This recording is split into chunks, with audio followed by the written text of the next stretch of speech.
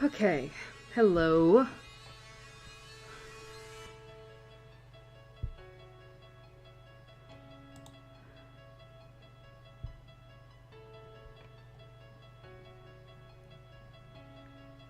Currently my... Okay. Okay, currently my music tab is going a little bit crazy. Okay. Alright, we should be good. Should be good.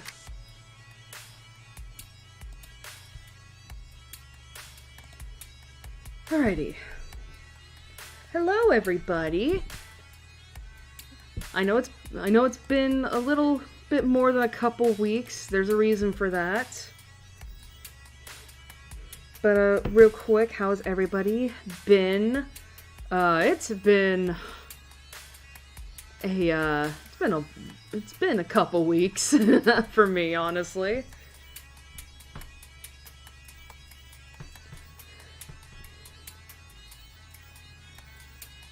But yeah, it's been a couple weeks. Hope everybody's been doing good. I know, God, there's so much I feel like that has happened. But I think I should first explain. So I was set to stream on Sunday, obviously. But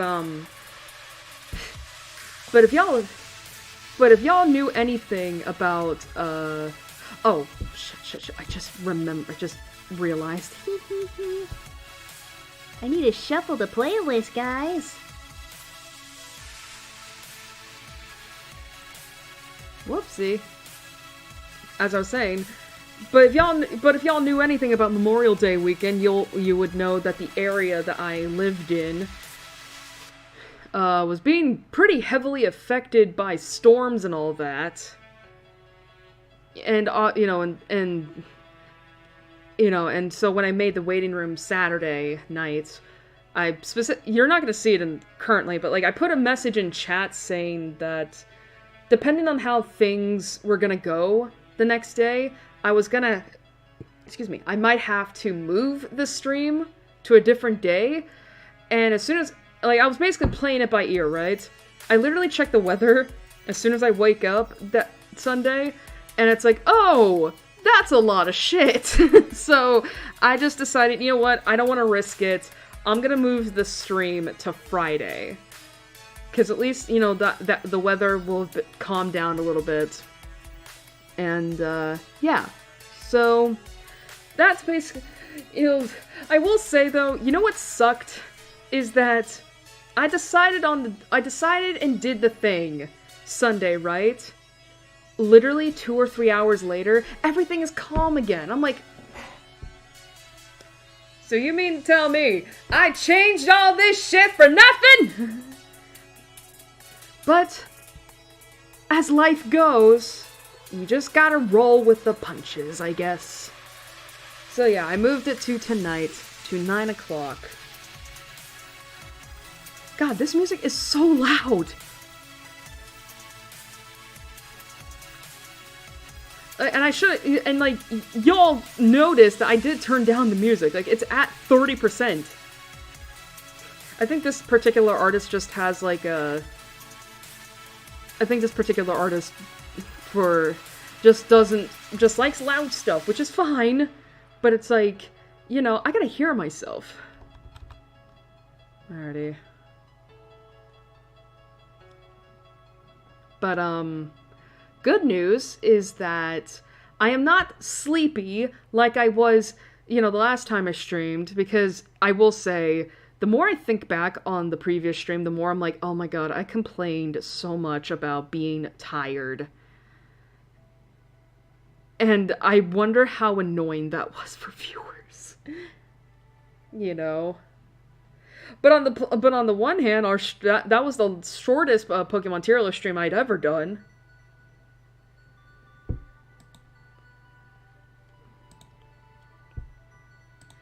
That was the shortest tier list stream I'd ever done, so that was good. I can't guarantee whether or not it's gonna be the same length this time around. Cause, I took a look. And we have 3 Mega Evos to contend with. But maybe we'll get through those quick. Especially because 2 of those Mega Evos are from 2 of my favorite Pokemon. Right? Oh, wait a minute. No, I'm forgetting about a 4th. I just remembered a 4th. There's a reason I forgot about the 4th until now. Listen, we'll get to that when we get to that, right? What the hell?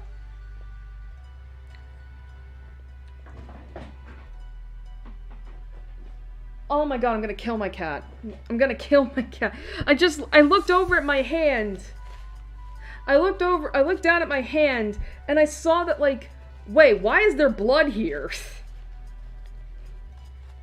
And I looked down at my leg, and oh, I'm bleeding. Reason for that is because I went upstairs to do something real quick, and it's dark, right? And I was coming back down. I stepped on Sushi's paw. I don't know what it was. I stepped on something of her, and I didn't know because she's a black cat in the dark. And so, you know, and I didn't think she was coming down the hallway, so I literally just barged on ahead, and I didn't realize I had stepped on her until she, like, scratches my leg and is like, "Rawr!" And I'm like, what the fuck do you want me to do? I didn't even know you were there. This is now the 2nd time she has scratched my legs this week. Seriously, the cat is using my legs as a scratching post. Which is crazy, because she already has a big-ass one in the basement. Anyway. I think now we move on to the rules. So, as always with these tier list streams, we have a set of rules to read out before we get into the main event. So, rule number 1. Keep in mind that what I say in this is purely my opinion and should not be taken as fact. I know every Pokemon out there has its fans, but I may not be one of them, so please understand that there can and will be places where we'll have to agree to disagree. Rule number 2. I'll only be covering Pokemon from games I have experience with, meaning this series of streams will only go up to Sword and Shield. This also means Pokemon that appear in games I never played, for example Ultra Sun and Ultra Moon and the Sword and Shield DLC, will not be covered. Apologies to fans of ScarVio in advance, however this rule might be amended by this time next year, who knows. And last but not least, rule number 3. Please do not harass me because I may not like certain regions. Especially because we're covering Sinnoh. Which I've said on many times before, that Sinnoh is my least favorite region. And we'll get into that at the end of the stream. So, with that all out of the way, let me get some stuff ready. Thankfully, I already got all the information stuff up, and we know what Pokemon, and I know what Pokemon we're gonna stop at for the intermission.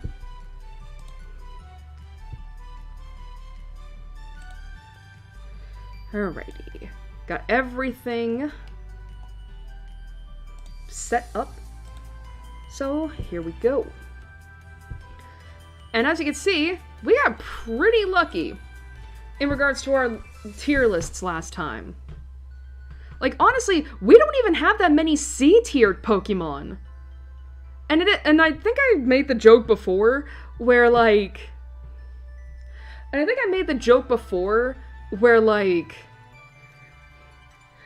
You know, how funny it is that Sinnoh is, like, my least favorite region, and yet it has so many Pokemon that I genuinely think are good. Or cute. Or both. Who knows? Just depends.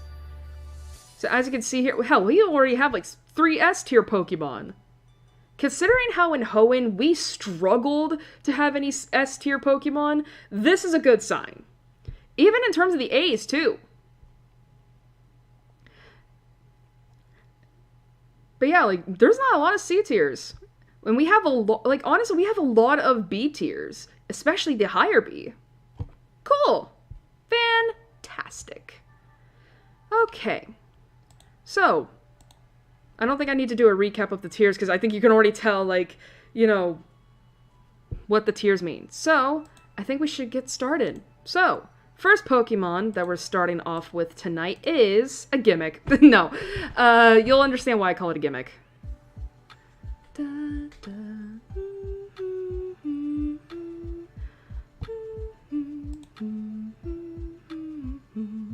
Chatot. Alrighty, so Chatot slash Perapu is known as the music note Pokemon. It is a it is a dual normal flying type that is not known to evolve into or from any other Pokemon. It can have either Keen Eye or Tangled Feet as a regular ability, and Big Pecs as a hidden ability, and the biology is as follows. And quick note, all the information that I will say about each of the Pokemon that I will talk about is all on Bulbapedia's website. So, biology states, Chatot is an avian Pokemon similar to a parakeet. Its head is black and resembles an eighth note, while its black tail resembles a metronome. Its plumage is brightly colored with blue wings, a yellow chest and feet, a green stomach, and a pink hooked beak and eyelids. Additionally, there is a ruff of white feathers around its neck. This Pokemon's tongue is similar to a human's, allowing it to imitate human speech. Chatot is also able to mimic the cries of other Pokemon and uses this ability as a defense mechanism. Chatot uses the sounds it has learned and arranges them into its own melody, and flicks its tail to keep a rhythm. Chatot are even capable of understanding the meaning of the words they mimic. The older and more experienced they become... the older and more experienced they become. It is diurnal and lives along bodies of water. Chatot is the only known Pokemon capable of learning the move Chatter. And as for these stats... So, special attack is its highest at 92, with speed just 1 point behind at 91, HP at 76, physical attack at 65, physical defense at 45, and special defense at 42. Honestly, this Pokemon is actually better stat-wise than I thought. Okay, making sure stuff is going well.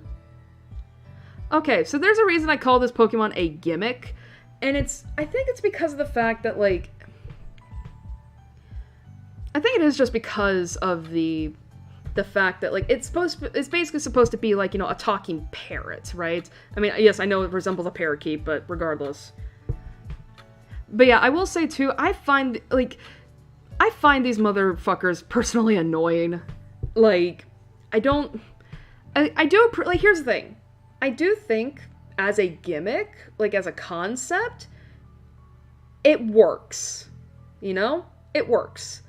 And considering, again, that there are certain birds that can imitate human speech, this works. The concept and the execution work. And also, it's very colorful. I like it. It's very good. I think for me personally, though, I see the appeal, but it's not for me personally. It's not for me personally. Not to mention, I feel like I faced off against too many Chatot in my life playing these games, and I'm just like, it's just like, oh my god, like, to me, they're kind of like scrubs. So, I think where I would rank this, I would say in the lower B tier.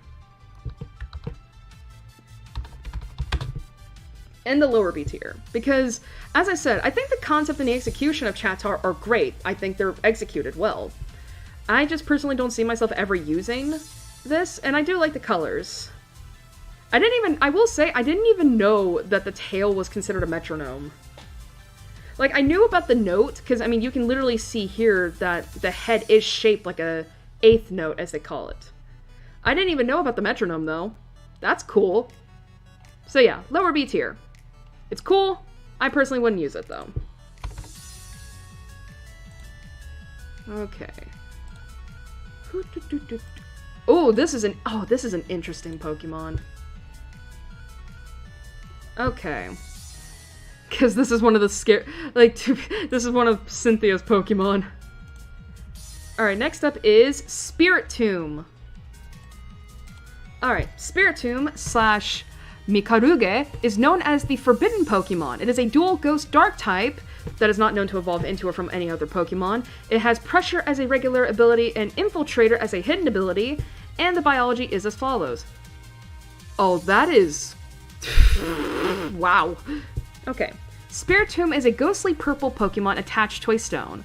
Although lacking a physical body, Spiritomb projects its appearance out of a small rock called the Odd Keystone. The rock is trapezoidal in shape and has 2 small dots. There is a fissure running down the middle, splitting in 2 near the bottom. The crack is in combination with the 2 dots appear to form a frowning face. Spiritomb's projected appearance is an ethereal composition of swirling purple energy of an unknown kind. Its face is set in the middle of the purple and contains green crescent eyes that are connected to its jagged mouth. Its pupils are composed of a spiral and it's sometimes only seen with one. Swirling around its face in green orbs with yellow centers. Spiritomb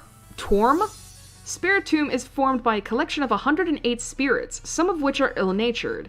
This collection of spirits is known for its misdeeds. Thus, as punishment, the spirits were trapped to its odd keystone by a traveler using a mysterious spell. Several Pokédex entries state that Spiritomb was sealed roughly 500 years before the present time. The Pokemon lays curses with its wicked thoughts. It will lash out at anyone with little thought, often exercising short-sightedness in its pursuit of vengeance. It is rarely encountered in the wild. In most media, Spiritomb moves its body primarily through levitation, though in the mainline games it can only appear to do so through dragging the odd keystone across the ground. Papers found within Sinnoh and Pokemon Auras, meaning Omega Ruby and Alpha Sapphire, state that it was donated from the Orberg mine, suggesting that several odd keystones meant to contain Spiritomb can be found in the underground of Sinnoh.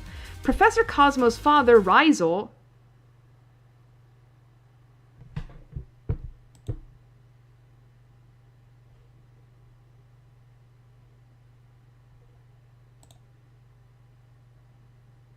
I'm still alive. Hello? Uh-oh. Chotto?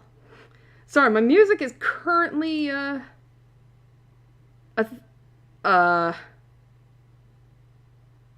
What? What happened?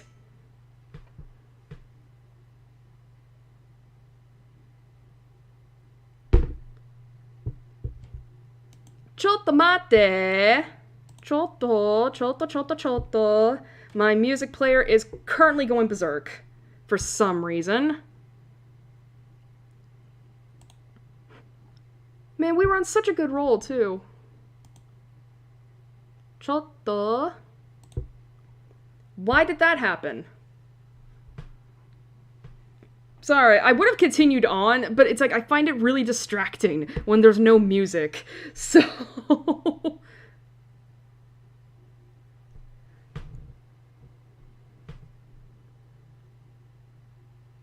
my god, there's so much going on.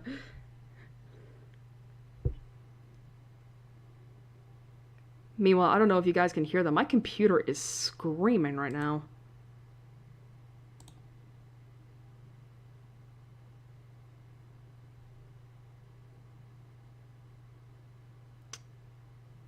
Come on, YouTube.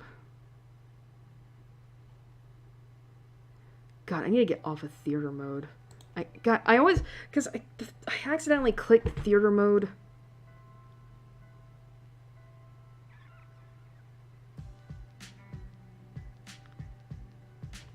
Like, that's the thing, I accidentally clicked on theater mode when I was trying to get the mini player up. And it was just like, whoops.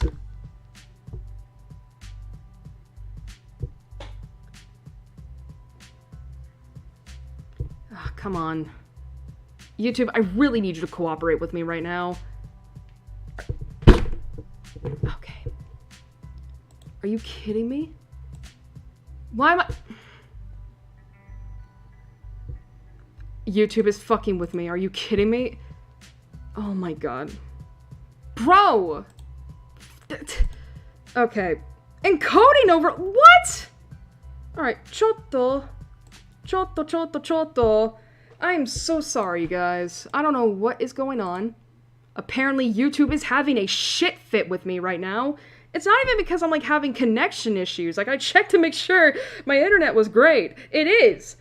for some reason, the YouTube is just, like, I can't get the playlist to work. And that's an issue. Like, can I please get the playlist to work? Like, I need this to work for 5.5 hours.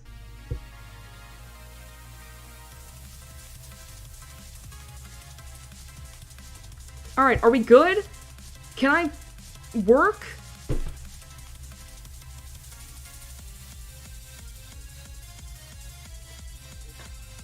Thank you. Jeez. I swear, it's not an Irish stream unless there's scuff happening, it feels like. Can the button show up, please? Please? Thank you. Jesus Christ. Alright, can I continue on with my reading of this?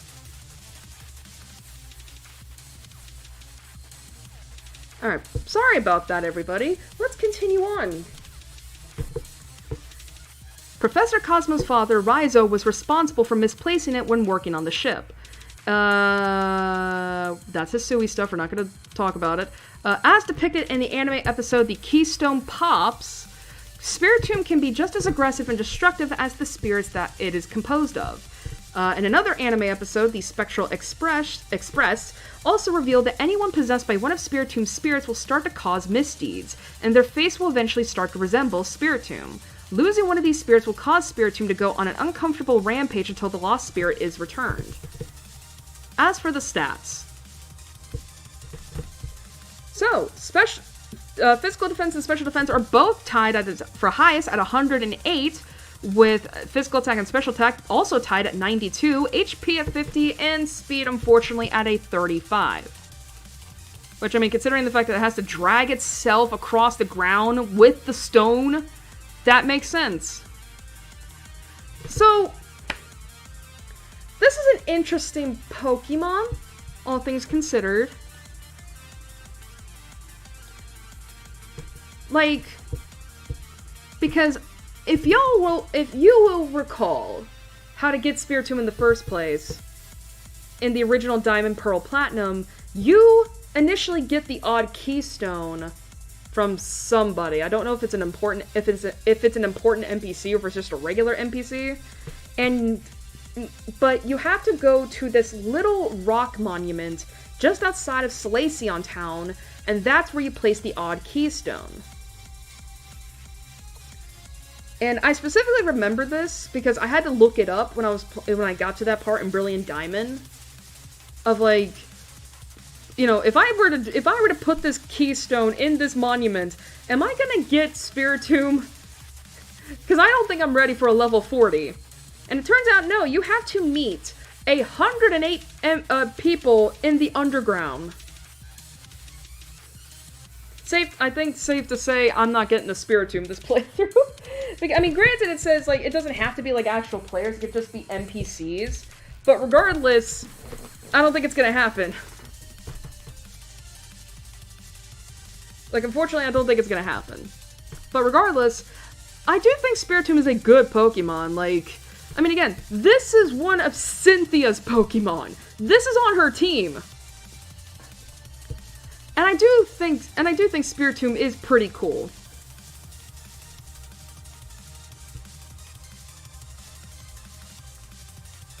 Why does it sound like Galar? Like, y'all listen to that melody, right?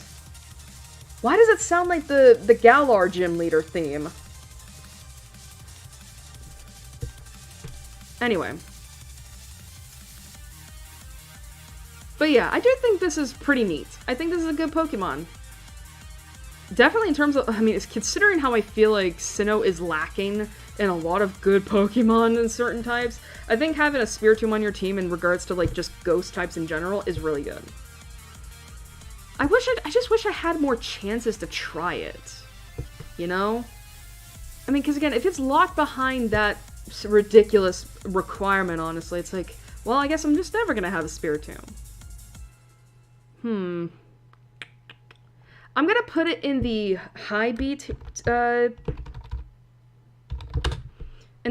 tier, because I think it is a cool Pokemon.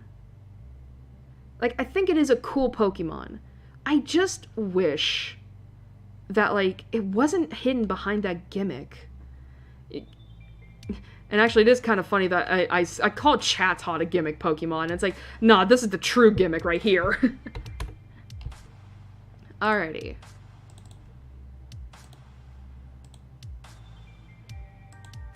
Alrighty. Oh, no.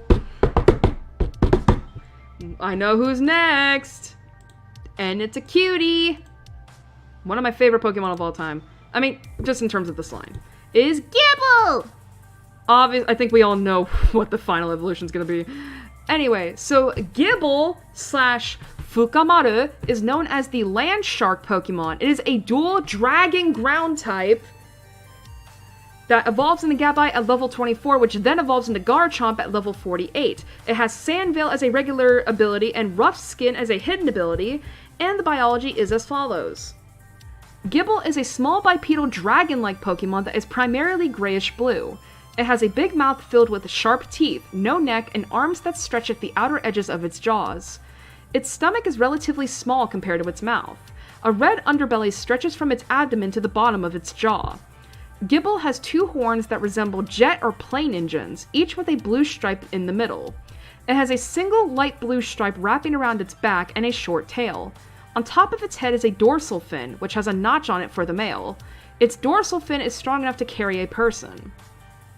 In the past, Gibble lived in the tropics. Gibble appears to be a good digger, making deep holes for homes in caverns warmed by geothermal heat. This heated environment allows Gibble to survive even during the winter. It has also been seen huddling with other members of its species to stave off the cold, although it enjoys play fighting with them as well. Gibble is typically sighted in rocky areas such as mountains. Gibble has tremendously strong jaws that it uses to bite enemies and prey alike, dragging the latter back into its nest. However, even while biting, it often hurts itself because of clumsiness. It's like a puppy. This sometimes causes its teeth to chip and fall off in the process, but Gibble is never bothered by this because the teeth will grow back after a few days. As shown in the anime, Gibble is capable of eating through most types of metal. And in Generation 9, Gibble and its evolved forms are the only known Pokemon that can have Rough Skin as an ability. As for these stats, so physical attack is its highest at 70, with HP at 58, physical defense and special defense both at 45, speed at 42, and special attack at 40. Now, stat-wise, I think it's actually pretty good for a baby dragon, let's just say. Baby dragon!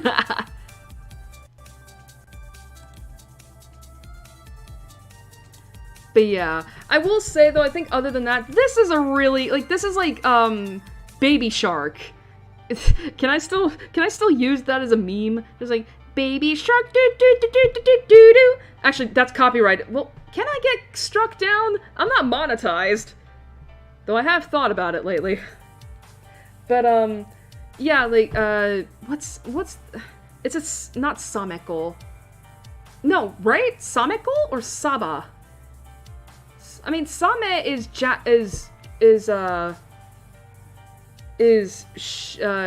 Japanese for shark.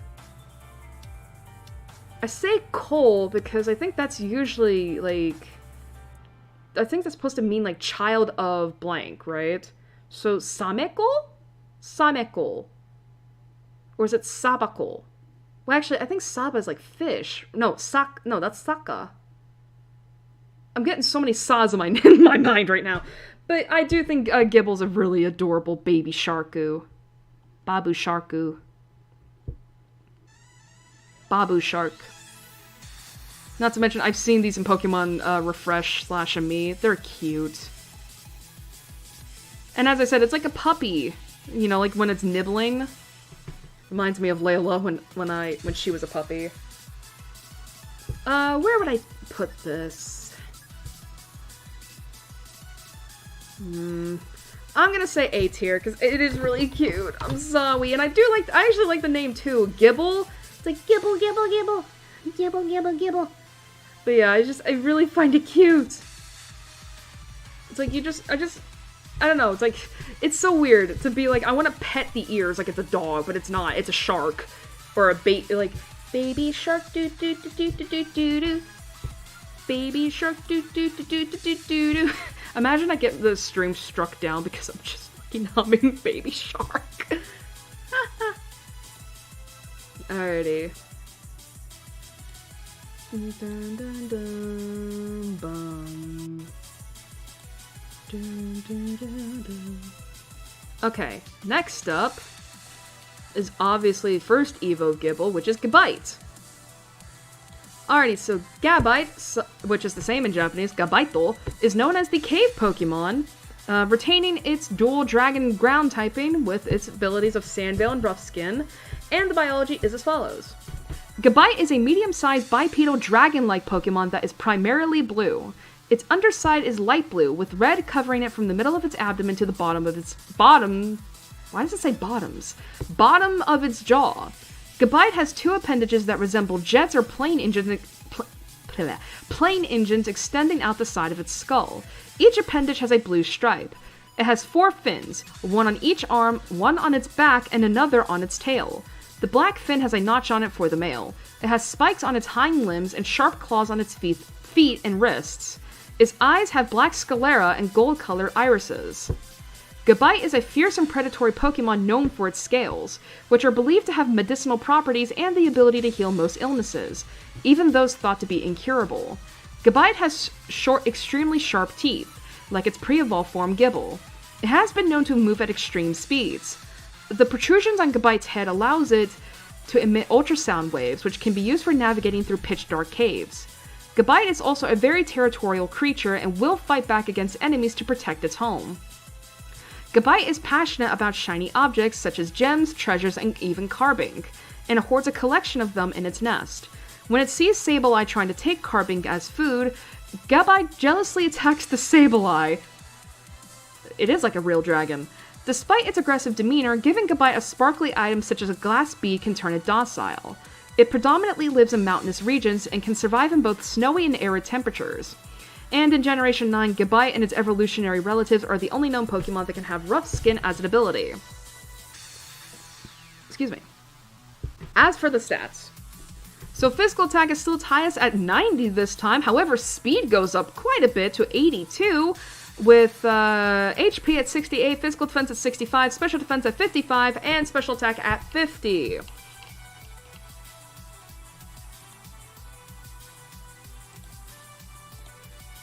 Alright, so Gabite. I love it. I do. I think it's a really good, like, I was gonna say mid-tier, but you know what I mean. Like, it's really good in terms of, like, you know, like, I guess a good way to put it is, like, it is a really good second stage for a Pokemon. First stage, second stage for a Pokemon. And I still think it looks really cool. I could have sworn, though, like, wasn't there something about it that I was like, oh, this is really neat? Oh, that's it. So, when I was reading the whole thing about, like, you know, oh, Gabite is a fierce and predatory Pokemon known for its scales, which are believed to have medicinal properties, I don't know why that suddenly had me thinking about, like, what is the practice called? Where, and I think this is considered, I don't know if it's considered illegal, it's definitely considered unethical, where, you hunt sharks.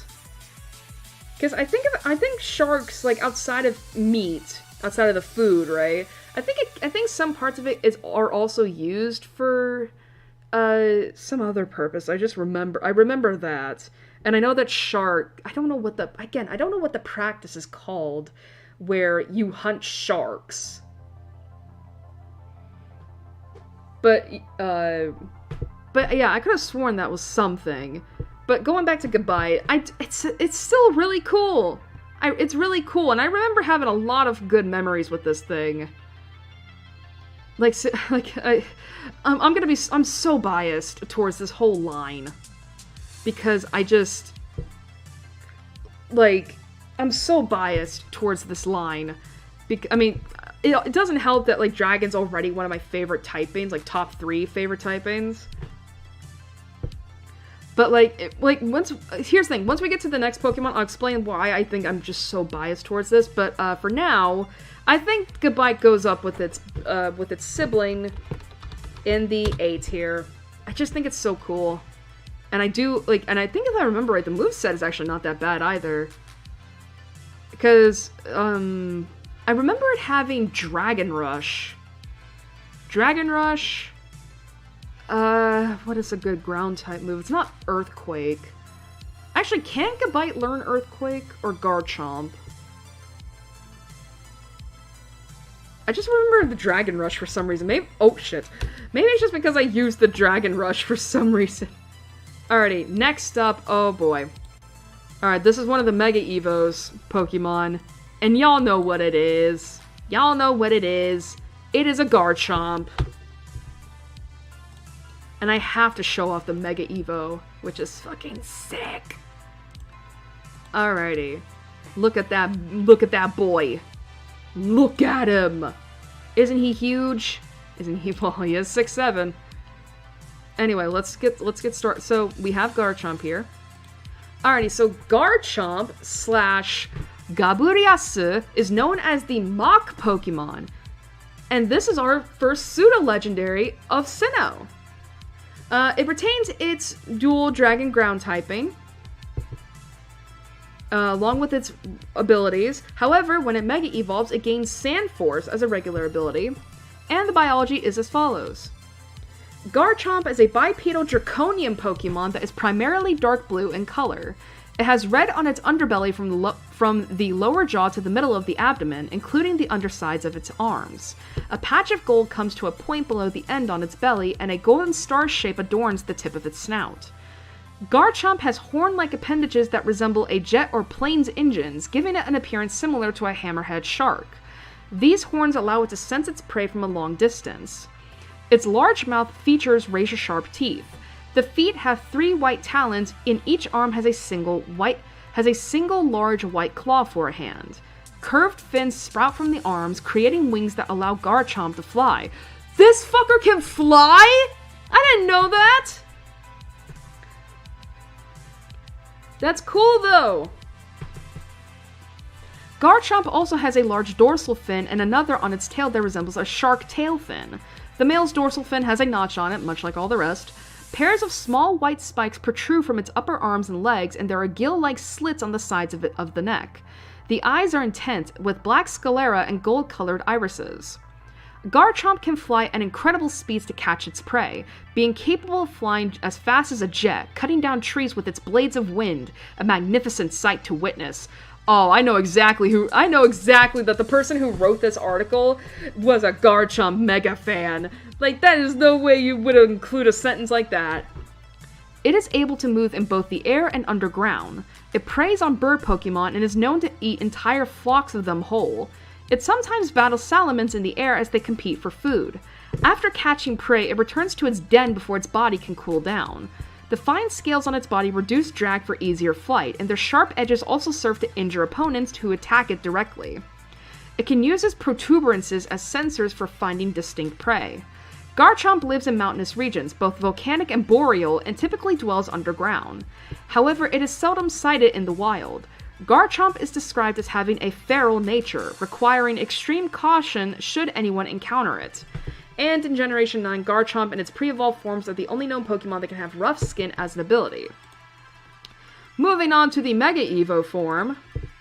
When Garchomp Mega Evolves, several of its features become more angular, including its head and shoulders.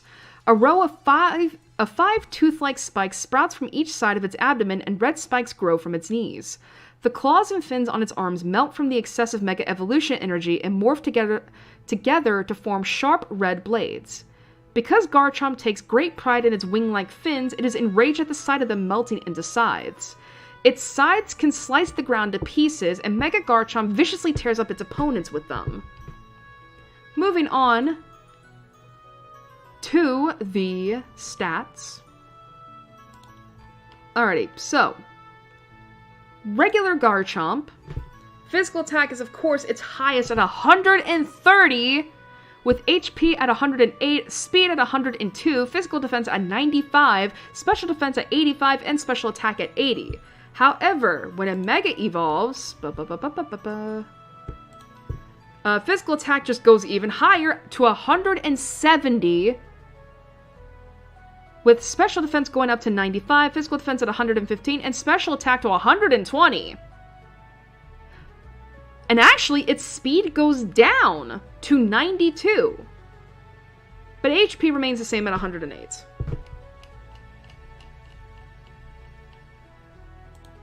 So, I think we already know what tier this Pokemon's gonna go in, right? But here's the thing, I'll explain. I love this Pokemon. Like, I think it is so cool. I think it is so, like, it's so strong. I mean, and again, like, it's a pseudo-legend. It's a pseudo-legendary. You know, like, I mean, and I will say this, like, it is so worth it to raise it from a Gible to a Garchomp, even though it does take a while. And look at its Mega Evo! Like, these are scythes! It gains spikes, it's so much more meaner, I guess, when a Mega evolves. But, you know, but much like how, you know, how biased I am to Absol because of Ven, I'm biased towards Garchomp because of Ferrith. Like, this is the, because I think I know Flygon is not, like, here's the thing, I know Flygon, I think, was the first dragon ground, or ground dragon type Pokemon, but to me it's like, this is what I think of when I think of a dragon ground type, you know? It's not Flygon, it's Garchomp. Though I will say, I didn't know it could fly. That's very interesting, because I will say, Ferrith doesn't fly. Ferrith does not have wings in my story.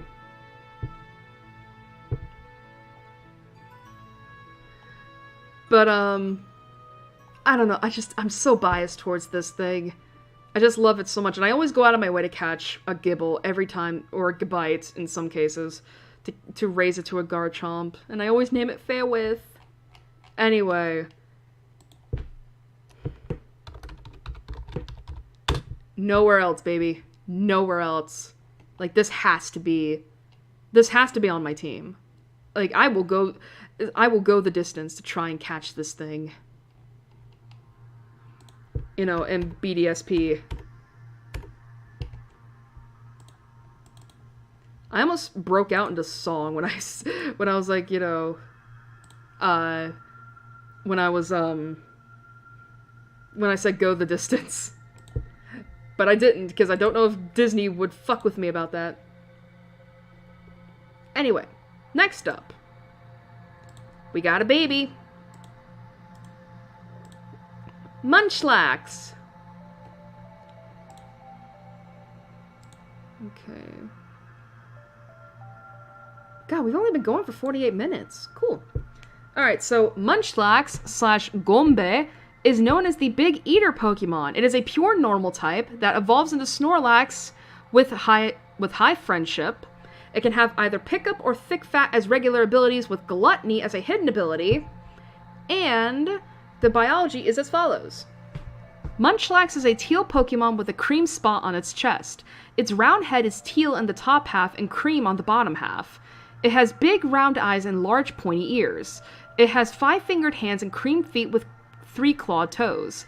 The fur close to the bottom of a Munchlax seems to resemble a robe.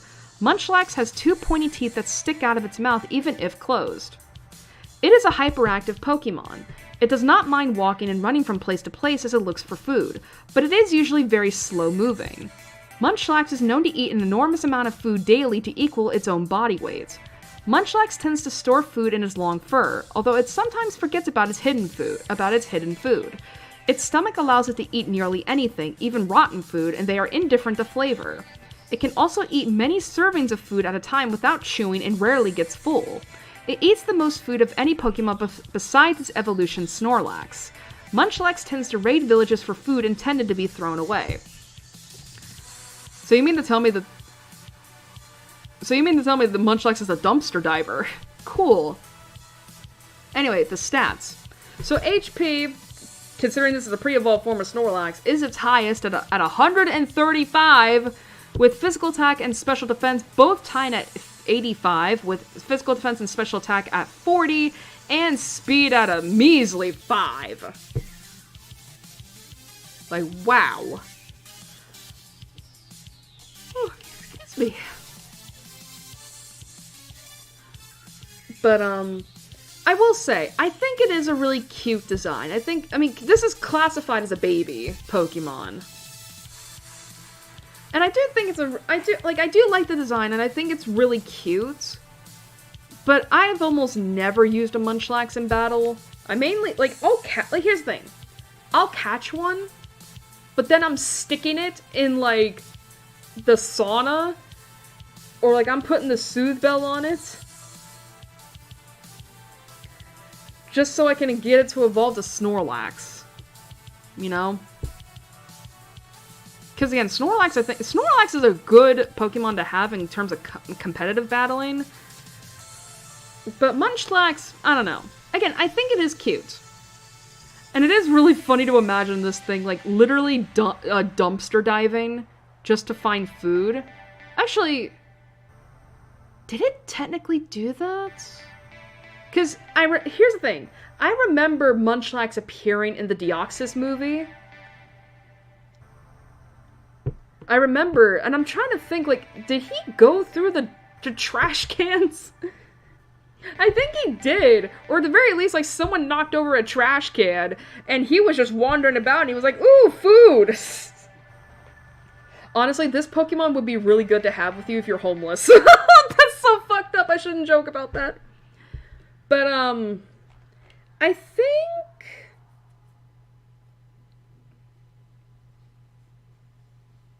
I would put this in the lower B tier. But I will say this. That doesn't mean it's bad. I think it has its appeal. I think it has its appeal.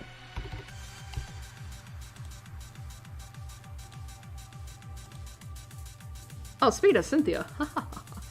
Another baby, but this one's another favorite. Oh man, this is my boy. My baby boy. This is Riolu. Or Riley. Alrighty, so Riolu, which is the same in Japanese, Ryoru, is known as the Emanation Pokemon. It is a pure fighting type that evolves into Lucario when leveled up with High Friendship during the day. It can have either Steadfast or Inner Focus as regular abilities, and Prankster as a hidden ability. And the biology is as follows. Riolu is a small blue canine Pokemon. It has a black torso and legs, a blue tail, and a yellow collar. It has rounded bumps on the back of its forepaws. It has a black mask, quote-unquote, and red eyes.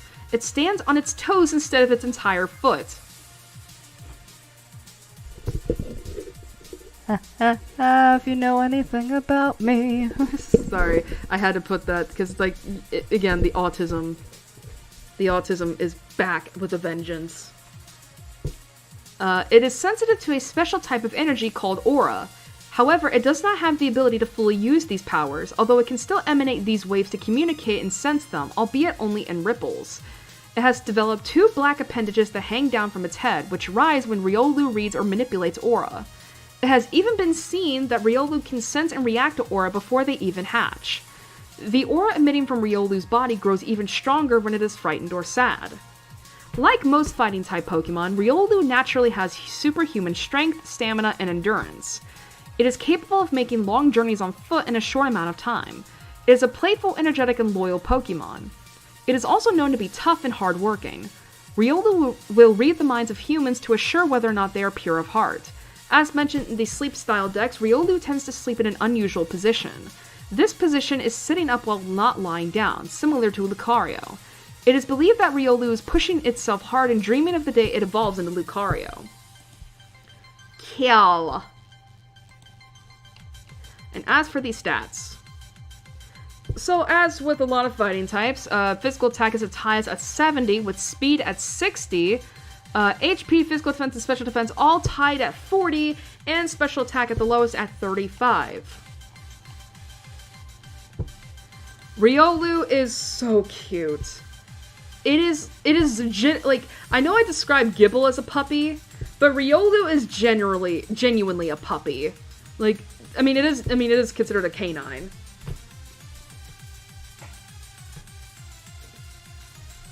But yeah, I love Riolu. It's so cute. It is so cute. And I love the color palette as well. Like, it's such a, like, the blue and black. Just really selling, like... What else is blue and black? I feel like there's been another dog with that color scheme before. But then, of course, you have the red eyes. And the fact, and I love, like, we'll get more into this with Lucario, but Riolu, I think it is nice, you know? And again, like, I don't know how else to, I do think it's cute. It's great. It's a pupper. It's a pupster. It's a doggo. And to be fair, I do use Riolu in fights. I do use it in fights. It is a little bit dangerous, but I mean, because again, I will say this. I think Riolu, in terms of a battle Pokemon, is great. You know, I mean, granted, I don't think you should use it long term, but when you're trying to raise it up for for friendship, just get in a Force Palm, and you're good to go. Because Riolu is fast. And of course, with Force Palm being a physical type move, and also fighting type, you know, basically Riolu is gonna be 1 or 2 shotting, you know, normal types in a flash. So, honestly, I would put it up in A. We're getting a lot of A tier Pokemon. Seriously, how is it that, Sinnoh is my least favorite region, and yet it's given me so many S and A tier Pokemon. I need to look at the Kanto and Johto tier list, because this is insane. Speaking of which, another insane Pokemon, we got a second Mega Evo on the wings here. We got Lucario. What, I think if I remember correctly, this is my third favorite favorite Pokemon of all time.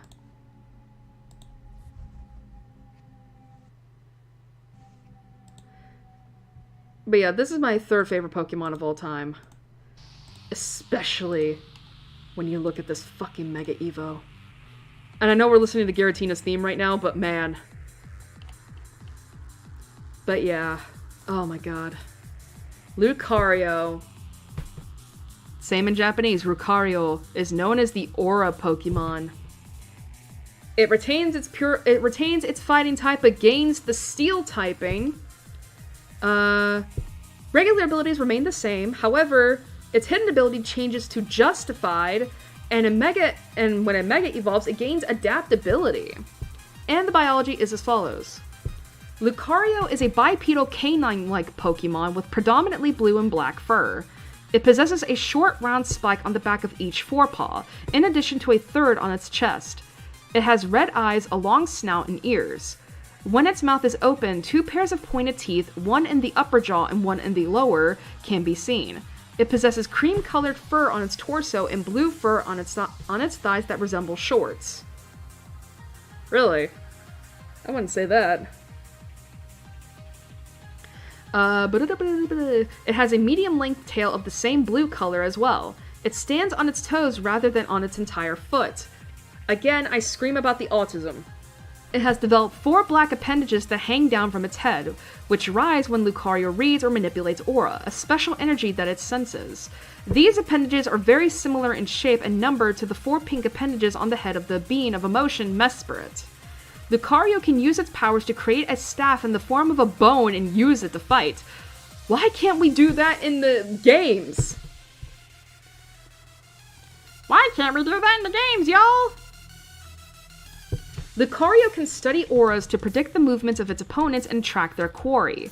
With sufficient training, a Lucario can read auras to understand how living beings are feeling from more than half a mile / 1 kilometer away. However, it sometimes ends up learning information that it would not like to know, causing it to get stressed out easily. Oh my god. It is autism! It also has the power to manipulate this energy in an offensive manner, in the form of explosive spheres of energy. Aura Sphere.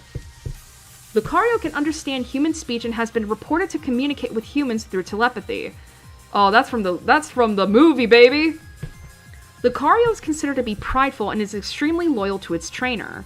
It also seems to have a natural sense of justice, as it only trusts trainers with righteous hearts. It is an exceptionally rare Pokemon that usually lives deep in mountains very far from people to improve their skills. Lucario are primarily carnivores, hunting their prey in packs, though one Lucario was seen eating berries and plants like roses. Is this the Lucario Mystery Mew? Yes, it is! That was way too specific. It has also been seen eating chocolate, even though chocolate is not part of its natural diet. Another reference to the movie. As mentioned in the sleep style decks, Lucario never lowers its guard, even when sleeping. It is believed Lucario is reading the aura of others similar to when it's awake. And as for the Mega Evo... As Mega Lucario, its cream fur becomes longer and its thighs slim down. It develops more spikes on the back of its paws, which have turned crimson. It also develops spikes on both of its feet, which have become crimson too. Its previously red eyes are now orange colored. Its aura-sensing appendages grow longer, and 2 of them are tipped in crimson. Its shoulders also possess a spike each. Its aura heightens throughout its body, which formed black markings on its blue fur. In Kalos, Mega Lucario is believed to be the first discovered Mega Evolution, until the discovery of Mega Rayquaza in Hoenn. It was the first recorded Mega Evolution to be achieved by Megastone. People called Mega Lucario's fighting style heartless due to it being bathed in the explosive energy of Mega Evolution, awakening its combative instincts and causing it to not show any mercy to any of its opponents. Which... You know what? We'll get into that. Because I want to talk about that and how much it's like, man, I fucking love Mega Evos. Anyway, so stats. Alright, so, in actuality, its special attack is its highest at 115. Granted, physical attack is not that far behind, it's only at 110. Speed is at 90, with HP, physical defense, and special defense all tied at 70. However, with Mega Evolution, obviously both of the attack stats go way up.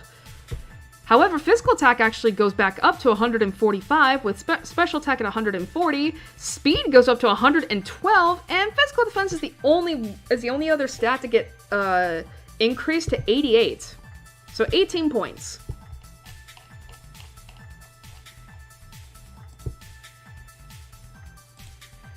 Alright, do we even need to discuss what tier this motherfucker's going in? Like, for real, do we? Whoops. But, oh my god, I love Lucario. There is a reason this is my 3rd favorite Pokemon of all time. I love the design, and I know people are going to be like, it's because you're a furry, Irie. And it's like, listen, I may be a furry, but even I can appreciate a good design. This is a good design. I also love the concept of reading auras.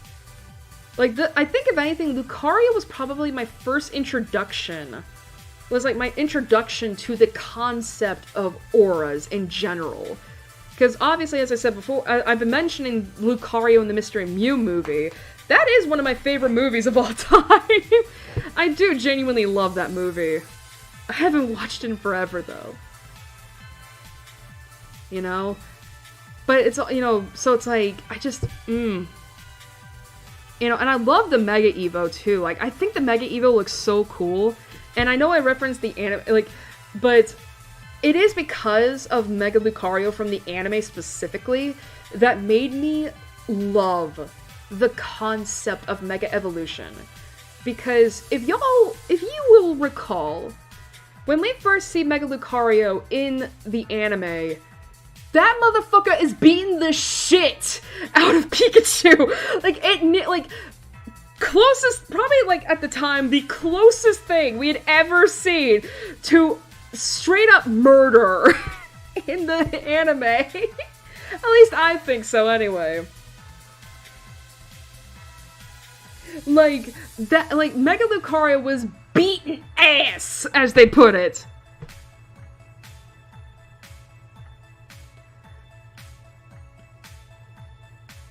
You know, like, and and as I was saying, like, that whole sequence of events that I saw, again, it made me love Mega Evolution, because I think, if anything, it really and truly signified, well, not like, what's the good word? Like, push the importance of, like, how, or the idea of Mega Evolution being this thing where, yeah, you gain immense strength and power for your Pokemon because of the bond you have with it, but it usually comes at a great cost.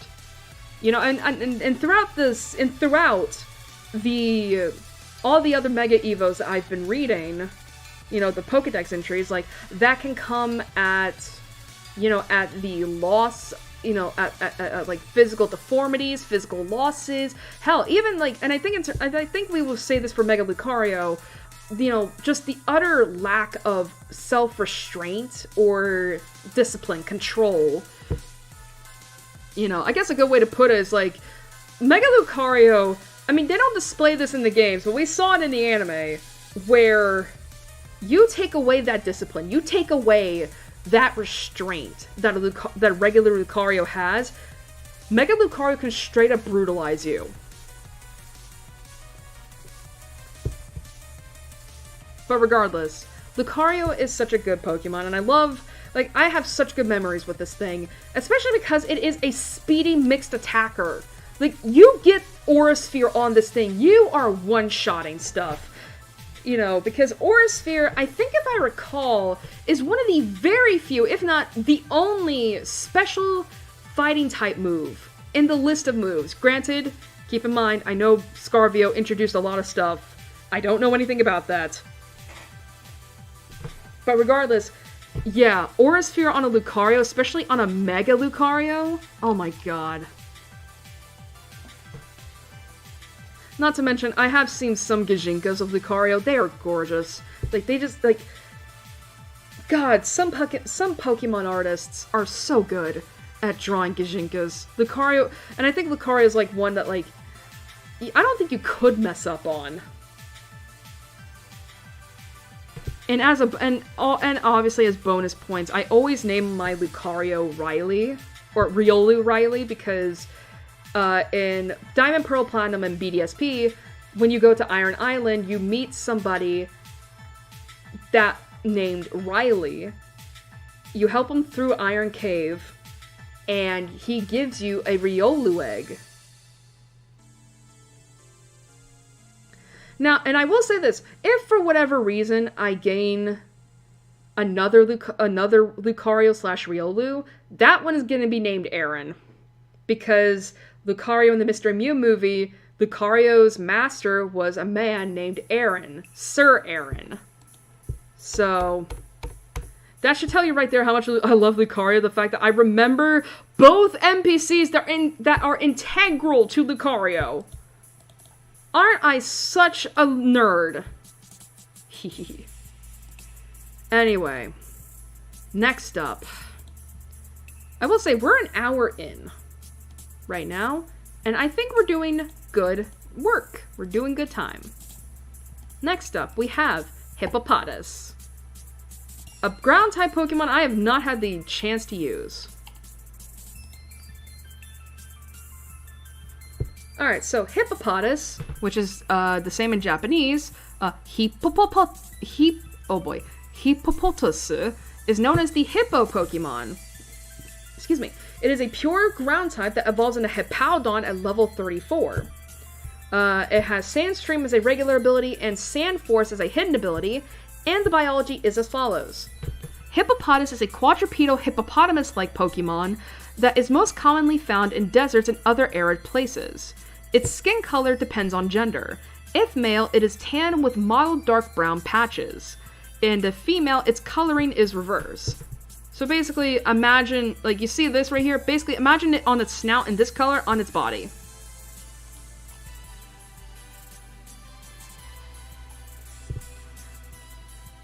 It has a large snout with round protruding nostrils and several blunt teeth inside its mouth. Its eyes and small ears protrude from the top of its head. It has a small hole on its back. Each of its feet has 2 blunt claws, and it has a small tail. Hippopotas spends its time bathing in sand and avoids water at all costs. It covers itself in sand as a protective measure against germs and expels sand instead of sweat. When it walks through the sand, it shuts its nostrils but keeps its mouth opened, swallowing any sand and prey along the way. It removes excess sand in its body from its nostrils, which it also does when angered or excited. Hippopotamus is more active during the day and burrows into sand during the night to avoid the cold. It prefers to travel in groups of 10. Despite its large and heavy appearance, it may remain undetected due to how well it hides in the sand. Sand, sand, sand. I hate it. It's rough, it's coarse, it gets everywhere. Anyway, stats. Physical defense is its highest at 78, with physical attack at 72, HP at 68, special defense at 42, special attack at 38, and speed at 32. Alright, admittedly, I have a soft spot for this thing. I think it's cute. I'm trying to remember if there have been other hippo Pokemon before. And I'm scrolling through my mental encyclopedia, and I can't think of any. That's not to say, of course, it doesn't happen. There hasn't been one. But yeah, I have a soft spot for this thing. I think it is cute. I think it is cute. And honestly, I do like the cry it gives in the games. It's just, it's almost like, it sounds like when you pull not a wind up, what the hell is it called? It sounds like the cry of a hippopotamus is similar to, like, when you pull on, like, a lawnmower. Like, that's the best way I can describe it. Like, that quality, that crisp sound, I guess. I don't know how else to put it. But, yeah, I think it's cute, and I have seen animations of where this thing opens its mouth, and I'm just like, why is it so cute? Why? Is it because it is small and fat? Like, you know, what you would... Like, basically, like, I remember this being all the rage a few months ago. Like, imagine, like, if y'all have ever seen baby hippos in zoos, that's what I think of when I see hippopotamus. It is a baby hippo, and baby hippos, like, they are messy, they are fat as fuck, and they're fat fucks. They're, you know, but they're also just really cute, and you can't, and it's like, to me, it's like, I don't know, I want to squeeze it. I just want to squeeze, right? Just, not its cheeks, mind you, but, like, just its whole body, just, like, you know, little gentle squeezes here and there. But I will say, the stats, like, I mean, again, in terms of it being a pure ground type, it makes sense that the physical defense stat would be high up. And physical attack is not that bad. But honestly, I think I would put this in the high B tier. Hippopotamus. Oops.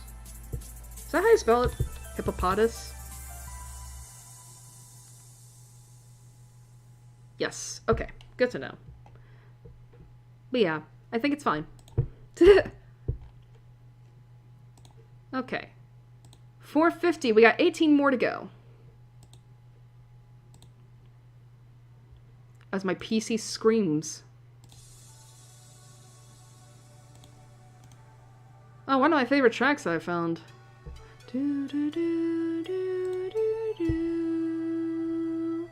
Alright, Hippowdon.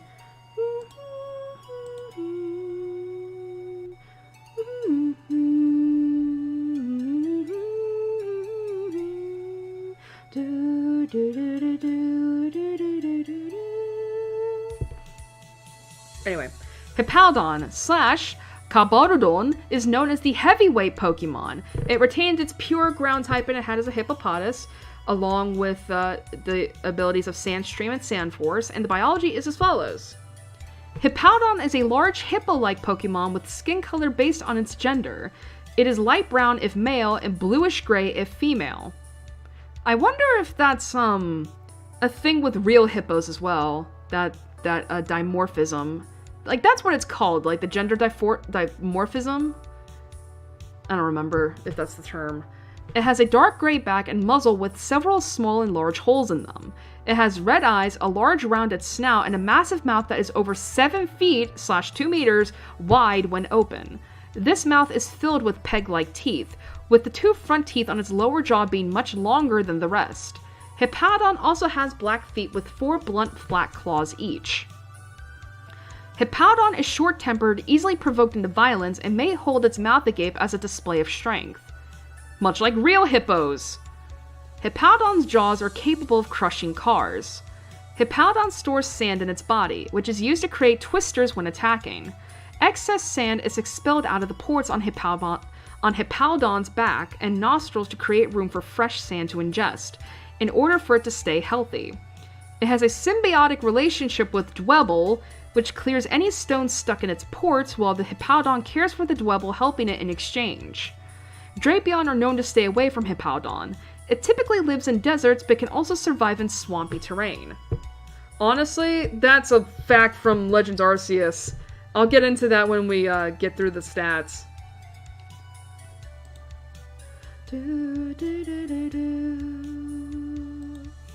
Speaking of which, the stats.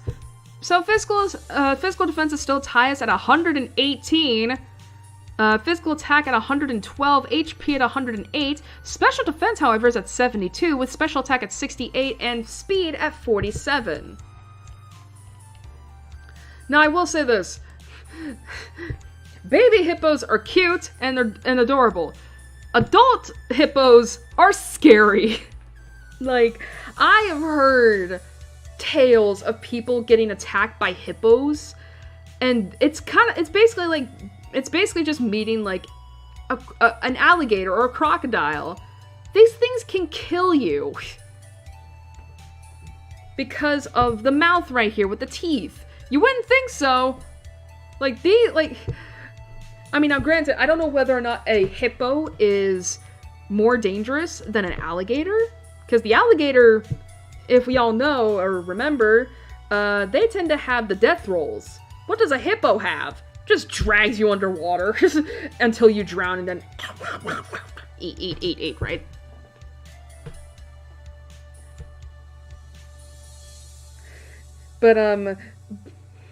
But the reason I know, going back to what I mentioned earlier, knowing, like, I know that it lives in swampy terrain because, when I was playing Legends Arceus, I have a tale to show about, to tell.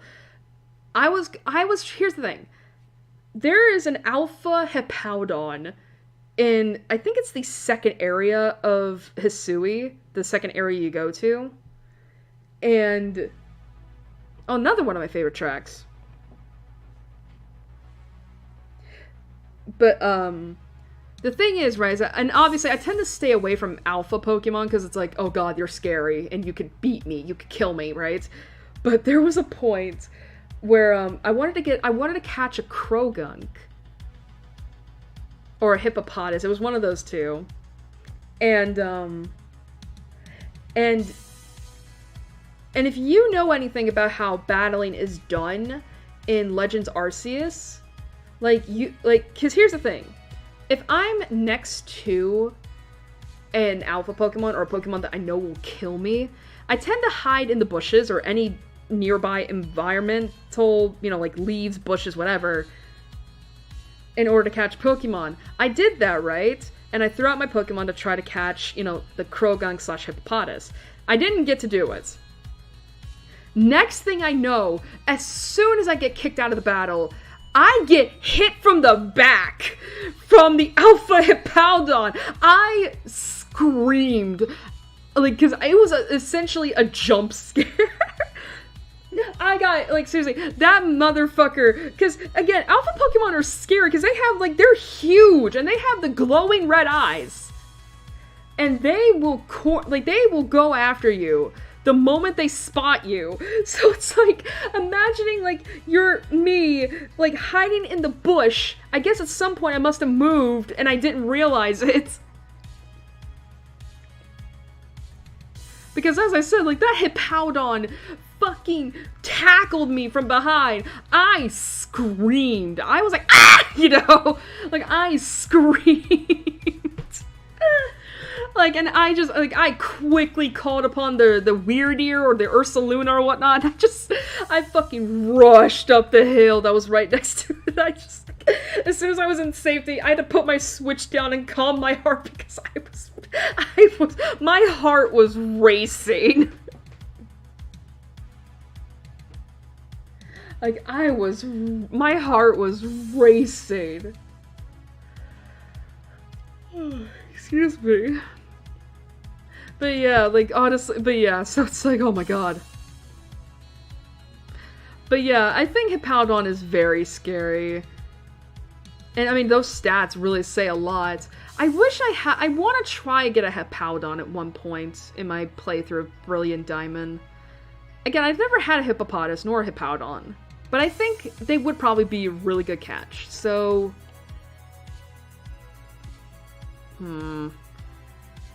it is either high B or A tier for me.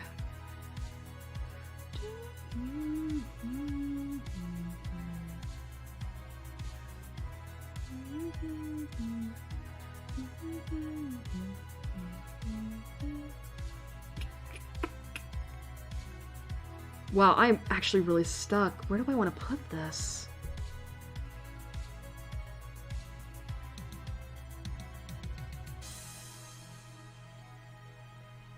I think I'm gonna put it in the high B tier, but it is super high B for me. Like, I want to try it. I just want to know what it's like. Like, I know it's slow, but you could just pop a quick claw on it. Like, I think you could just pop a quick claw on it. Anyway, what is... Oh, this is Canalave City.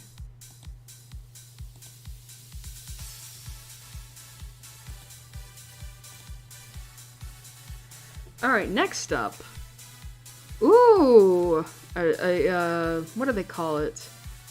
An underdog for me, an ensemble dark horse. Oopsie.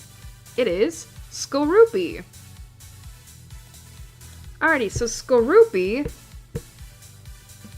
which is the same in Japanese, but it's spelled with a C, Skorupi, is known as the Scorpion Pokemon. It is a dual poison bug type that evolves into Drapion at level 40. It can have either Battle Armor or Sniper as regular abilities, with Keen Eye as a hidden ability, and the biology is as follows.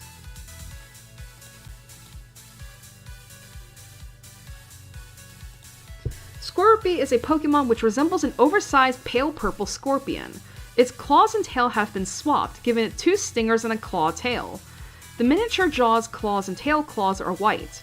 Its arms are attached directly to its head, close to its teal eyes. A pointed marking joins its eyes.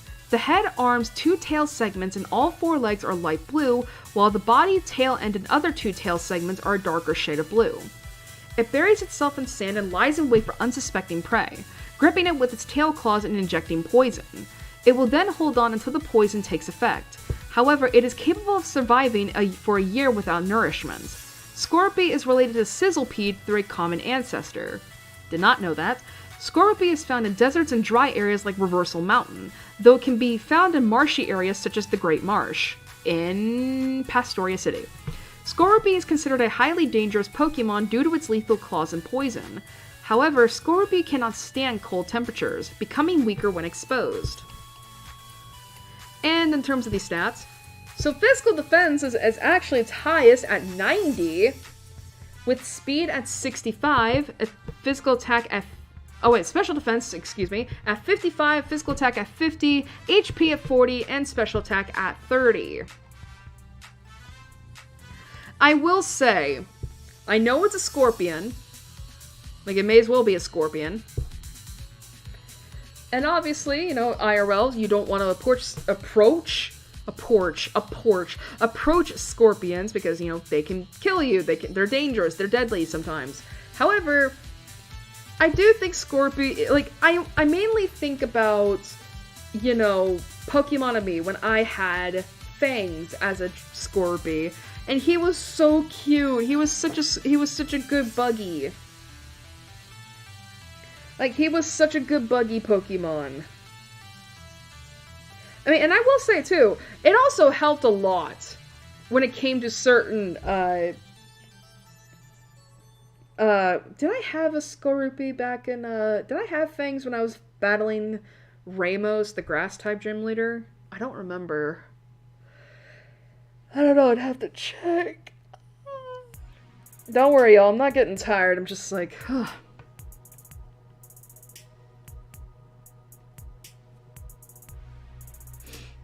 But yeah, it is interesting that, like, you know, despite it being a bug-type Pokemon, it is actually pretty, like, physically capable of taking hits. You wouldn't think so. But, I think this is another high beats Pokemon for me.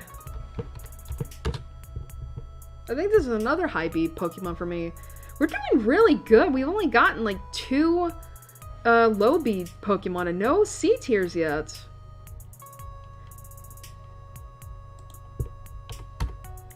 But yeah, I think Scorpio is cool. I think it's cute. Alright, speaking of scorpions, we have another one here. Alright, and this, god, man, this next Pokemon. This is my champion for Kalos. Drapion. Alrighty, so Drapion slash Dorapion is known as the Ogre Scorpion Pokemon. It retains its poison typing, however, the bug typing is dropped in favor of Dark. However, the abilities remain the same, and the biology is as follows. Drapion is a large purple scorpion-like Pokemon. Its eyes are a pointed shape with blue-colored upper portions. Drapion has 2 small pointed protrusions between its eyes and 1 on the back of its head. Drapion also has protrusions on its jaw, 2 on the upper and 3 on the lower, with large fang-like white-colored features extending from its mouth. Its body is composed of many violet to lavender body segments which end with a tail with 2 stingers. Drapion has 4 segmented legs with pointed toes. Its most distinguishing feature is its huge claws. It can turn its head 180 degrees. You mean its big, meaty claws? Drapion is a very aggressive Pokemon, attacking anything that enters its territory. It primarily lives in deserts and otherwise rocky environments. Drapion has a sturdy build and takes pride in its strength, being able to take down foes even without the use of its deadly toxin. Drapion has enough power to easily scrap a car, while its hard, armor-like skin can deflect sword strikes. Due to its vicious nature and brutish temperament, it's known as the Sand Demon, but is known to avoid fights with Hippowdon. Drapion tends to go on rampages and causes havoc on anything in its way. As for the stats... So physical defense is still its highest at 110, with physical attack at 90. Oh, speed is at 95, so it's a speedy little thing. Special defense at 75, HP at 70, and special attack at 60. Now, as I said, Fangs was my champion for Diantha. Like, this is the Pokemon that one-shotted her Mega Gardevoir with a cross poison. It was either a cross poison or a poison fang. Because I know I was trying to use a physical poison type move to poison the Mega Gardevoir so I could then Venoshock it. But yeah, and Drapion, yeah, and Fangs also had the poison barb on him as well. So yeah, no shit this thing was able to one-shot a Mega Gardevoir. And also be able to withstand Moonblast. But yeah, honestly, I had never considered using a Drapion before X and Y, or X. And I'm so glad I did, because I needed a bug poison type, right? I needed a poison type. And man, again, Fangs is my MVP for Kalos. Like, he did so well. He did so well, because he's a good boy. Honestly, I'm gonna put him up in the A tier. Maybe not S tier. Because again, I can't acknowledge at the very least it is scary. It can be scary. I mean, this is a big scorpion. But he's a good boy. And I don't regret having him on my team. Good Fangs. Is it raining? I don't think so. Alrighty. Getting stuff done. Alrighty, next up. Oh, this is something. Okay. Jesus. Okay. Next up is Krogunk. Alright, Krogunk / Gureguru is known as the Toxic Mouth Pokemon. It is a dual poison fighting type that evolves into Toxicroak at level 37. It can have either Anticipation or Dry Skin as regular abilities, with Poison Touch as a hidden ability, and the biology is as follows. Krogunk is a dark ultramarine blue bipedal Pokemon that resembles a poison dart frog. It has yellow eyes, which are surrounded by black markings. There are orange expendable pouches on its cheeks, and its teeth are wide and flat. A black marking encircles its upper arms and chest, and there are white bands around its chest. The white markings are slightly higher up on the female Krogunk than the male. It has 3 fingers and toes, most of which are black. The only digits that are not black are its center fingers, which are orange instead. Krogunk's cheek pouches and fingers contain a poisonous fluid. Hello? That might have been a bug. However, the fluid squeezed from its finger is also a significant ingredient in remedies for lower back pain once diluted. The cheek pouches can be used to create an unnerving sound. When its opponents are distracted, it tries to stab them with its fingers.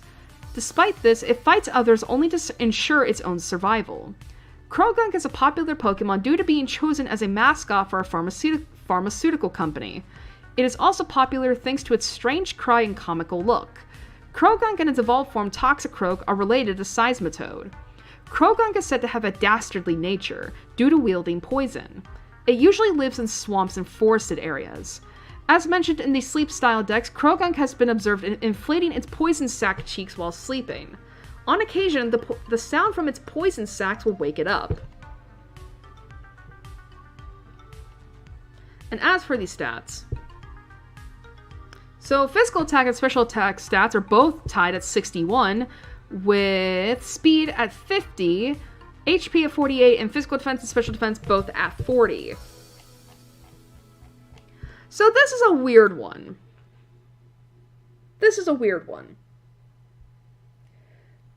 But yeah, at the very least I will say it is definitely based off of a poison poison dart frog. And I will say, it is interesting how this Pokemon is always portrayed as being, like, really creepy. Which, I mean, to be fair, when you look at this smile here, and the eyes, the way they're shaped, yeah, it is pretty creepy. I mean, and, oh my god, I just remembered. The way that it walks, like, when you see this thing walk in 3D, it is so, like... It is very much like, it's giving the Slacker vibe. Which, I mean, makes sense, you know? Like, this, like, it's so weird how I envision this Pokemon as being creepy, but also very, like, lazy.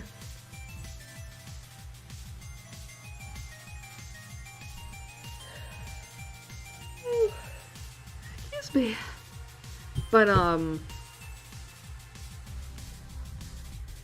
yeah, and I often remember Krogunk as being, like, in the anime as being the Pokemon that would always, like, stop Brock from being too weird towards women. It's like, here, let me shove my poison-laced fingertips into your back. It's like, that one move in Naruto from Kakashi. I don't remember what it's called, but y'all know what I'm talking about, right? Y'all have to know what I'm talking about. But, yeah. Honestly, I am not feeling super strong feelings towards this. I think, honestly, I would probably put it in the low B tier. I didn't spell Krogunk right. Whoopsie. There we go. But yeah, I don't have a lot of strong feelings towards Krogunk. I mean, I will say, it even has the body of a frog. Like, here's the thing. Just imagine this thing, like, sitting like a dog. You'll know, like, oh, this is definitely a frog. So, alrighty, last Pokemon before I have to sort stuff. Alrighty, next up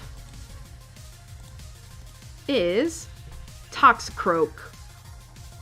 Now I will say already, admittedly, a really cool design. Alright, Toxicroak slash Dokorogu is still known as the Toxic Mouth Pokemon, retains its poison fighting type it had, along with its abilities, and the biology is as follows. Toxicroak is a dark blue and teal bipedal Pokemon resembling a poison dart frog.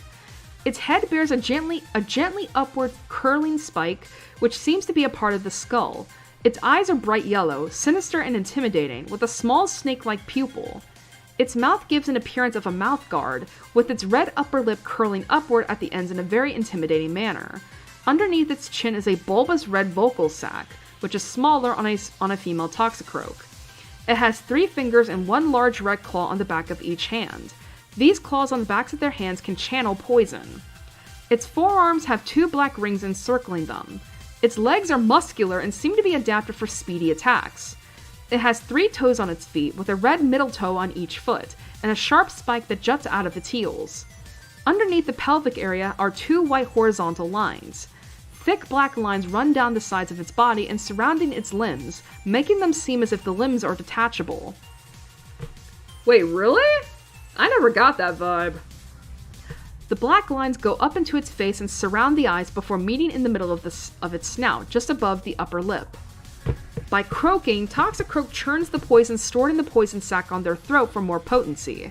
Toxicroak gives off poison with stings or claws, though it can poison when touched. This poison can knock an opponent out or even prove fatal even if it is just a scratch. Toxicroak's poison can be diluted into a tonic, after mixing it with various wild grass and cooking it for about 2 days. Toxicroak releases a victory croak when a foe is defeated. It can be cruel and fearsome, or it can be quite laid back, relaxing on rocks and in marshes, studying the views around it. Toxicroak and its pre-evolved form Croagunk are related to Seismitoad. Toxicroak lives in moist areas around bodies of water. As mentioned in the sleep style decks, Toxicroak occasionally uses the poison sac at its throat as a cushion while it slumbers. I feel like that would be painful. However, approaching a sleeping Toxicroak will result in it suddenly punching its fists out without warning. It is believed that it is practicing poison jab while dreaming.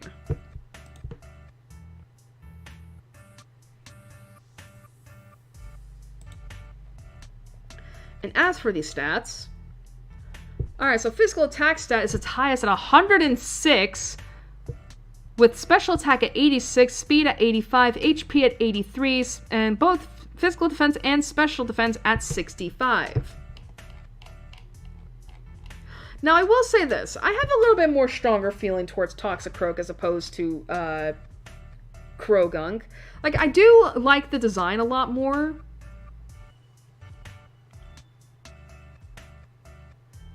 And I think if anything, you can really get the idea of this being like a frog, like a ribbit, an amphibian, you know. And I do like, you know, like the claws here, the red claws here, and just imagining like poison just like lining the red claws and then dripping off it before, you know, it gets hard to explain. Like, I would have to draw a visual, but you know what I mean.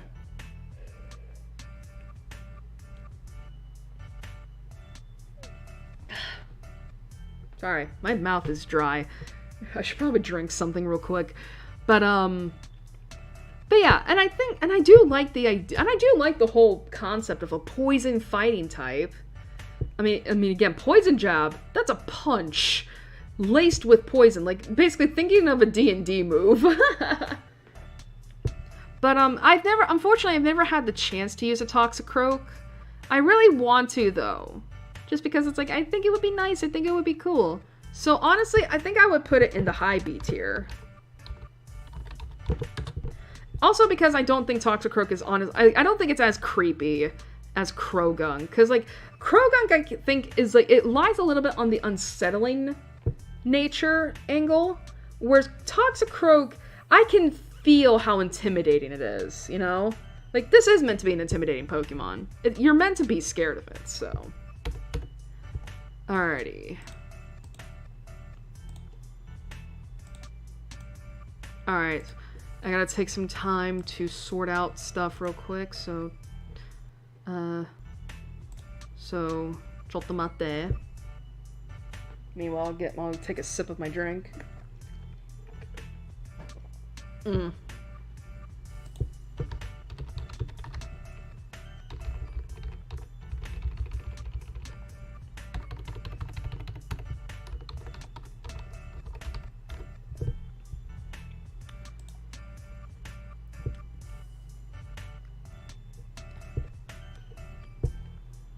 Okay.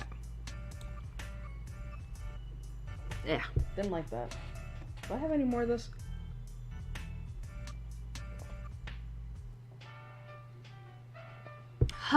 Okay, that's a lot better. Alright, next up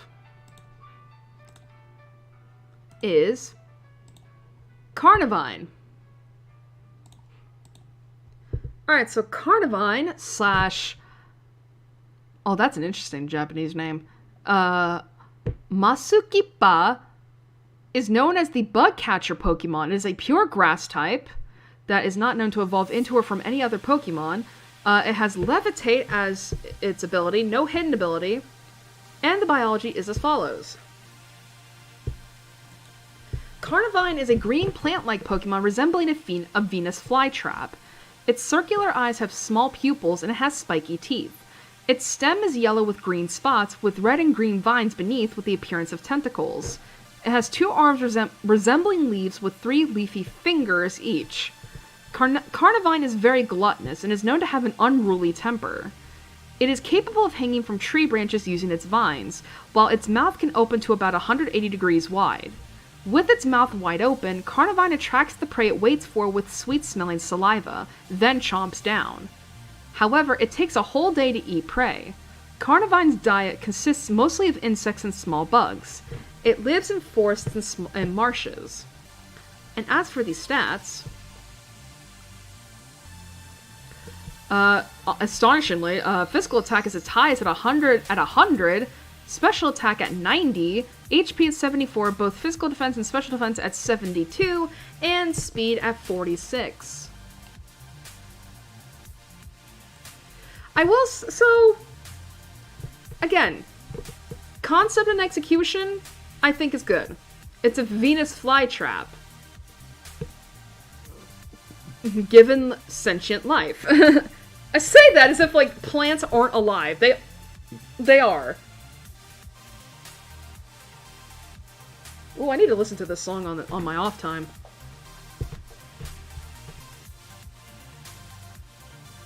Anyway, but yeah, I think it's cool. I think it's great. But, I will say, I kind of feel like...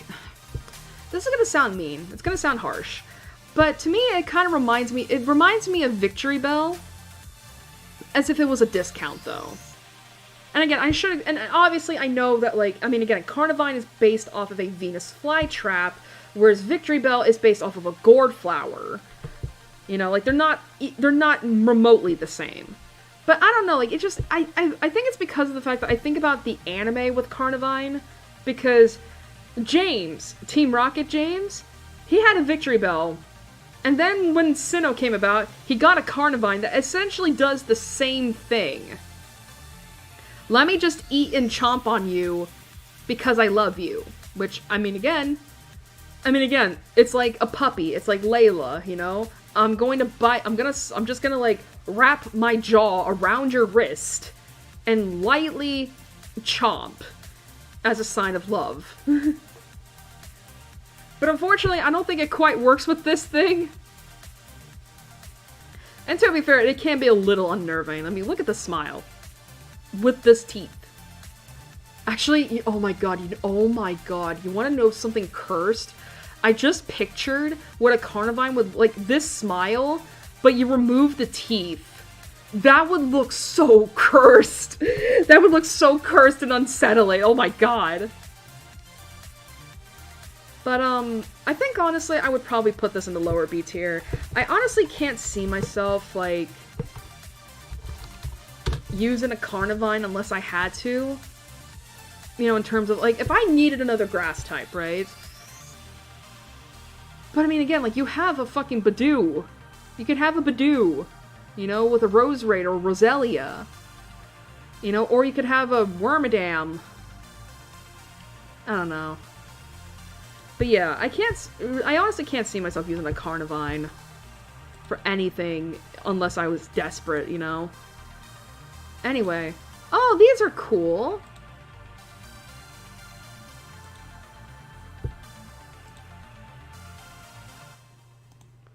Next up is Finneon.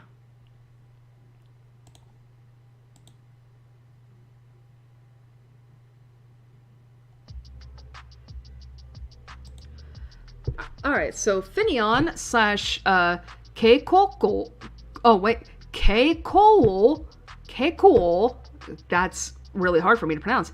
Is known as the Wingfish Pokemon. It is a pure water type that evolves into Lumineon at level 31. It can have either Swift Swim or Storm Drain as regular abilities, and Water Veil as a hidden ability. The biology is as follows. Finneon is a small fish-like Pokemon with an ellipsoid body. Ellipsoid? The bottom half of its body is light blue while the top half is black. A pink stripe runs across either side of Finneon's horizontal length. It has small blue pectoral fins, 2 black oval-shaped dorsal fins, and pink eyes. Finneon's most notable feature is the pair of caudal fins that resemble a pair of blue butterfly wings with pink spots. The bottom lobes of a female Finneon's tail fin are bigger than a male's. Finneon's pink stripes and spots can absorb sunlight, which allows those areas to shine vividly at night. Finneon shines itself as a form of camouflage, as well as to attract prey. Because of its wing-like fins and beautiful appearance, Finneon is known as the Beautifly of the Sea and Finery Fish. It lives in bodies of water and it travels in schools, sometimes with Lumineon. Finneon is popular with divers. As a result, it is found living near resorts that feed them. It swims near the surface during the day to absorb sunlight, then dives into deeper waters at night. It is able to jump high and breach the water's surface with its tail fins, where it is then caught by its natural predator, Wingull. I need to see something real quick. This is shuffled, right? Because we've had, like, 3 of this... Is that not on? Why is the shuffle off? Why was it off? Because I was gonna say, it's like, we've had, like... I don't know, I just got that feeling that's like, why do I feel like the shuffle's not on? It's not. What is going on with YouTube today? Anyway, Finneon. I need to listen to this song on my off time too. The stats. Okay, so I will say they're pretty well rounded, but they're not great. Speed is its highest at 66, with special defense at 61, physical defense at 56, and HP, physical attack, and special attack all at 49. Now, admittedly, it's not that great in terms of battle, but I absolutely, there's something about this design that is so pleasing to me. Maybe it's because of the coloring. Like, I mean, the light blue, pink, and black combo is so good. The pink eyes are really great. I love the fins. Like, I love the fins, and you can really tell they do resemble butterfly wings. And something that this art doesn't show you is that, at least in the 3D games, I don't know if it's like that in the 2D ones, this pink stripe here along with the pink spots on the fins, they glow. They can glow in the idle animation. And you don't have to wait for night to do that, to show that off. But yeah, like, I just really like this Pokemon. It's so aesthetically pleasing.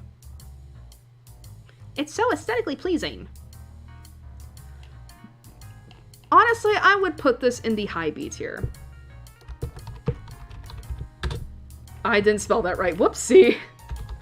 There we are. Finneon. At least I think. Is that how you pronounce it? Not pronounce it. Yeah, that's how you spell it. God, still no C tiers. I mean, don't get me wrong, that's good. It's just, man, interesting. Especially because we are getting close to the intermission. Alrighty, next up is Luminion. Or Lumine, as I call her. Sorry. Alright, so Luminion slash Neoranto is known as the Neon Pokemon. Retains its pure water typing along with its abilities, and the biology is as follows. Luminion is a fish-like Pokemon with dark blue scales. Its eyes are deep pink, and its face and eyelids are light blue. It has two pairs of large pectoral fins that resemble butterfly wings. These fins have wavy light blue markings around the edges, and the lower pair is longer on the female. The light blue markings on Luminion's pectoral fins are able to emit light. There is a band of light blue running vertically around its body. Its tail is long with a deep pink spot at the tip, and it has a pair of light blue pelvic fins. Luminion are known to travel in schools, and although it can be found near the water's surface, it usually makes its home deep in the ocean, where it walks along the seafloor using the fins on its chest. This behavior helps it to avoid predators. Luminion attracts its prey by flashing the patterning on its wing-like fins, although this behavior also attracts ferocious fish Pokemon that Luminion itself is prey to. It typically competes with Lantern for food, such as Staryu and Starmie. And as for these stats, so much like Finneon, they're well-rounded, just better. Speed is still its highest at 91, with special defense at 86, physical defense at 76, and HP, physical attack, and special attack all at 69. Nice. So much like Finneon, this is also very aesthetically pleasing to my eyes. I mean, yeah, there's a lot less pink on it. But I definitely think the light blue markings help, and much like Finneon, in the idle animation, the light blue pattern here on the wings, they also glow. And it's very pretty.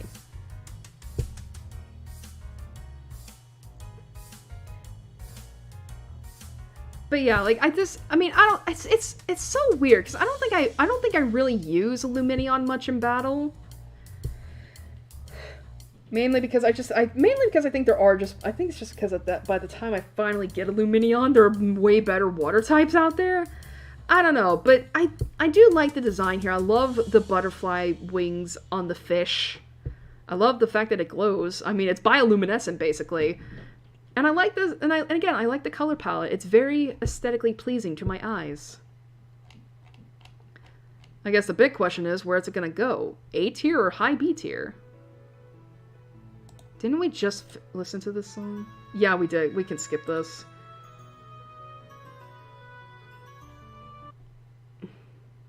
Wait, did we listen to this song too?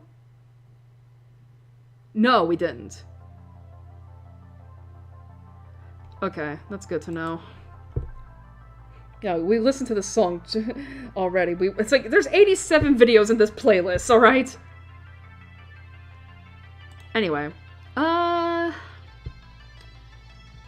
I think I'll still put it in the high B tier, because I will say this. One of the drawbacks of having a Finneon to a Luminion is that the growth rate for that thing is so slow. It's so bad, and I hate it. Like, it takes so long. And I wish it didn't. Because I do think that Finneon and Luminion both are really, like, cool-looking Pokemon. At least in my eyes, they're cool. What the heck?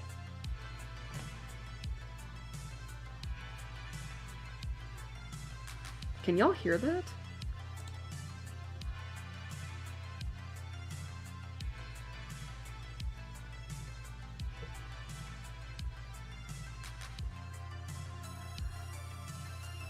I don't know if y'all can hear that, but I think that's a bird outside screaming.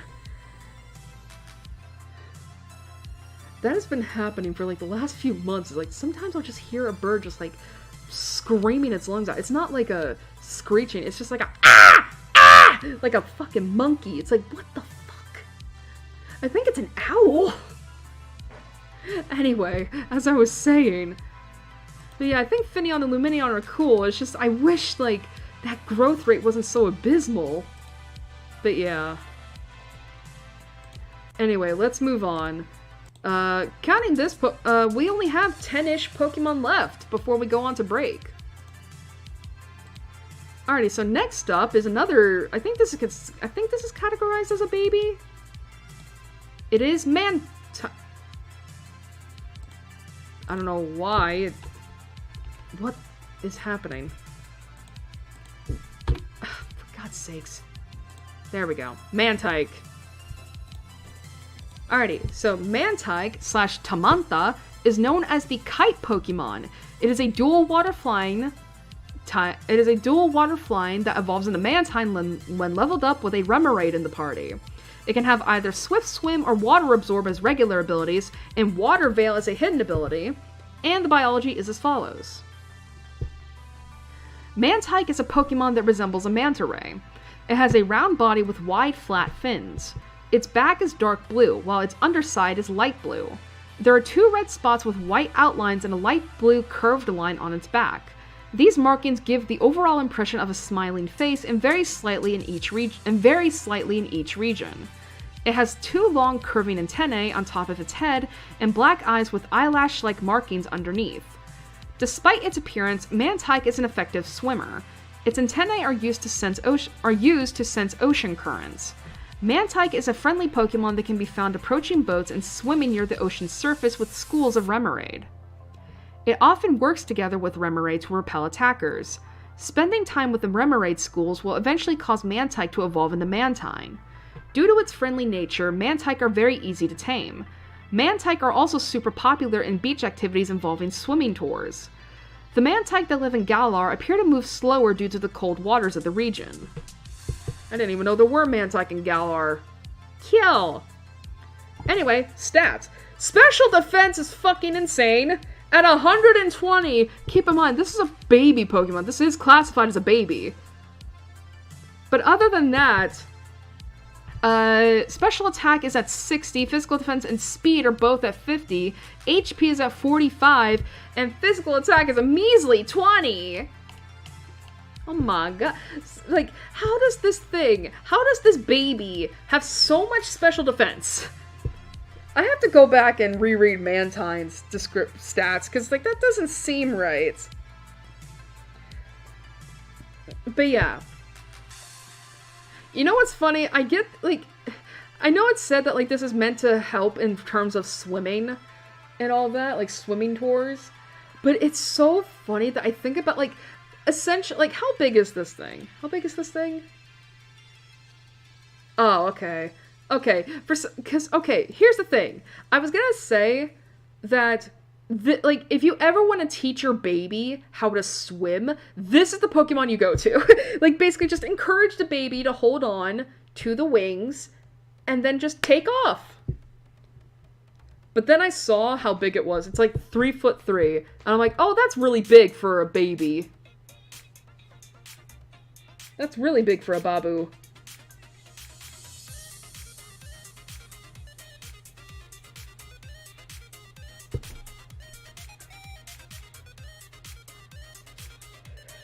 But yeah, but also it's like, to be fair, I also see this honestly as a baby toy. Does that make sense? Like, I also see this as like a baby toy. Like, for some reason, I'm specifically getting the idea of this being a, like, a chew toy. Like a teething ring. Or a teether. I guess that's a good way of putting it. Like, this is what you get, like, a Mantike in toy form is a teether given to your baby when they need to teeth. But other than that, I really don't have much feelings about it. Again, I've never used a Mantike before in battle. I have caught one before, but I think if I remember right, I just evolved it into a Mantine as soon as I was able to with a Remoraid.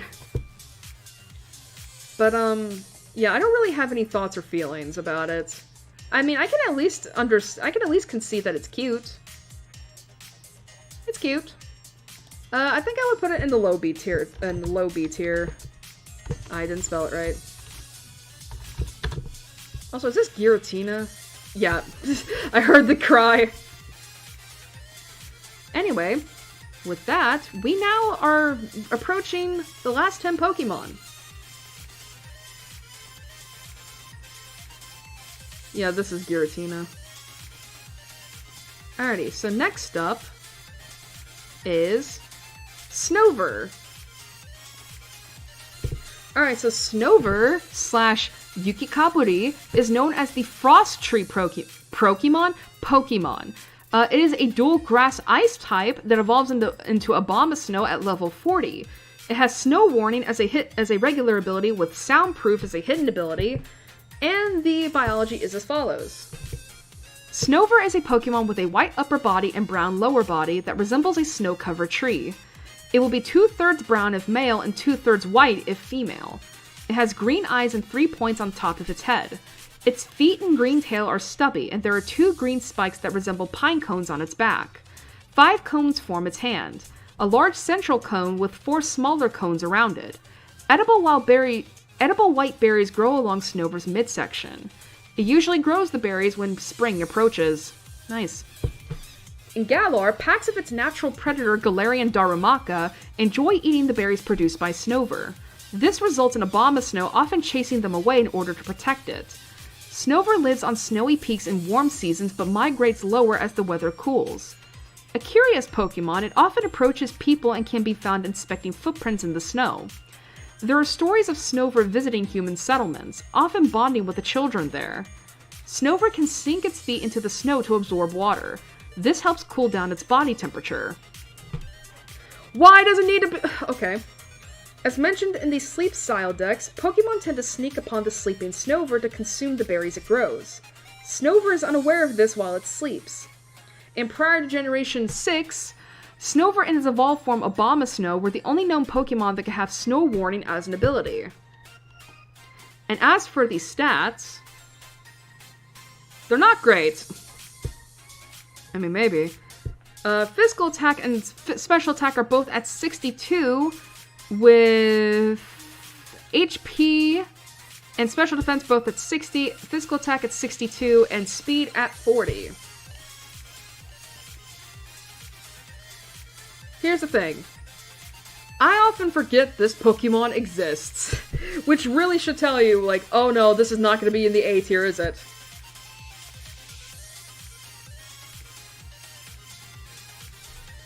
But, here's the thing. I think it can be cute. I have seen animations of it, and I think it's really cute. You know, when it's like, you know, it's kind of like, you know, an excited autistic child flapping its hands all about.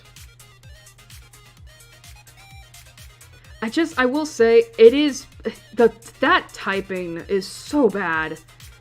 Because, again, it's grass ice. 4 times weakness to fire. You're so fucked if you put that up against a fire type. But yeah, honestly, I don't have much feelings about it.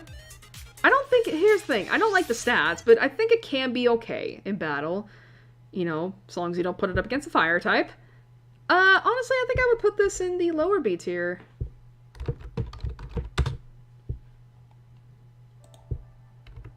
We listened to this song already, so we're gonna skip it.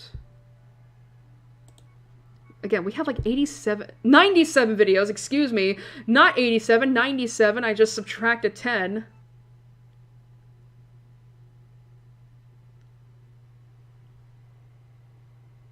If the music would like to, you know, fix itself.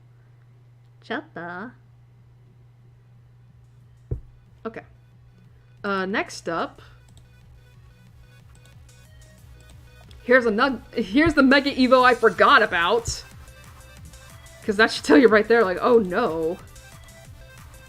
We have Abomasnow. Oh, I never took care of the Lumineon. Whoopsie. Jota. I'm so sorry. Did I just add another page? No. Okay.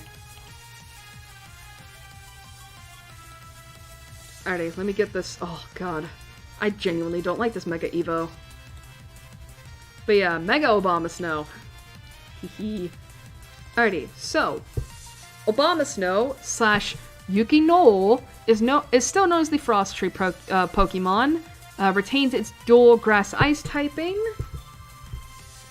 along with its abilities. However, when it Mega Evolves, it still gets Snow Warning. Okay, cool. Okay. Biology is as follows. Abomasnow is a large bipedal Pokemon covered in shaggy white fur. It has pale purple eyes with bushy eyebrows and long strands of fur covering its mouth. This is fur? Okay. 2 tufts of longer fur grow on both its back and chest, with the chest fur being longer on the female. Its hands, feet, and tail are dark green and spiky, similar to the foliage of an evergreen tree. On its back are 4 green spikes that resemble pine cones.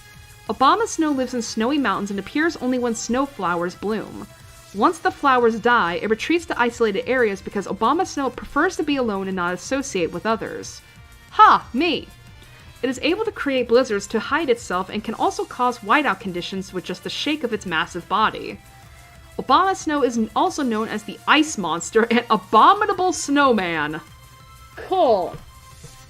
It protects Snover from packs of Galarian Darumaka, who chase them for the berries they grow by swinging its arms like hammers. Abomasnow is powerful enough to split huge boulders in two. As mentioned in the Sleep style decks, a sleeping Abomasnow can still cause blizzards by occasionally swinging its arms. Researchers acknowledge that it is unknown why Abomasnow does this, though it is theorized that it is either a habit to hide itself or just sleepy flailing. Much like how we humans toss and turn. And prior to Generation 6, Abomasnow and its pre-evolved form Snover were the only known Pokemon that could have Snow Warning as an ability. And as for the Mega Evo, the sprouts on its back grow into great shafts of ice when this Pokemon Mega Evolves into Mega Abomasnow. Its fur becomes longer and shaggy over its... Excuse me. Its fur becomes longer and shaggy over its entire body, particularly around its head. Green fur or sprout remnants surround the base of the large icicles on its back, while white fur covers the middle. Okay, and in terms of the stats, so regular Abomasnow. That's interesting. Okay. Physical attack and special attack are both tied at 92, with HP at 90, special defense at 85, physical defense at 75, and speed at 60. However, as Mega Abomasnow, so obviously physical attack and special attack both go way up to 132, along with physical defense and special defense at both at 105 respectively. HP remains the same. However, its speed is cut in half from 60 to 30. Hi, Giratina.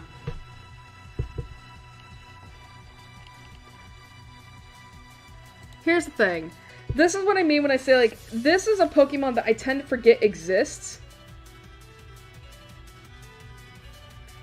I genuinely do not like Abomasnow. Like, I think it's boring, honestly. I hate... Again, at least with Snover, it had the cute factor. This isn't cute. This is just ugly to me. Like, genuinely ugly to me. And I hate the Mega Evolve form. Like, I don't like it. Like, the fact that, like, I forgot that Abomasnow even existed, let alone had a Mega Evo, and I remembered it had one at the beginning of the stream. I genuinely don't know why they decided to give Abomasnow a Mega Evo. Like, it doesn't make sense. I mean, I know people are gonna be like, well, Irie, there's a bunch of other Pokemon that had Mega Evos that don't make sense. And it's like, yeah, but at least those Mega Evos are still cool. This isn't! This isn't! I just think it looks bad. Honestly, I think we have our first C-tier Pokemon. How do you spell Abomasnow? Obama. Just remember that, Irie. Abomasnow. I almost said Obama. It doesn't help that they're very similar in sound, right? But yeah, honestly, I would say Abomasnow's C tier. I don't like it. It's just, again, it's so forgettable.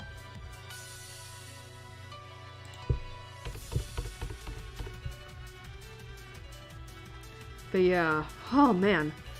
Finally, our first C-tier Pokemon. That's good. Alrighty, next up.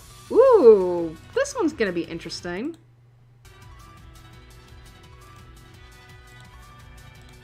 Next up is Weavile. Another, 4th gen transplant into Lucario and the Mystery Mew. Seriously, what was it with the Pokemon movies that came out for Hoenn, like, you know, with May and Max, that had all the 4th gen cameos? Because, I mean, again, Munchlax, Lucario, Weavile.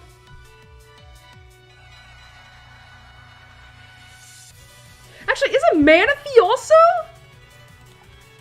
No, wait, Manaphy actually had Dawn. No, wait, no it didn't. Wait, did it? Oh my god. Irie, please. What gen was Manaphy? Was it 4th gen? It was 4th gen. I was right. What the fuck? What do you mean the Manaphy movie was with Hoenn? What the heck? Anyway. Weavile, slash Manula is known as the Sharp Claw Pokemon. It is a dual dark ice type that evolves from Sneasel when leveled up while holding a Razor Claw during the night. It can have Pressure as a regular ability and Pickpocket as a hidden ability. And the biology is as follows. Oh right, Sneasel was the Johto Pokemon, right? That I was like, oh, this is useless. Anyway, Weavile is a bipedal Pokemon with a pale gray body that resembles both a cat and a weasel. It has a bright red crown and collar made of white feathers and a single thinner feather on each ear. The ear feathers are smaller on a female Weavile. Weavile has 2 tail feathers and 3 claws on each paw. There is an oval yellow gem-like protrusion in the center of its forehead. Its eyes are red with 3 eyelashes and 4 fangs protrude from its upper jaw. A fact that we cannot mention. Weavile live in snow-covered areas and are notorious predators. Weavile is famed. Wow, I almost said farmed. Is famed for its speed and agility. Weavile is also known for its intelligence and cunning nature, thanks to its brain having developed as it evolves from Sneasel. A scratch from Weavile's sharp claws can cause frostbite. Weavile travel in packs of 4 or 5, with one of them acting as the pack leader. They hunt for prey such as a lowland sandshrew, a lowland vulpix, and species as large as mamoswine, then divide up the prey amongst themselves. Weavile can communicate with each other by carving patterns into trees, ice, and boulders, with over 500 distinct signs recorded. As mentioned in Pokemon Sleep, Weavile has been observed gesturing in its sleep, possibly trying to challenge someone in its dreams. It is speculated that Weavile does this as a cunning tactic to prevent those around it from figuring out that it's asleep. Okay, sure. And as for these stats... Okay, so that makes sense. Alright, so speed is its highest stat at 125, with physical attack at 120. However, everything else, such as its special defense, is at 85, HP at 70, physical defense at 65, and special attack at 45. So yeah, the speed and physical attack both make sense since it is a predator. Now, admittedly, I will say, I've never used a Weavile before. I want to, though, because I do like Sneasel's design, I think, if I recall correctly. And again, like, this is from the Lucario Mystery Mew movie. I thought it was pretty cool in that movie. I don't know, I also really like the color palette here, like the bright red with the dark, with the, what do they call this? The gray body? Yeah, with the gray, and then you have the stark white claws. Like, and look at the feathers. The feathers are great. Honestly, I think I would put this in the high B tier. I also really like the Vile and Weavile. Like, you know, because again, it's meant to be a notorious predator. So it's like, they're vile creatures, you know. So stupid. Anyway. Okay, save just in case. Oh, how are we doing in terms of this? Okay, we're doing good. Ooh, this one I actually really became a fan of after X as well. Alright, next up is Magnezone. Alright, so Magnezone slash Jiba Koiru. Jiva, huh? Jiva. Isn't that how JoJo fans pronounce the acronym? You know, JJBA? Jiva? Nande. Anyway, Magnezone is a dual electric steel type that evolves from Magneton when leveled up in a special magnetic field or when it is exposed to a Thunderstone. It can have either Magnet Pull or Sturdy as regular abilities and Analytic as a hidden ability, and the biology is as follows. Magnezone is a robot-like Pokemon which resembles a UFO. Chotto? Okay, this is a... Okay. Is a robot-like Pokemon which resembles a UFO. It is the result of Magneton leveling up in the presence of a special magnetic field. The evolution occurs on a molecular level, but despite this, scientists have failed at attempts to force it. Magnezone's tough steel body is wide and circular, similar to a disc or saucer with a thin edge circling the diameter of its body. Its main eye is in the center, containing a large red pupil. On each side of its body, it has a ball-shaped addition that resembles a Magnemite, with each side containing an eye, horseshoe magnet, and Phillips head screw. Copyright much? These secondary eyes can move independently of its main eye, as shown in the anime episode Confronting the Darkness. On top of its head is a tall, thin yellow rod, closely resembling an antenna, which it uses for certain attacks. Behind its body is a third horseshoe magnet, positioned like a tail. Magnezone's evolution is theorized to have been caused by a special magnetic field that changed the molecular structure within its body.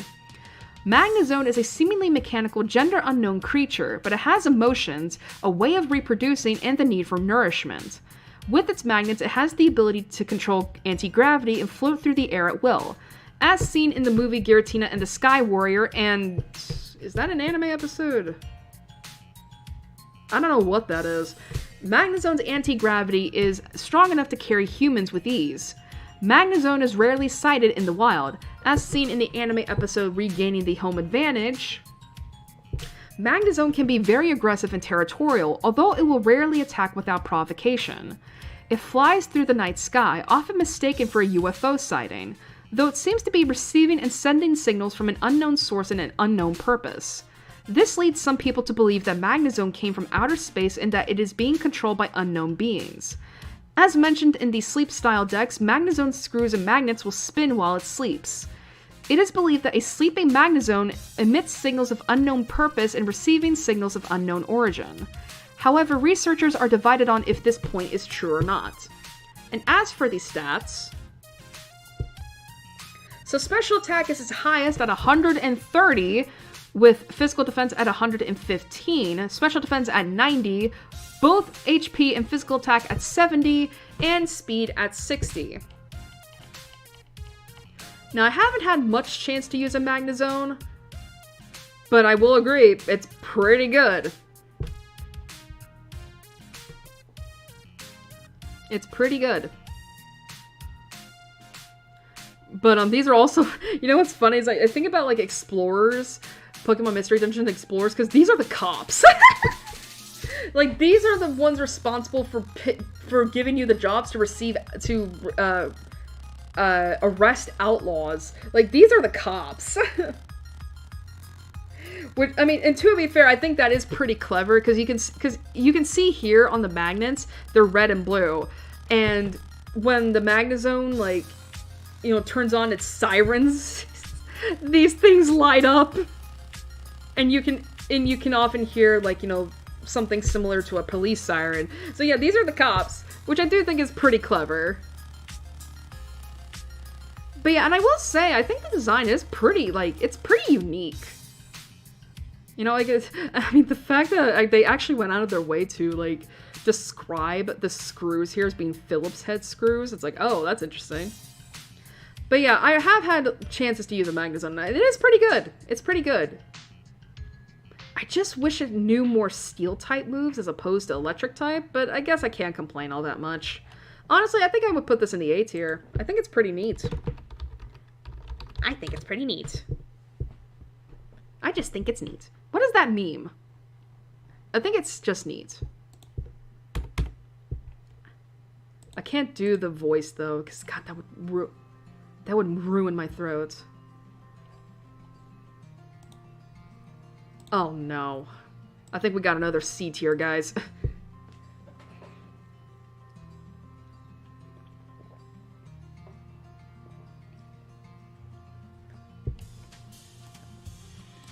Alrighty, next up is Licky Licky. Ugh, God, I hate this thing. Why does it exist? Alright, so Licky Licky slash Beroberto is known as the licking Pokemon. It is a pure normal type that evolves from Lickitung when leveled up while knowing Rollout. It can have either own tempo or Oblivious as regular abilities, and Cloud 9 as a hidden ability. And the biology is as follows. Licky Licky is a dark pink rotund Pokemon with a small tail and a long tongue. It has a yellow line pattern on its belly and a white bib-like pattern. It also has what appears to be a curled appendage on its head. It has a big appetite. It can lick anything or anyone close by for any leftover crumbs. Its saliva contains a numbing solvent and can decompose anything. Excuse me? You mean to tell me if this motherfucker licks a dead person, it will just accelerate decomposition? What?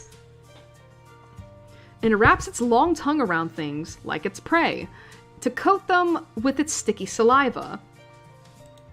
It has space in its throat to store saliva, and it can also roll up its tongue and store it there. Licky Licky lives in forests with a large body of water.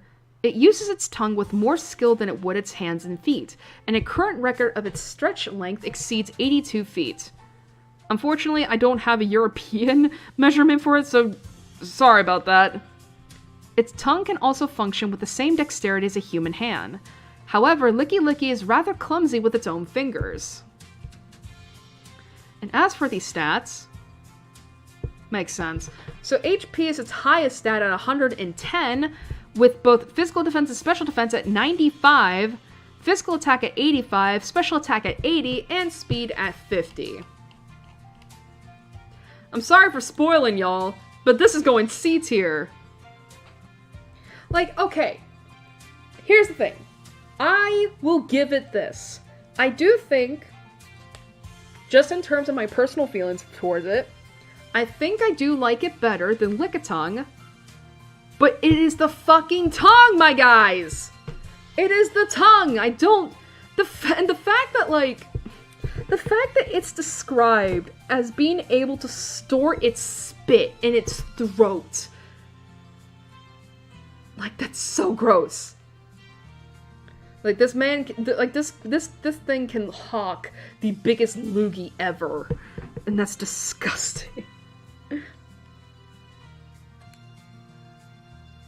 And the fact that it also said, like, this thing is, like, the tongue is as dexterous as a human hand. How? I just think of, like, that image, and maybe you've seen this, and maybe y'all have seen this. I think about that image of, like, you know the Powerpuff Girls, right? And how they don't really have fingers, like, they have, like, their arms are basically just, they have no hands or fingers. Their arms are just, like, curve, like, yeah, like, they just end in, like, you know, a rounded curve, right?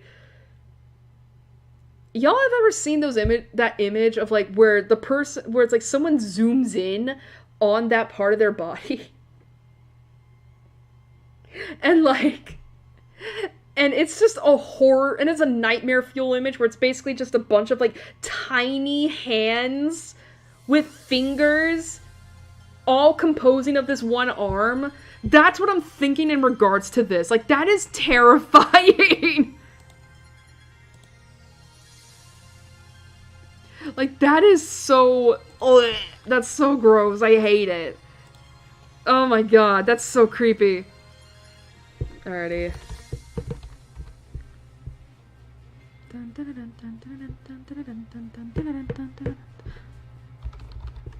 Is that how you spell it? Licky licky?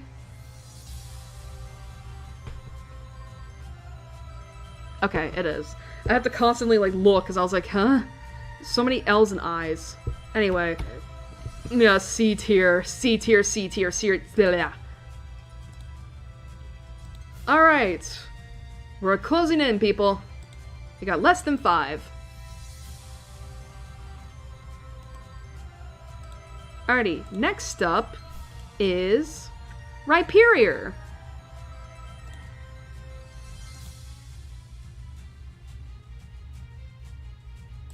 Alrighty, so Rhyperior slash Dosidon is known as the Drill Pokemon. It is a dual ground rock type that evolves from Rhydon when traded while holding a Protector. It can have either Lightning Rod or Solid Rock as a regular ability and Reckless as a hidden ability, and the biology is as follows. Rhyperior is a large brownish-gray Pokemon with 2 horns, a larger one on its nose and a smaller one above it. The upper horn is even smaller on a female Rhyperior. The larger horn is divided into 3 sections by 2 thin slanted rings, making the horn resemble a drill. Its hide is partially covered by orange rocky plates on its head, shoulders, arms, waist, and knees. Head, shoulders, knees, and toes! Similar to that of the Protector used to evolve it from Rhydon. The hide of Rhyperior's armor has a mysterious substance. It has blade-like protrusions on its elbows and has holes in the palms of its hands which work as cannons or guns. It has 3 blunt gray fingers on each hand, 2 gray toes on each foot, and a club-like tail. Its eyes have red irises with what appears to be 2 thick rectangular rocks above each one, resembling heavy eyebrows. Rhyperior is even stronger than Rhydon, although its brain structure is smaller. It traded brains for size. It can insert rocks and boulders into its arms through the holes in its hands and fire them as projectiles. Occasionally, it will insert and fire Geodude or Roggenrola by accident. That's cool. Rhyperior has a very hard carapace. It can survive volcanic eruptions, cannot be scratched even by a masterwork sword, and deflect most incoming attacks. This can throw the opponent off balance before it drills into the foe. Rhyperior lives far up in the mountains. And prior to Generation 5 and Generation 9, Rhyperior is the only known Pokemon capable of learning the move Rock Wrecker. Rock Wrecker. And as for the stats... So, physical attack stat is its highest at 140, with physical defense not far behind at 130, HP at 115, however, both special attack and special defense are at 55, and speed is at 40. Now, I will say, unfortunately, I've never had to have a Rhyperior before, because, again, it's a trait evolution, and y'all know I don't have any friends! I mean, that last part's a lie, but still...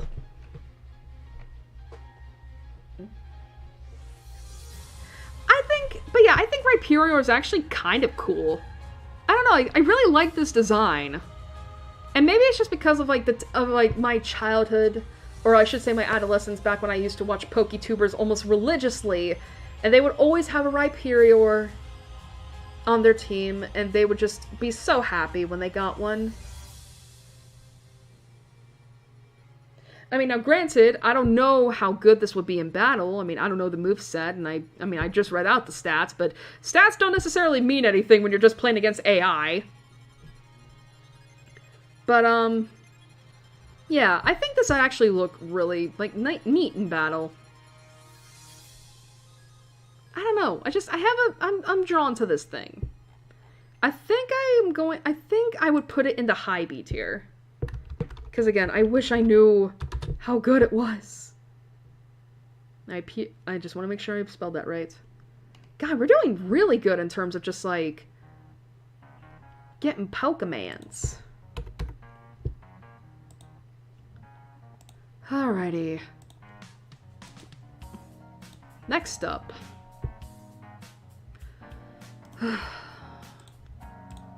is Tangrowth.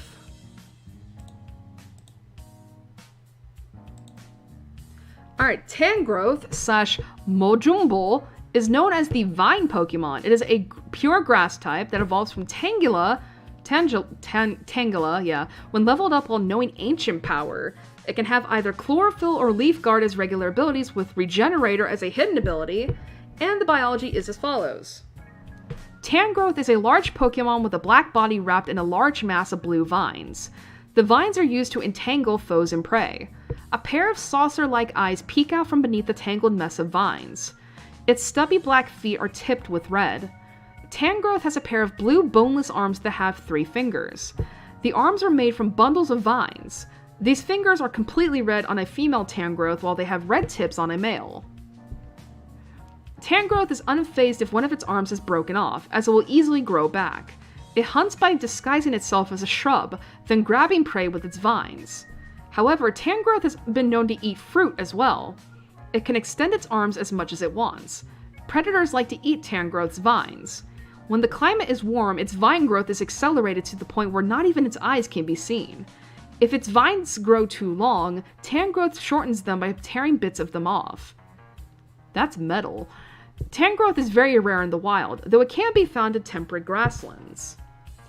And in terms of the stats, physical defense is ties at 125, with special attack at 110, both HP and physical attack at 100, and special defense and speed both at 50.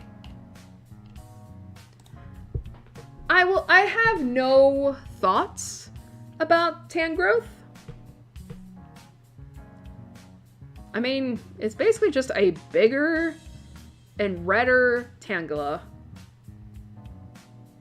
Although it is interesting that apparently you can only get this if the Tangela knows Ancient Power while leveling up. I didn't even know that until just now. I wonder why that is. I mean, because Ancient Power is a rock type move that has 5 PP, and if you're lucky enough, you can raise all of your stats by 1 stage.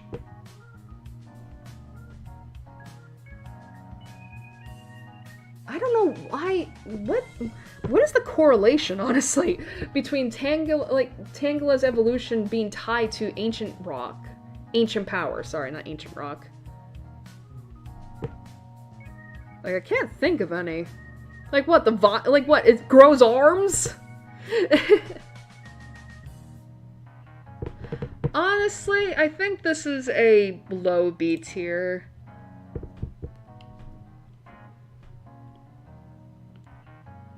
Like, it's not, I mean, I'm not gonna be too mean towards it and place it in the C tier.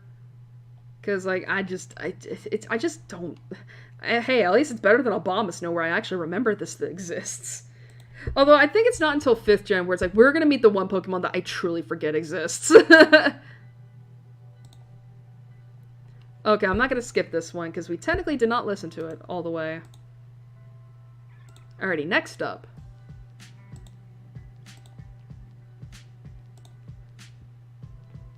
What do you mean encoding? Okay, I was like, what? Alrighty. Next up is Electivire.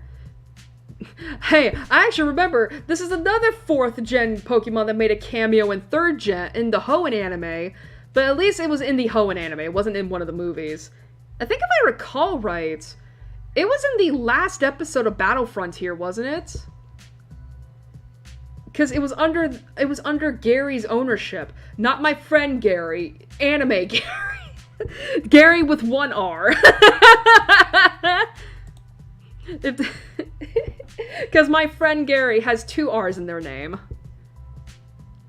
Anyway, Electivire / Arekiburu is known as the Thunderbolt Pokemon. It is a pure electric type, and it evolves from Electabuzz when traded while holding an Electorizer. It has Motor Drive as a regular ability and Vital Spirit as a hidden ability. And the biology is as follows.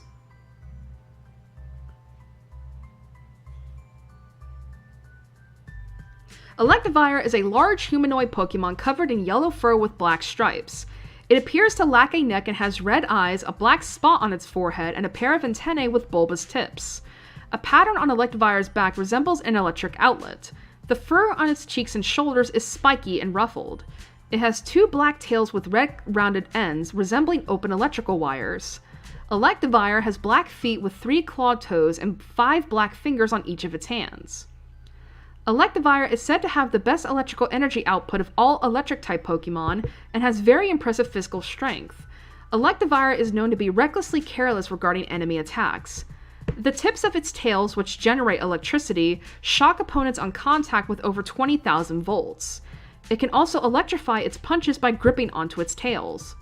Blue sparks fly between its antennae as its electric charge amplifies. It thumps its chest when excited, causing thunder and sparks to fly around it. The voltage it makes can increase when it is battling. The amount of electric energy it can produce depends on the Electivire's pulse. Electivire usually feeds off electric currents. In the anime episode Home is Where the Start Is, Electivire was shown eating fruits from trees. A single Electivire is capable of powering a large city for an entire year. And prior to Generation 5, Electivire was the only known Pokemon that could have Motor Drive as an ability. And in terms of these stats... Okay, that makes sense. Physical attack was its highest at 123, with special attack and speed both at 95, special defense at 85, HP at 75, and physical defense at 67. I will say, I really do kind of dig this design. I think it's actually pretty cool. And I will say, this is just a me thing. I really like the name Electivire. I don't know, like, I feel like for me it just rolls off the tongue so well. Like, Electivire. It sounds nice to say that. It feels nice to say that. It sounds nice to hear it. To listen to it. But alas, I've never had one either because it's another Trade Evo! Seriously, why does Game Freak hide a lot of the cool Pokemon behind Trade Evos? I mean, I get it. It's supposed to encourage, like, sociable kids and all that. Like, go make friends so you can trade your favorite Pokemons between each other. But it's like, bro, what if you're autistic and you're socially awkward and nobody likes you? Or lately, what if you hide all those services behind a damn paywall? I don't want to have to pay for a subscription service just to trade with friends. You never did that with 3DSs. Anyway. But yeah, I really do dig the design. I really do dig the design, and I like the name. I mean, honestly, and again, like, this is evolved from Electabuzz. I don't know, I feel like, I kind of wish Elekid just evolved straight into Electivire for this. Honestly, I think I'm gonna put it in the high B tier, because it's pretty cool. Electivire. Is that how you spell it? Yes.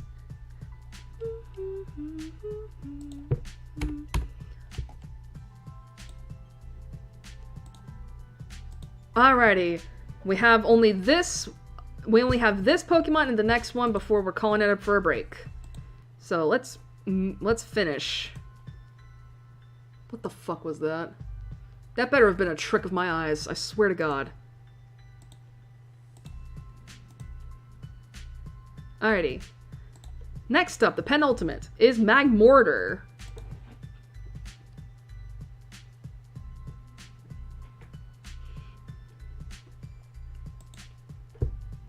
Alrighty, so Magmortar / Boobamu. I remember when we were doing the Kanto tier list stream. Was it Kanto or Johto? Because we came across Magmar, then Magby, and we were just like, what the fuck are these Japanese names? But yeah, we have Booby, Boober, and now we got Boobum. God, it's so stupid. Anyway, Magmortar is a pure fire type that evolved from Magmar when traded while holding a Magmarizer. It has Flame Body as a regular ability and Vital Spirit as a hidden ability.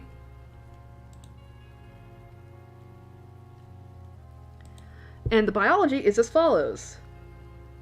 Magmortar is a large, vaguely humanoid red and yellow striped Pokemon with an egg-shaped body. It has pink lips on its dark face. It has yellow tubular arms with a black band on both and 3 small claws on the black part of each hand, quote unquote. Its legs are small in proportion to its body with pink thighs, red feet, and black shackles around its ankles. It has 1 large yellow flame on its head, as well as large red flames on its shoulders and tail. Additionally, it has 4 pink spikes on its back. It has an organ that resembles a magma chamber. That's kinda sick, ain't gonna front.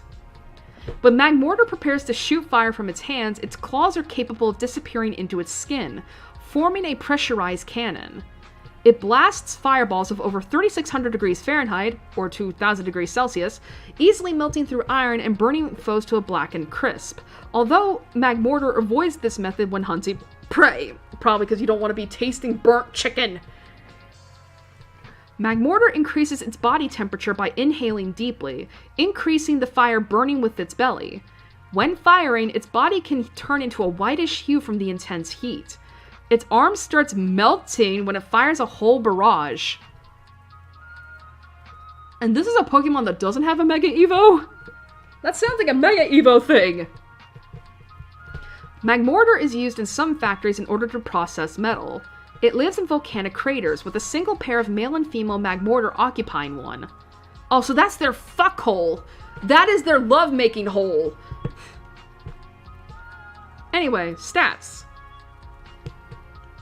Okay, so basically, much like how Electabuzz and Magmar are, like, basically counterparts in Kanto, and Elekid and Magby and Johto, Magmortar and Electivire, it's the same thing with Magmortar and Electivire. Because, looks here, highest stat for Magmortar is a special attack at 125, with both physical attack and special defense at 95, speed at 83, HP at 75, and physical defense at 67. This thing, I don't like. Like, it's not, I obviously prefer Electivire over Magmortar, but this is, I don't know, I don't like this design. I especially don't like the lips. It's like, pretty much like, listen, we made fun of Magmar for the duck lips. Actually, I think we did that for also the tit duck thing, but like, you know, but this is going a little bit too far. Now, I will say this, I do think it is kind of cool that the arms are basically like cannons, right? But I don't really like the design. Like, I really don't. And this is probably, and honestly, I'm not that sad that, like, I don't get to have I've never had a Magmortar, because it's like, honestly, I would prefer a Magmar over a Magmortar. That may be hearsay, but I'm just saying. I guess my biggest question is, like, would I put this in the low B tier or the C tier? I would say low B. Do-do-do-do-do. Bum bum ba-dum bum ba-dum bum. Is that how you spell it? I almost did the thing again where it's like, I keep wanting to say pronounce it. It's like, I mean spell.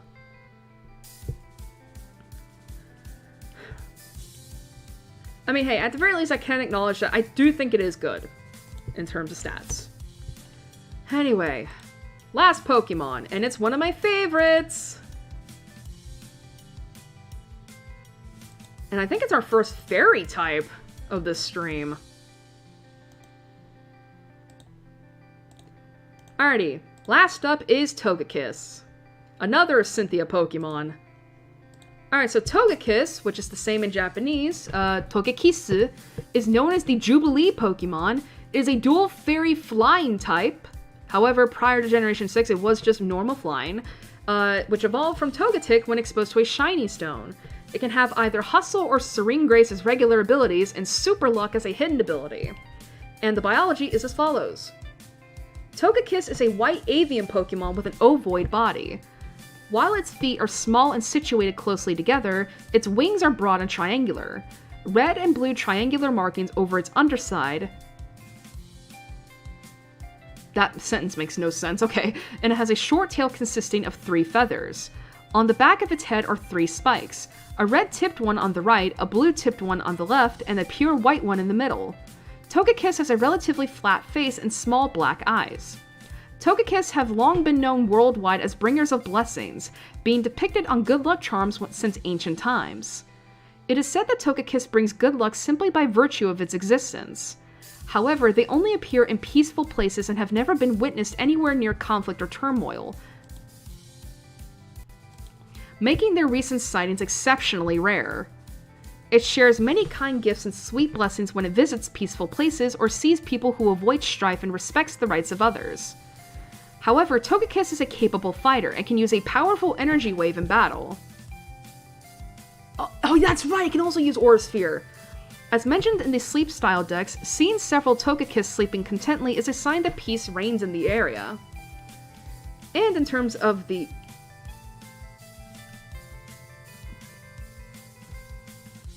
stats, so special attack is its highest at 120, with special defense at 115, physical defense at 95, HP at 85, speed at 80, and physical attack at 50. I will say this, I do genuinely love Togekiss. Like, I just wish it wasn't such a pain in the ass to get. Do we have this track? No, technically. No, technically. But yeah, like, I love the simple color palette, the white with the red and blue. It's so Latios and Latias coded. Actually, I wonder if it is kind of a missed opportunity to connect Togekiss, Togepi, Togetic, whatever, to the Eon duo. But then again, they're also, like, maybe it's possible that, like, Togekiss, like, the Togepi line is, like, related somewhat to the Eon duo. Like, maybe, like, an offshoot? I don't know. I'm just saying, like, it's very interesting how Togekiss has both of the color palettes for the Eon duo. Anyway. But yeah, I think it's really cute, and I love the fact that it's known as the Jubilee Pokemon. Like, I like the word Jubilee. But I forgot it also uses Aura Sphere as well. Like, I think it learns, because I think it can learn it upon level up, actually. And again, Aura Sphere, like, here's the thing. Aura Sphere is a pure fighting type, right? So obviously Togekiss is not going to get stabbed from it, but it is still a really good special type move for it to have. And it is very interesting that both Lucario and Togekiss, both of my favorites, would have access to such a good move. I just wish it wasn't so hard to, like, get. Because, I mean, again, like, you have to get a shiny stone, and you don't get shiny stones until, like, until I think at least halfway through the game. BDSP, Diamond, Pearl, Platinum. But again, I think it's worth it. Especially because Cynthia also has a Togekiss on her team. And to be fair, I think any Pokemon on Cynthia's team deserves at least a good spot. Honestly, I would put this in the S tier. Yeah, S tier. Because I do like Togekiss. I also always name it Jules. Just because. Alrighty. Let's do a quick recap. Alrighty, so in the S tier, we have Empoleon, Luxray, Lopunny, Garchomp, Lucario, and Togekiss. A tier, Turtwig, Grotle, Torterra, Piplup, Staravia, Staraptor, Shinx, Luxio, Roserade, Gastrodon, Drifblim, Baneri, Mismagius, Skuntank, Gible, Gabite, Riolu, Drapion, and Magnezone.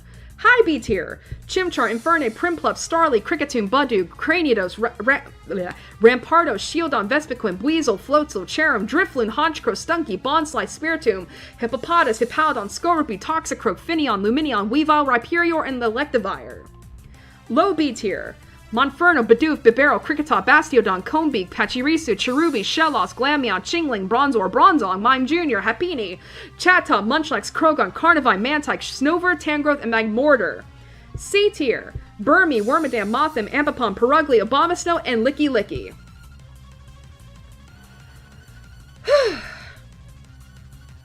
I will say, only 2 C tier Pokemon. We added a lot of Pokemon to both of the B tiers and the A tier. We're doing really good. Anyway, now it is time for our break. Coming in at just about 10 to midnight over here. So chotto matte.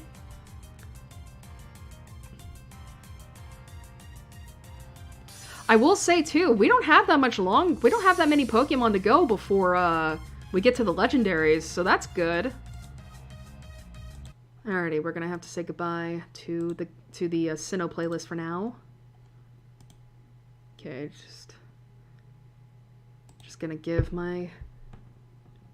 You know, I will say, I am so looking forward to, like, not being able to stream for a few weeks. I'm so looking forward to not streaming for a few weeks. Again, like, as much as I love, like...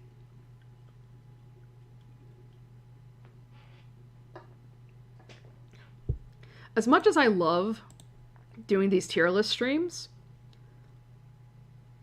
it does also take a lot out of me, because, again, I'm having to talk for, 6 hours.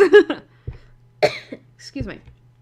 But yeah, I'm having to talk for 6 hours. And that can be really, really ridiculous. What music do I want to have?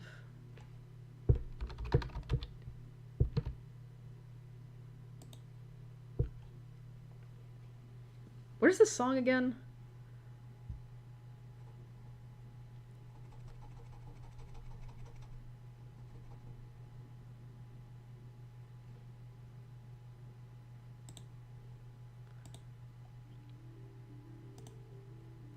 I think this can work.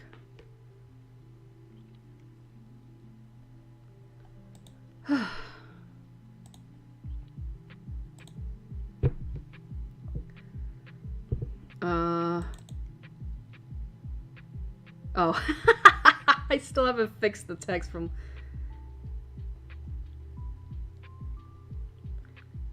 Alright, well, I'm not gonna be talking about sappy stuff tonight, so...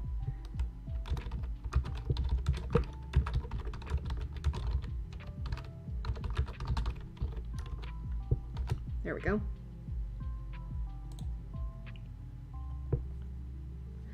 But yeah, as I was saying, yeah, I don't mind. I love doing these tier list streams, but I can't do a lot of them and all that. I think, if anything, I will say, I think I prefer doing gaming streams over these, honestly. If only because I just get to take breaks every now and then, and I'm actually doing more than just, copy-pasting pictures and typing every so often. Anyway. But anyway, we are currently on break. And we're going to be on break for maybe 30 minutes to 40. Depends. I was initially thinking I was going to talk throughout the intermission. I don't know, maybe I will at some point, but at the very least, I'm going to I'm going to be gone. At least for a little bit, just to give my, my throat some rest. And all that, especially because, and the reason I want to talk is because, as y'all might have remembered, my birthday came and went a couple weeks ago. I am now 28, and I do want to talk about what happened, so, yeah. At the very least, though, go to the bathroom, go get some food, go get some drinks, do whatever it is you want, because we're going to be taking a nice break. And, yeah, so, I'm going to do exactly that. So, I'll talk to you in a little bit.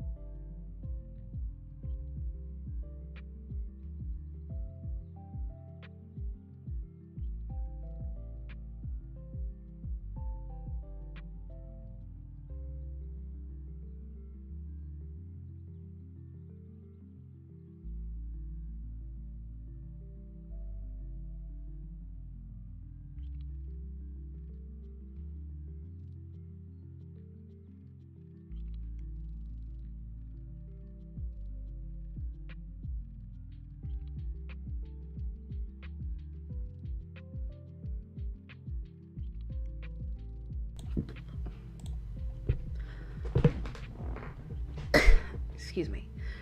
Okay, I think I'm gonna speak in a little bit of a softer voice, at least during this little intermission. Just to kind of, because it does help a little bit in regards to just not straining my voice so much and all of that. So, let me actually bring the mic a little bit closer. Okay, hopefully, the music's not that loud, but y'all know I've been dealing with stuff. Anyway, as I said, my birthday passed, right? It was a couple weeks ago on a Monday. And the thing is that, me and my family went out to celebrate it on Sunday because, they're not, because my brother and them live in a completely different city, right? Like, it's an hour away, and, so obviously, so it's like, and because they are, they don't have a lot of money, they can't just come out and visit whenever they want, so we coordinated the 18th to basically be like, oh, we're gonna celebrate birthday, right? We went out for lunch. It was kind of decent. It actually wasn't that great. It actually wasn't that great. And I don't know whether or not it's just because, we came at lunch. When we usually go to restaurants, pretty later in the afternoon, or, we arrived there at, 2. We usually arrive at these places at, 5. Or, I don't know, it was pretty busy as well. Because we went on a Sunday, this is usually where, this is when church lets out, too, so, we did that. And then we went to, this is gonna sound so stupid, we went to the mall, or at least one of the malls that were in, the town that we tend to meet up in. Mainly because, there were a few stores that my sister-in-law was like, hey, you need to check this out, bestie. And I was like, okay, cool. So the first place we went, I'm not going to say the name of any of these stores because I feel like that might be a little bit of doxing, which I don't want to do. But, we went to, how many stores? I think 4 or 5. And the thing is, we were kind of rushing because the mall closed at 6. The mall closed at 6. We got there at close to 4, so we had to kind of rush. But the first store we went to, I can only describe as this mainstream Wicca store. And the reason I say that is because this place sells a whole bunch of spiritual stuff, and I'm not talking in terms of religious, there's no such thing as crosses or Christianity really in it, but it was but I mean spiritual as in this place sold crystals, incense, along with a bunch of jewelry that was very celestial-esque, if that makes sense. I was very fascinated by it because I genuinely, I feel I'm not gonna lie, I feel the older I get, the more, weird I become, if that makes sense. Because I feel over the last couple years, I feel I've become really entranced with just, wanting, pretty stuff. It doesn't necessarily have to, instead of, I still love books and games and all that, but, I don't know, I like to collect, I'm beginning to like the idea of collecting stuff. So, and the thing is, obviously, there's not much money we have, right? Because it's again, my dad ended up having to buy for all of this stuff, and I felt so bad, because it's some of this stuff, it's I figured he was gonna buy some of it, it's okay, but I wanted to buy some as well. I brought my card with me, and I'll tell you what happened about that. And I'll tell you what happened with that in a little bit. But the first thing I did, the things that I bought, I basically bought a bunch. I bought 5 crystals. like these pretty rocks. Now, I don't know whether or not these are real, and I mean in terms of like, because, how do I put this? I don't know if they're real, you know, meaning like these were mined, I guess, or if these are like synthesized or whatnot. And I feel like it would have been rude to ask, you know, the cashier, like, hey, are these real? But I got 2 large crystals that I think they just said were rough cut, and then I got 3 smaller polished gems. They're not gemstones, but they're crystals, right? Like, and I mean, they're currently sitting over on my dresser right now because I don't have anywhere else to put them. I don't have like a bowl or something, because the thing is, like, these crystals were all in bowls or containers, right? But the 2 large crystals I got were rose quartz and an amethyst. And the 3 small crystals I got were an aquamarine, an opal, and a moonstone.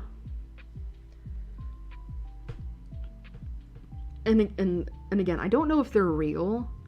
Like, I don't know if they're real, but I do like them. They're very pretty, especially the opal. I didn't even, like, maybe, I don't know if it's just like my particular opal or if it's like that with all of them, but like, if you were to hold an opal up to the light, apparently light can shine in through it, and you get like at least from what I've been seeing, like an amber color. It's very pretty. I like the crystals I got. And I do plan on going back to that store, you know, to get some more stuff. Like, I'm just, like, I joked about it with my sister-in-law. You know, about how, like, because we're around the same age. I joked about it with her. That's like, this is like, we're gonna be like, this is like appealing to our 50-year-old selves. Like, I don't think I could ever become a witch, and I feel like, and I want to make this clear, like, I don't believe in the spiritual aspect of crystals. Like, I understand that, like, they're meant to, you know, help you with your energies. You know, I personally don't believe in that, but I'm not gonna like, you know, look down on anyone who does, because it's just to me, it's a different thing. It's like, to me, it's like, you know, it's a belief system, right? That I don't personally vibe with, but I can see why some people do, you know.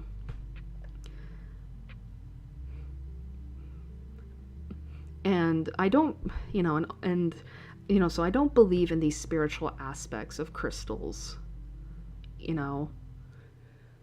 I mean, again, I just got them because they were the prettiest of the bunch. But it is very interesting, you know, but I will say the other stones that I was looking at, it's like, oh my gosh, these are really, like, I recognize a lot of these, you know. Which makes sense. I mean,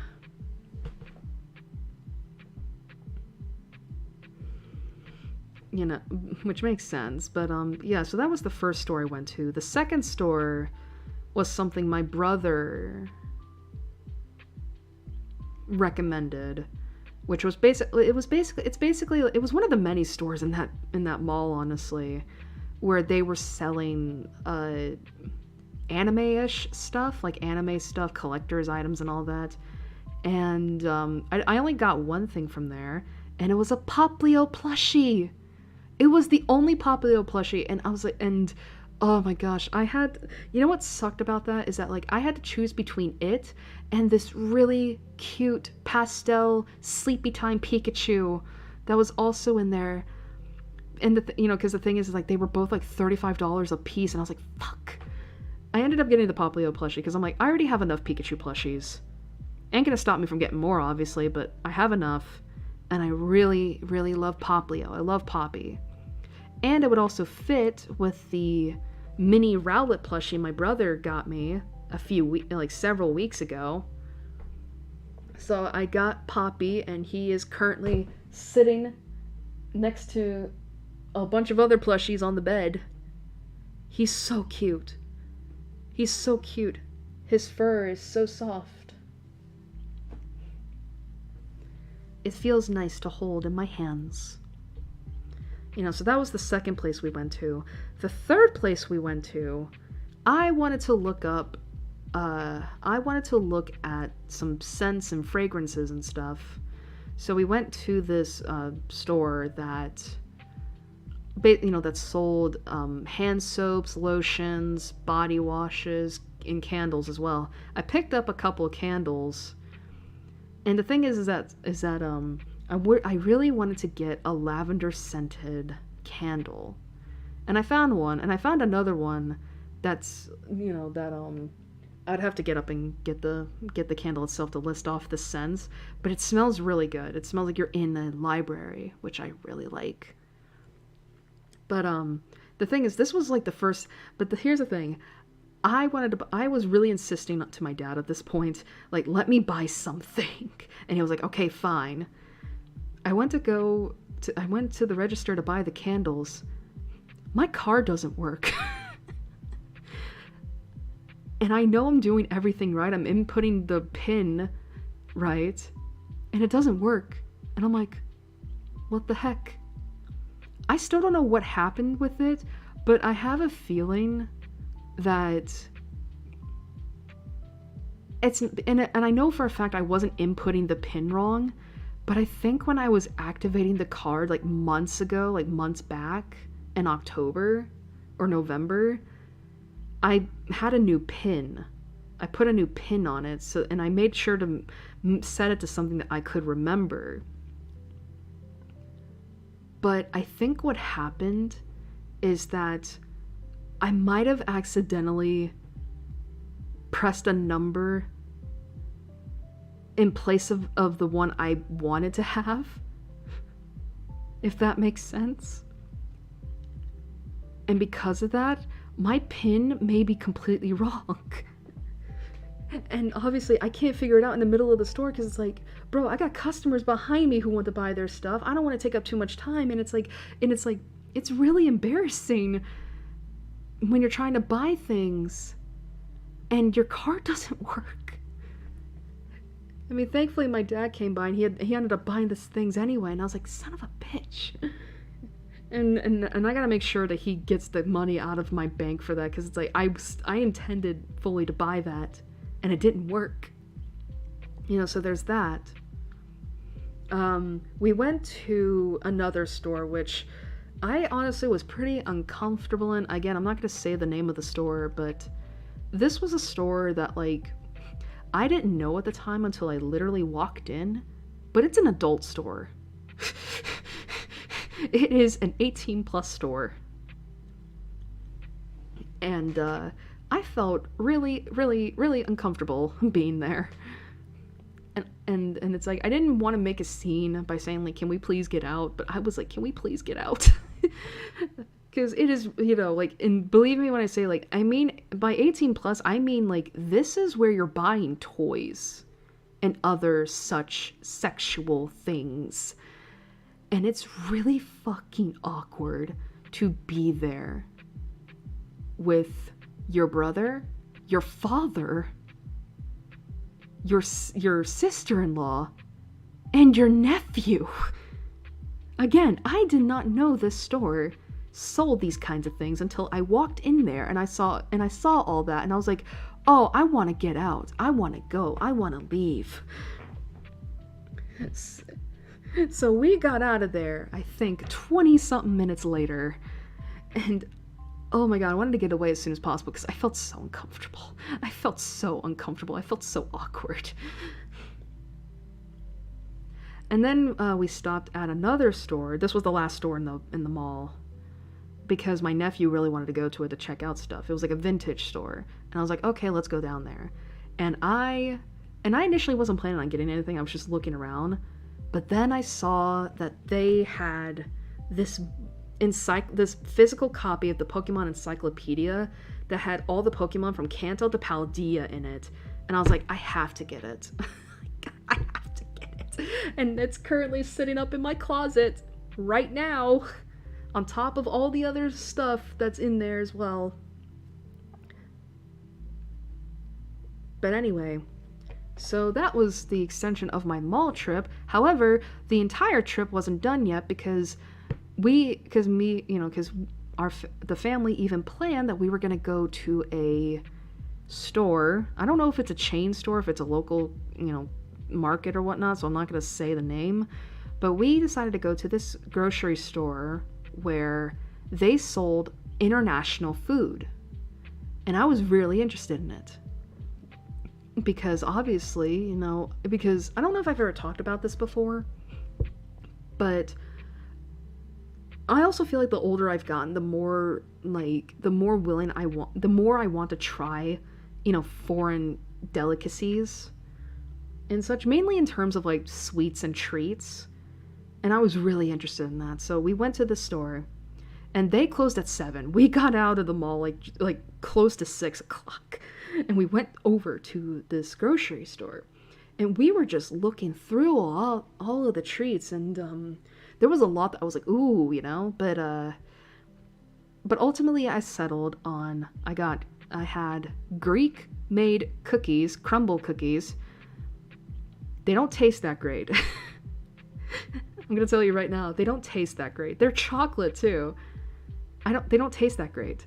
I even dipped them in milk and they didn't taste like, it was just, didn't like them.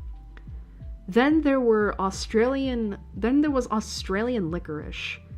That tasted just like regular licorice, but the way that it was packaged, or like the way that the licorice came in, I was expecting them to come in looking like, Twizzlers, right? Like the long red stringy stuff.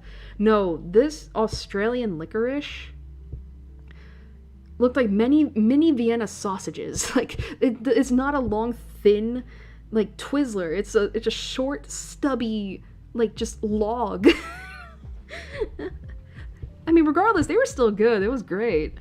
So there was that. I also got Tim Tams, which, if you're not aware, they're another Australian treat that are basically like they're chocolate mint biscuits. Those were probably the best out of the treats I got, because it just reminded me of like Thin Mints, like Girl Scouts Thin Mints. They were good. I liked them. I actually gave one to my dad, who also likes Thin Mints, and he thought it was great. He thought it was good. So I'm like, okay, cool. So if we ever go back to that store, I'm gonna pick up more Tim Tams. And and the funny thing is that I talked about all this on Twitter, and I added Gary, being like, hey, I got some licorice and Tim Tams. What do you think? And they were like, oh my god, you're gonna love the Tim Tams. And I was like, hell yeah, I love the Tim Tams. But there was that. So, licorice, Tim Tams, and Greek cookies. I got a Turkish Delight from the UK. That was bad. Oh my god, that was bad. Like, and I'm gonna put a disclaimer at the end of all this, but like, I got Turkish Delight from the United Kingdom, and it was bad. I did not like it. I was like, oh my god, like, it was so weird. I thought it was like I thought it was a pure chocolate bar, but no, it is like chocolate covered jam, and the jam tastes awful. I don't know what the jam was. I should have looked at the wrapping more clearly, but it was awful. It sucked. I hated it. Like, seriously, I hated the taste. It made me blah, blah, blah, And then finally, I had mochi. However, it wasn't Japanese mochi, it was Taiwanese mochi. And they came in 3 flavors. You had passion fruit, mango, and lychee. I think that's how you pronounce it, lychee. And initially, I initially did not think much of it, of all 3 of those flavors. Like, the smell was a lot. It was very sweet. And I was dreading, like, oh god, please don't let this be like Starburst, because I cannot handle that amount of sweetness.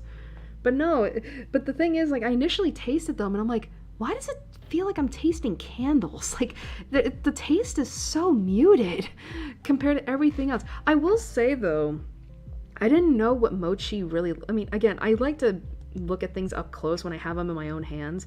The mochi, like when it's presented, is very cute. I remember I talked to my dad about it. He was like, "What do you mean cute?" And I'm like, "They're short and squishy. Like they're small and squishy. Like it's so cute. It is legitimately like having a Pokemon in your hands." But I will say, the more that I ate of the mochi, the more I was like, okay, this isn't that bad, actually. This isn't that bad, actually. The trick is that it's like, I ate the mochi, like, taking just a bite out of the small thing, and then just, just chewing it in my mouth. And instead, the first time, and then the second time, I was like, okay, I'm just gonna pop it whole in my mouth. That actually made it taste a lot better. Because I could actually taste the paste inside of the... I mean, what is it? Jelly? The gelatin? I don't know what it's called.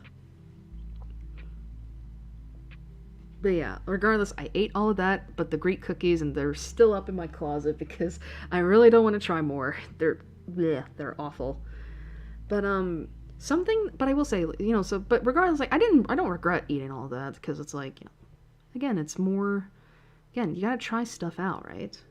But something that made me realize that, like, maybe the reason why I'm so thrown off by these foreign delicacies, right, is the fact that, like, I'm American, right?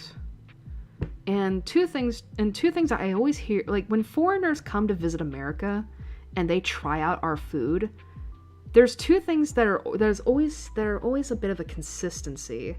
One is, of course, the portion sizes. Apparently the way that America portions its food is so different compared to other countries. Like, apparently we just have, like, almost, double, almost triple the size as opposed to, like, literally everybody else, right? Which kind of makes sense. I mean, if you think about the obesity problem in America. I say this as a fat bitch, don't worry. But another thing, too, and I think this was what threw me off, was that us Americans also like to overload our food with artificial sweeteners, like preservatives. And that's very different to how foreigners have their foods. So obviously for me, being an American who's only ever eaten food that is overloaded with these sweeteners and preservatives and such, I'm eating food that probably doesn't have that problem, that doesn't have that. And so, of course, my taste buds are so used to Americanized food that, like, when it came to foreign stuff, it just did not like it. And so it's like, and I mention all this to say that I don't think I could really accurately critique the food because, because again, I'm such an American bitch. I'm such an American girl. And I feel, and I don't want to judge that kind of stuff unfairly because, so that could have been it. I will say, I still want to go to that store again and buy more and get more treats and such to, just to try some more stuff out. But I did like the haul I brought in. But yeah, so I did all of that on the 18th. I was exhausted. Like, I was exhausted. It didn't help that it was a sunny day. It was hot. Like, ew, oh my god. It was so much for me. And of course, I'm also having to, like, I walked around a whole lot. Like, I was developing blisters, actually. That's how much I was walking. And I was also having to talk a lot, too. Not just to, like, my family, which takes a lot of energy out of me, but also to, like, to storekeepers and all that. And I'm trying my best to recite the script I have in my head when it comes to talking to them. But it's hard when it's like the heat is getting to you and you're kind of hungry because you didn't eat much lunch. But, so that happened. And then on the actual day of my birthday, the 19th, we didn't do anything special, because again, we just spent the previous day doing that. But I ended up buying for myself more books online. I don't want to go into too much detail because I've only just gotten them and I'm still in the middle of reading the first one. But I got Heaven Official's Blessing Volume 2. And I'm already, and just not to go into too much detail, but I have to wonder what the fuck the censorship is doing. Because I'm like, I can't tell if this is like before or after censorship, like when this was translated, like, because to me it's like, why am I like, what is with how gay it is? It's so gay. I can't go into more detail than that, but like, what the fuck is this censorship? Where's the censorship? I know it exists. Where is it? So there was that. I also got the second book in the Locked Tomb series. I got Harrow the Ninth. And I can't wait to delve into that, especially with how the first book ended. Oh my gosh. And then I got a new book that apparently was a nominee for Best Romantasy of 2024 called The Honey Witch. I just got a whole bunch of gay novels. Which, to be fair, my last book haul had 2 sapphic love stories, 1 Achillean love story, and 1 MF love story. And the MF love story was not that great.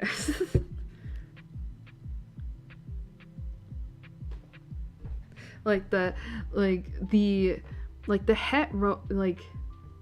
het love story book I got was not that great.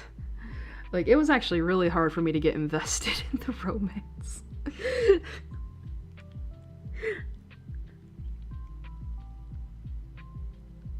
So I got 1 Achillean, so I got 1 Danmei and 2 Sapphics, and it's like, great, fantastic.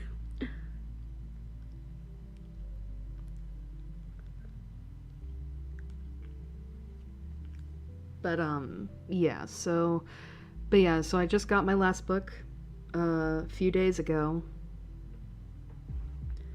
And now I gotta remember to cancel Amazon Prime because I had to get the free trial again if I wanted to have free delivery, because all of that came out to $50-something with shipping being $3, and I was like, fuck that.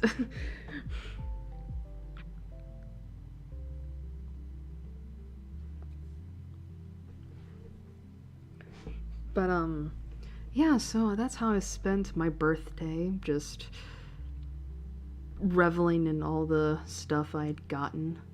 I will say this was definitely a better birthday than the last couple years. It was fun. And I do know for a fact that, like, my family and I are planning another trip out of town. And this was for something that we had planned before the birthday.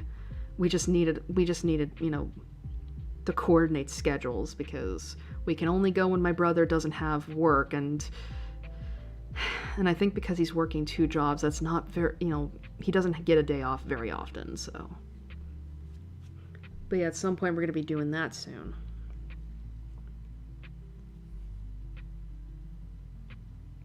Hopefully next week, maybe. We'll just have to see about Monday.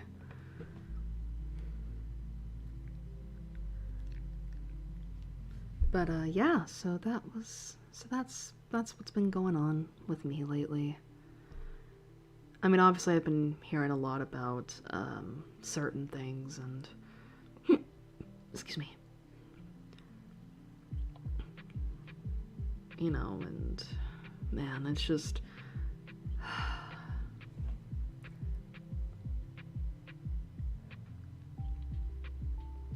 I just don't know what to say.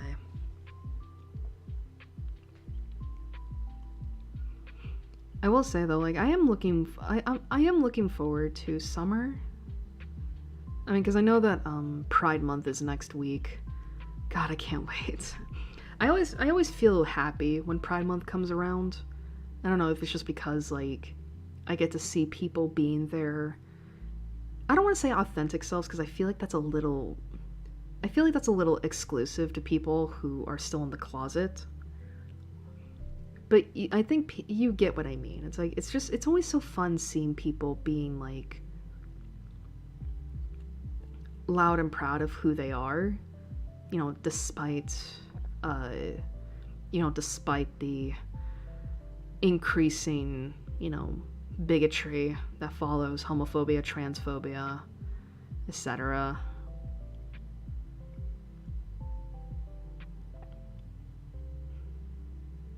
You know, and again, like, I get why, you know, I get why people kind of get depressed around this time because, you know, of the increasing bigotry and all that. But I think especially now, it's important to find joy in stuff like that. So, I do wish I had something more planned for Pride Month this year because, because again, last year we played 3 games back to back, you know, like we had We Know the Devil, A Date with Death, Heaven Will Be Mine. However, I don't have anything like that lined up for this year, you know, because again, I don't know a lot of, you know, games that are queer, you know, but can also be completed within like a month, if that makes sense. You know, because We Know the Devil and Heaven Will Be, We Know the Devil was short, you know, we managed to complete that within a 5-hour stream. We played all of A Date with Death in its 8-hour glory. Speaking of which, actually, I'll bring that up in a minute. And then Heaven Will Be Mine, we had to divvy up within like 3 days because the routes themselves ended up being pretty long. But I'm still really happy. I'm still really happy I did that though, because it was fun. It was fun getting to, you know, voice all those characters and really just kind of like throw out interpretations and of course my own experiences in regards to the topic at hand at the time. I wish I could do that more often, you know? I wish I could. But, you know, it just depends on time and place, you know, when I find these games, you know? But, circling back to what I was gonna say, I took almost a week ago, like, back, you know, last Saturday. Obviously, I went to go set up the waiting room, right? And I usually like to check my analytics.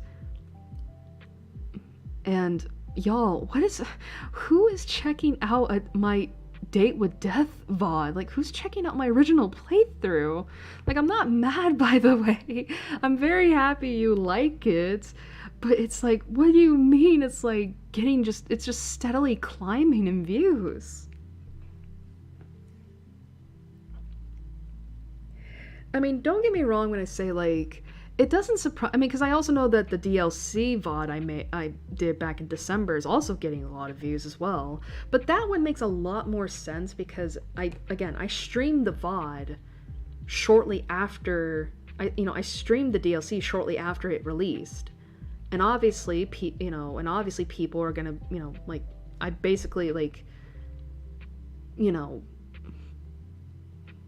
like, I played with the algorithm, I guess, at that point. But but when I streamed A Date with Death, like, that was months after it was released, and people I guess it's because of the fact that A Date with Death ended up being so popular that, you know, that even months after its release, it just, you know, people are very interested in it, and that's fine. It's just, like, that's fine. It's just like, whoa, what do you mean it's got this many views? Like, let me actually, like, bring it up real quick.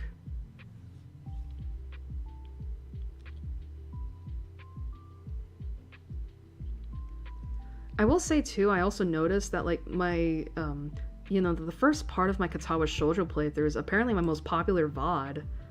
Which, you know, I mean, thank you again to people who are, you know, checking that out. It's just like, why?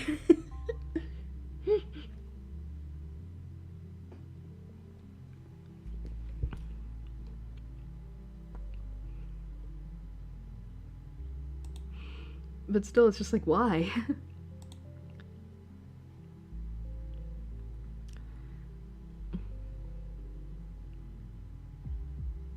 Yeah, like even now I got 2 more VODs.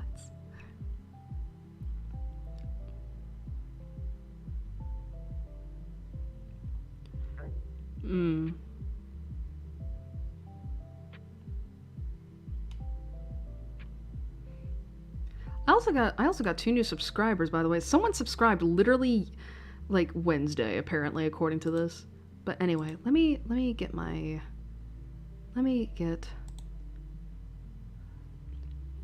okay, let's organize this by views.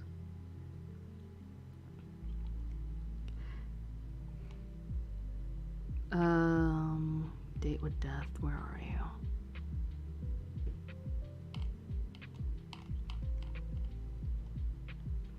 Okay, so the DLC for A Date with Death has 47 views. Where is the original?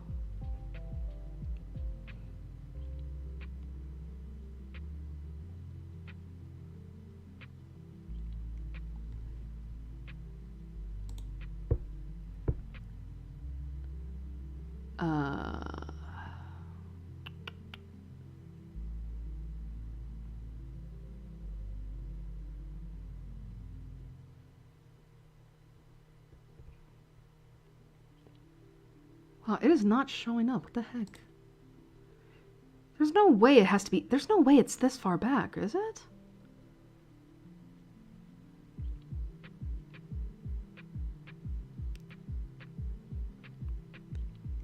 There's no way it's this far back. There's no fucking way. Not unless I'm blind.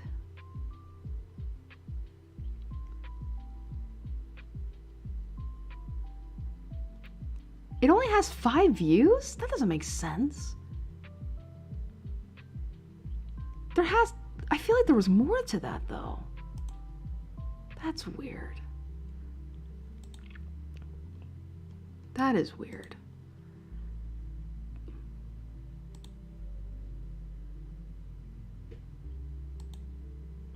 But yeah, like my Katawa Shoujo, like the first part of my Katawa Shoujo playthrough, which was back in 2021, has 110 views and 6 likes. Who the heck?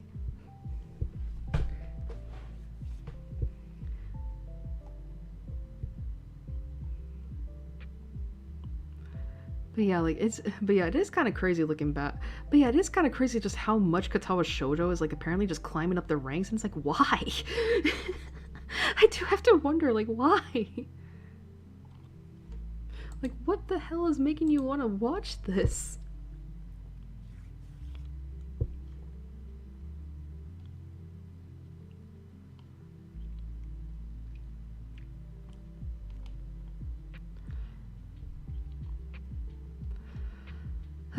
But still, I am. But, you know, but yeah, like, it's kind of crazy.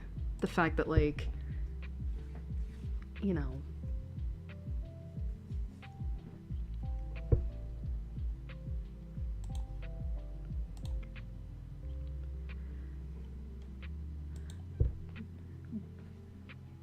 But yeah, I mean, that is kind of crazy. It's like, who the heck is checking me out?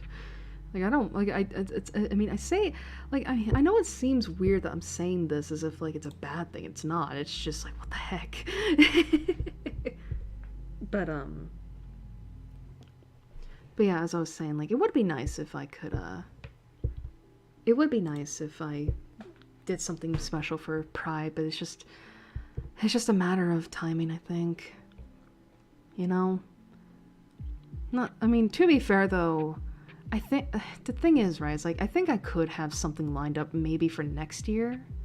I just need to get the games. Like, they're currently, like, some of them are currently on my wish list, whereas others I still need to put on there, which is hilarious because it's like, I keep telling myself, like, there's 3 games I need to put on my Steam wish list, and I've been telling myself this since April. April, more like March. More like March. It's been a few months. I have that ADHD brain, y'all, where it is just like, It is that ADHD. It is that ADHD brain, y'all. Like, just procrastinate constantly. But yeah, like that's the thing. I just gotta get the games, play them for myself, and then I can play them on stream. Because some of them are 18 plus, and I gotta make sure, like, you know, can I do this? I mean, at the very least, I know there's one game that I really am sorely looking forward to, and that may be released at the end of this year. Hopefully. But I know that game's gonna fuck me up. I know that game is going to fuck me up. Actually, oh, it just occurred to me. I need to put those games on the wish list, like, soon. Because the Steam summer sale is gonna be hitting soon. I need to do that. I got 3 games I need to put on there. I need to do that. I need to do that. I need to do that. Remember this, Irie. Remember this.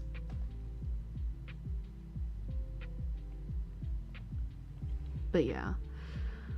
I'm trying to think if there's anything else, because I realize we're 15 to midnight to 1 in the morning. And we're approaching the 1 hour mark. So I think now is a good time to consider going back to what we were doing before. So let me get Twitter up real quick.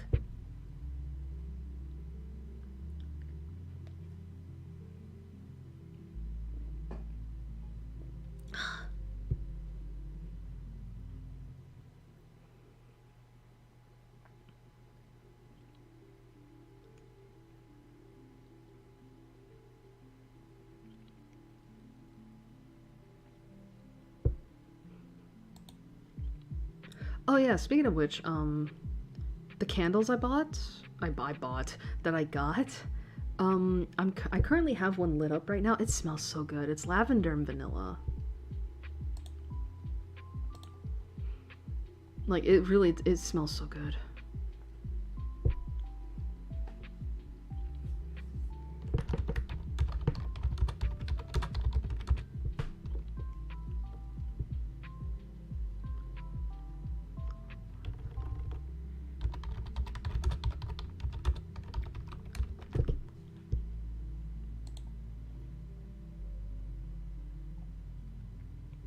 Okay, there we go.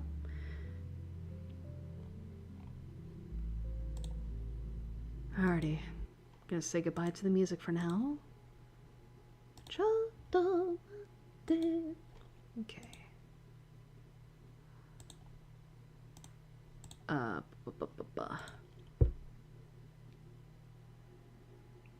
God, my PC is screaming.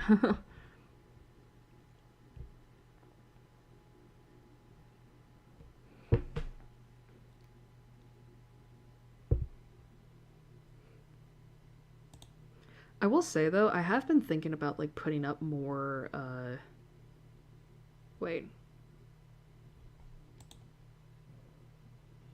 Oh, I'm gonna need to do I just looked at my tier list ranking streams. Is this part mislabeled as part 8 and when it should be part 9? Whoops. Whoa. Whoa. That's an accident waiting to happen. Okay.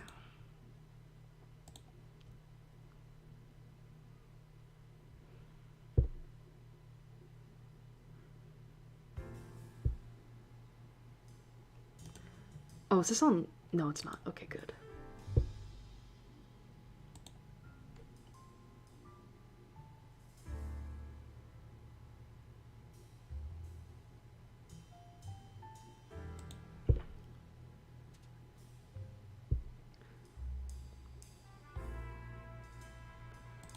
Okay. Alrighty, let me just get Bulbapedia set up here, and then we'll be back into it.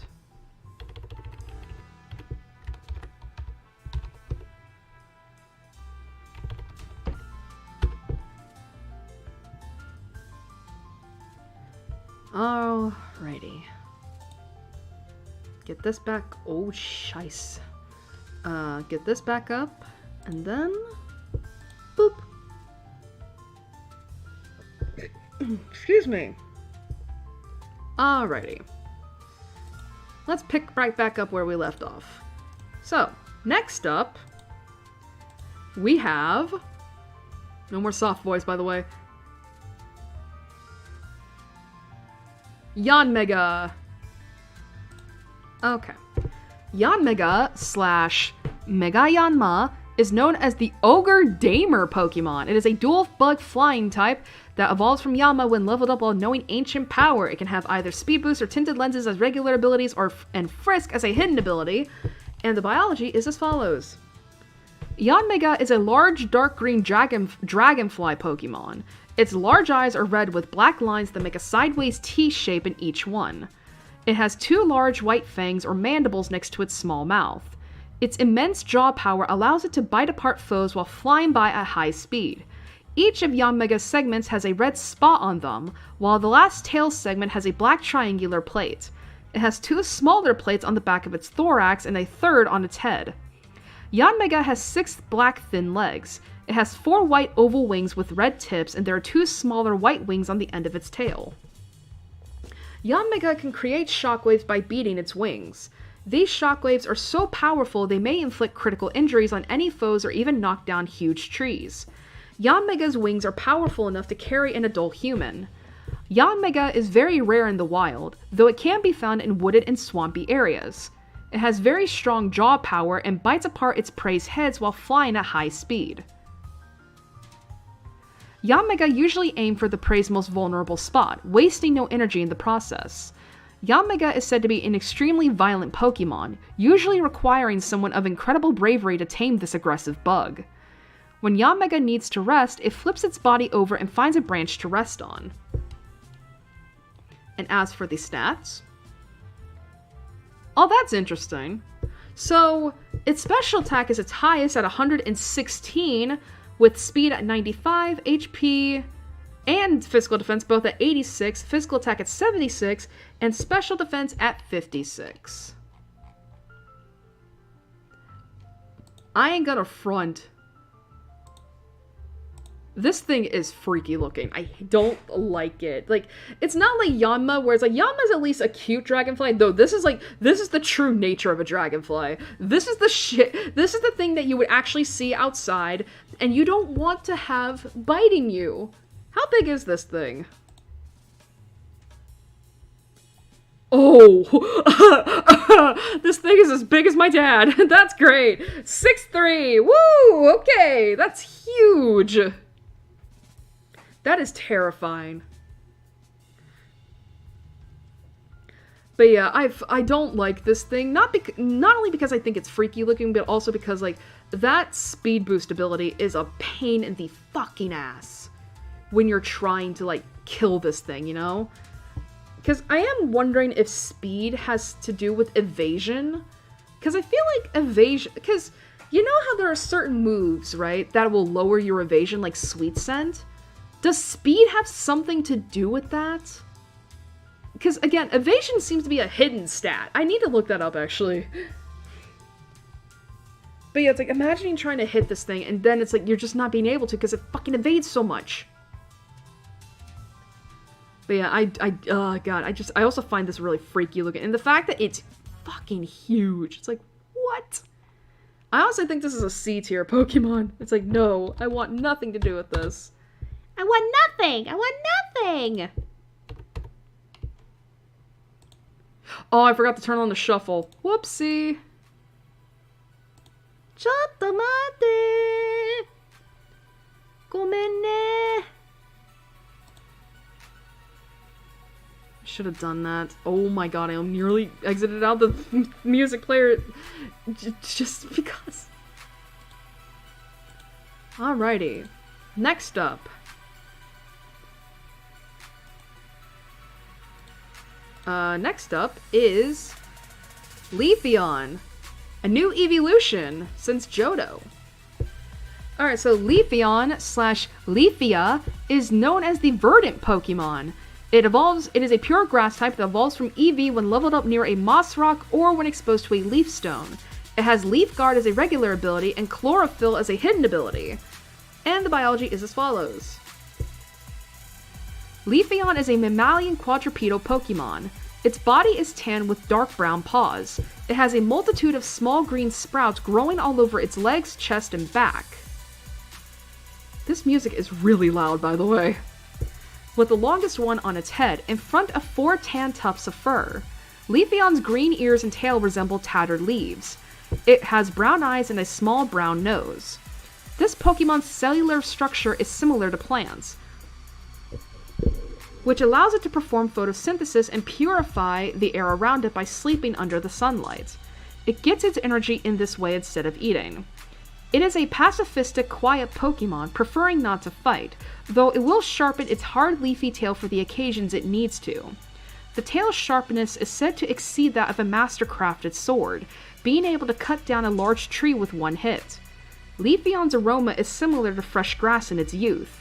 As it ages, this fragrance bears more of a resemblance to fallen leaves. I need to listen to this song as well. The aroma is favored in Galar, where it is used to create a popular perfume. It lives in lush forests that have clean rivers. As mentioned in the sleep style decks, the air produced by a sleeping Leafeon can help any Pokemon sleep deeply. And as for the stats, I almost said lesbian, by the way. Okay, so physical defense status, its highest at 130 with physical attack at 110, speed at 95, both HP and special defense at 65, and special attack at 60.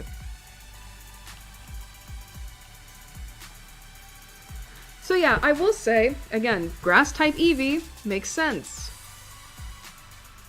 I do like that little bit of, like, flavor text as well. The fact that, like, when it's basically a child, like, when it first becomes a Leafeon, it smells like fresh grass. But the older it gets, the more the smell, like, matures and becomes more fallen leaves. Like, I really like that. That's a nice bit of flavor text. I think it would be kind of interesting, though, if, as also it ages, like, the green here, like, it's, like, that bright, vivid, verdant green. But as I said, the older it gets, the more that this, like, kind of, like, fades. And, you know, like, I don't know if I would say it's, like, autumn leaves, but, like, dying leaves, if that makes sense. But maybe that's a little bit too much work. But, I will say, I faced off against these. They're really good defensive-wise. And they can be kind of scary, honestly. When they're doing offense. But honestly, I don't really see myself having a Leafeon in battle. Like, outside of, like, outside of, like, oh yeah, I have Eevees, and I have all the evolutions, right?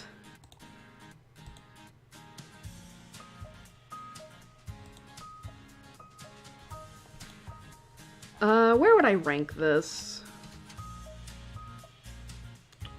Honestly, I would say low B territory. I keep saying territory, I mean tier.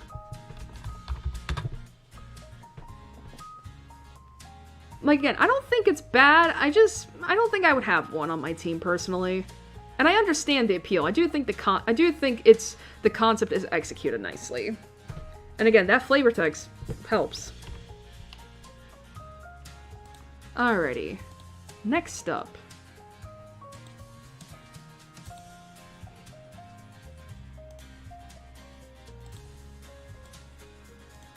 Is Glaceon. Alright, Glaceon / Gracia is known as the Fresh Snow Pokemon. It is a pure ice type that evolves from Eevee when leveled up near an ice rock or when exposed to an ice stone. It has Snow Cloak as a regular ability with Ice Body as a hidden ability, and the biology is as follows. Glaceon is a quadrupedal mammalian Pokemon covered in light blue fur. It has long pointed ears, dark eyes, and a small nose. A teal crest with 2 dangling flaps adorns its head, resembling hair or headgear. Glaceon has 2 dark blue rhombus-shaped markings on its back. The tip of its tail, feet, and flaps are the same shade of blue. By controlling its body temperature, it freezes the moisture in the air, producing ice crystals or diamond dust surrounding it. It is capable of flexing.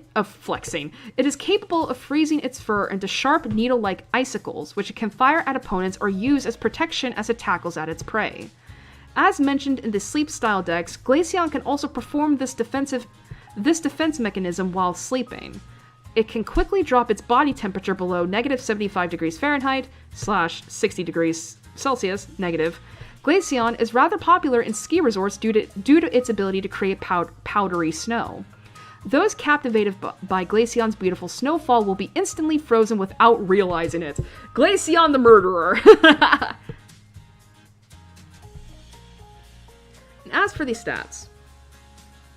So, special attack is its highest at 130, with physical defense at 110, special defense at 95, HP at 65, and speed, and physical attack at 60.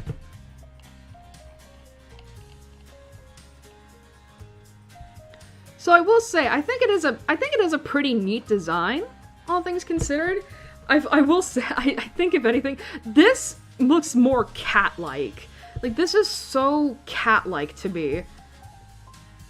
Even though I think Eevee's supposed to be more of a fox? I don't know. Okay.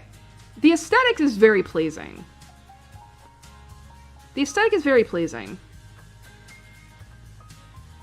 Like, the color palette is very nice to the eye. And yeah, I think it's a neat design, all things considered. And the stats aren't that bad either. I think if anything, it's kind of like an opposite of Leafeon's. But I will say again, like, I think there are better ice types for me out there. But that's not to say, of course, that Glaceon is bad. I will say, I think I like Glaceon more than Leafeon. But not by much enough to where it's like it's gonna go anywhere but the B tier, so...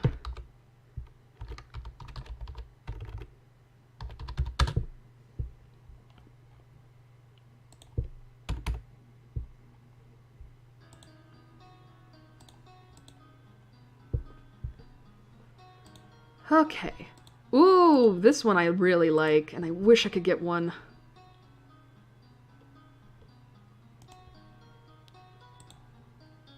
Alrighty. Next up, Gliscor. Alright, so Gliscor slash Gurayon is known as the Fang Scorpion Pokemon. It is a dual ground flying type that evolves from Gligar when leveled up while holding a Razor Fang during the night. It can have either Hyper Cutter or Sand Veil as a regular ability, with Poison Heal as a hidden ability, and the biology is as follows. Gliscor is a large, mainly blue-purple vampire bat-like Pokemon, partially clad in an insect-like carapace. Its legs have 2 toes and a slightly darker circular coloration on the underside, and its tail has 2 barbs, giving its tail the resemblance of a vampire's fangs. Its arms are red with thin striations and are completely detached from its black wings, and each is ended with large pincers. Its ears have discernible red chambered ear insides, and its eyes are yellow. It has 6 visible fangs in its mouth, and its waist, like its arms, is red and striated. Gliscor's body resembles an open mouth, with the pointed protrusions coming from its upper torso resembling fangs, further illustrating its vampiric qualities. It has a tendency to hang upside down from trees while watching its prey. Gliscor feeds on the blood of other Pokemon species, grabbing prey using its tail, then biting their necks with its long, sharp fangs. It is even said to take pride once its prey is fully drained of blood.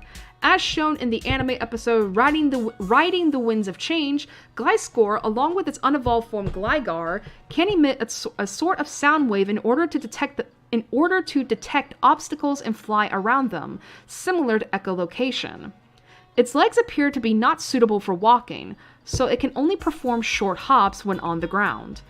Gliscor hangs upside down while sleeping, much like other bat-like Pokemon, and it is nocturnal. It is capable of soundless flight, however, its wings cannot be flapped to the same extent that other Pokemon's wings can. Like Jumpluff and Wingull, Gliscor uses winds and updrafts to glide from place to place. When there is no wind, Gliscor climbs to the top of tall trees using its sharp raptorial claws and then glides from place to place. This practice is similar to flying squirrels. Gliscor is highly resistant against poisonous substances. It is extremely rare, but sometimes it is found in thick pine forests, swamps, and even alpine regions. And as for the stats, so physical defense is ties at 125, with both physical attack and speed at 95, HP and special defense at 75, and special attack at 45.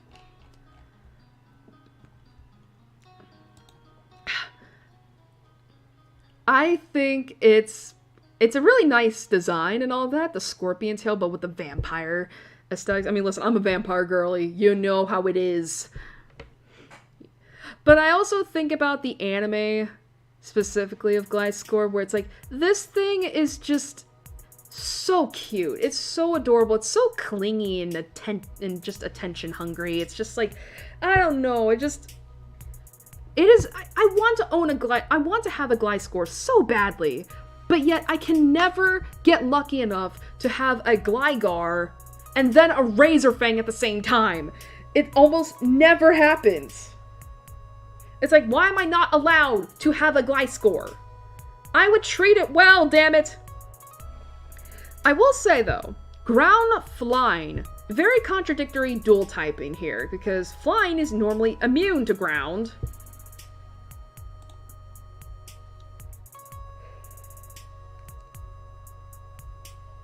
Excuse me.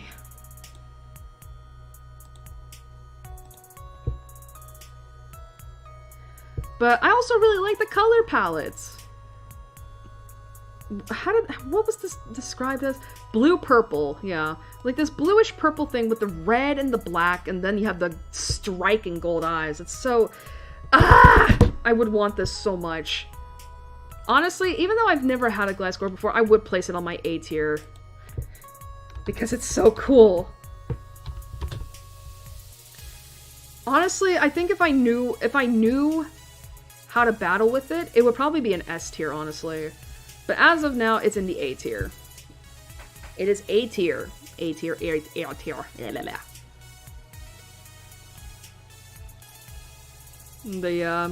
I also really, again, I'm a vampire girly. I love vampires. What can I say? Even though this is a mean vampire. Vampire. Next one. Oh my god. Oh, this is gonna be a real struggle for A tier for me. Next up is Mamoswine.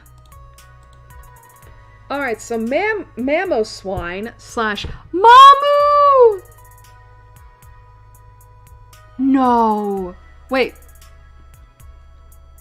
Manmu, not Mamu, Manmu. Regardless, it's cute. Is known as the Twin Tusk Pokemon. It is a dual ice ground type that evolves from Piloswine when leveled up while knowing ancient power. It can have either Oblivious or Snow Cloak as regular abilities, with Thick Fat as a hidden ability. By the way, how many Pokemon evolve while knowing ancient power? It just occurred to me. Like, this is like, I think, the third or fourth Pokemon just from Sinnoh alone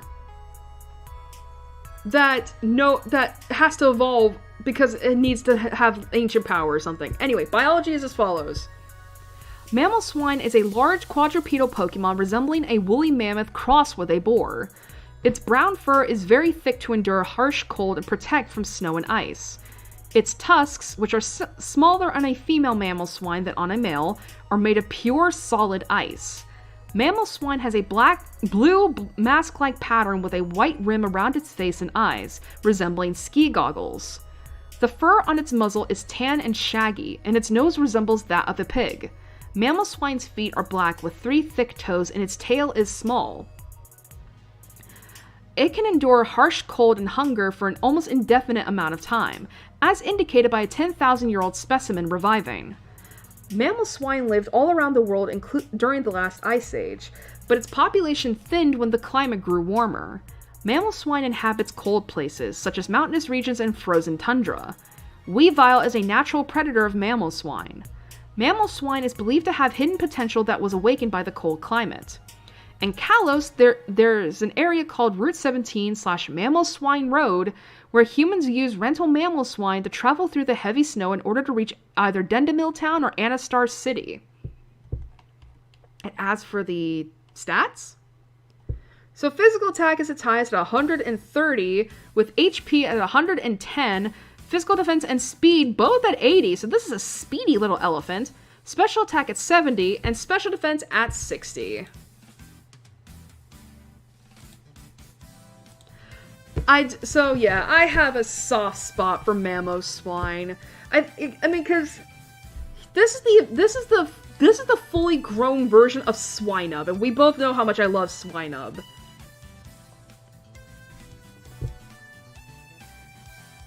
But I have a soft spot for Mammo Swine. Like, it's just, I don't know. It's just, I love it so much. And I think it's because of the fact that, like, I don't know if I've said this before, where it's like, where it's like, when I was constructing teams for Ven, I actually gave her a fucking Mammal Swine because I thought the dichotomy would be really funny and all that. But, like, I had it to where, like, the Mammal Swine would be named Snowdrop, which, if you know anything about snowdrop flowers, they are tiny.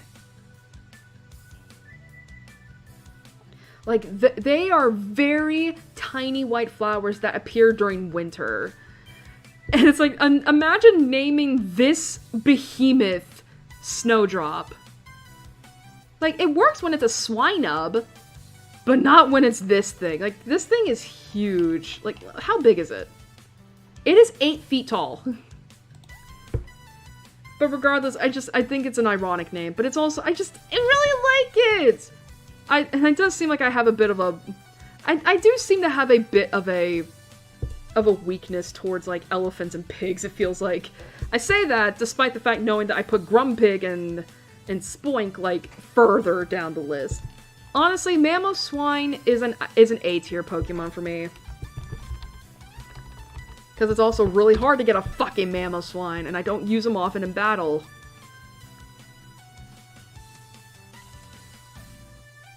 Man, we have so many Pokemon. It's great. But yeah, I like Mammo Swine, my beautiful Snowdrop. Alrighty, next up.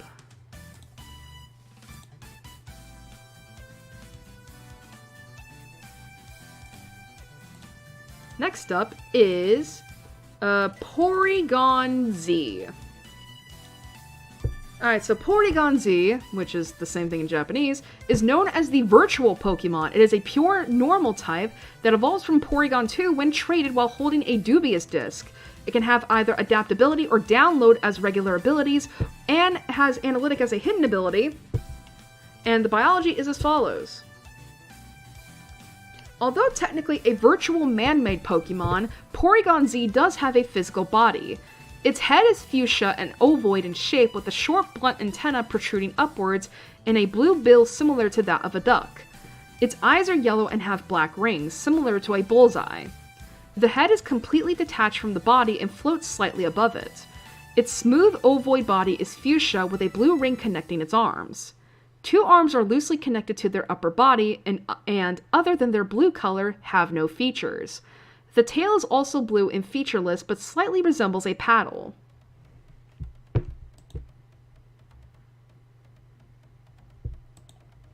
Porygon Z was given additional software in order to increase its abilities further, and its offensive power has greatly increased. The initial idea was to give Porygon 2 the ability to travel through alien dimensions, but it did not work as planned. Instead, the resulting Pokemon began showing highly erratic, unstable behavior and twitchy movements, making it difficult to work with for research.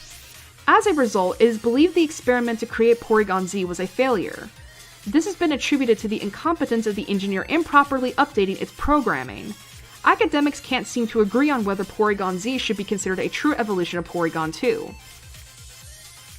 Oh, this is interesting. In ancient Hisui, people were confused about Porygon Z and its evolutionary relatives due to them arriving through space-time distortions and being the product of far more advanced technology than what was available at the time. Why is this music so fucking loud? Porygon Z and its pre-evolved forms are the only known Pokemon capable of learning the moves Conversion and Conversion 2. Additionally, prior to Generation 5 and in Generation 9, Porygon Z and its pre-evolved forms are the only known Pokemon that can have Download as an ability. And as for the stats... Oh, wow. Okay. So special attack is its highest at 135, with speed at 90, HP at 85, physical attack at 80, special defense at 75, and physical defense at 70.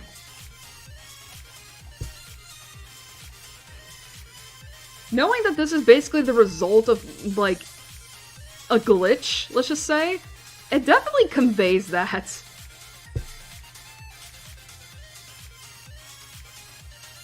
But it is very interesting, too, to think about, like, again, going from Porygon to Porygon 2 and then Porygon Z, it's like, we are getting more and more, like, curvy. We're getting more and more curvy, less lines, more roundness.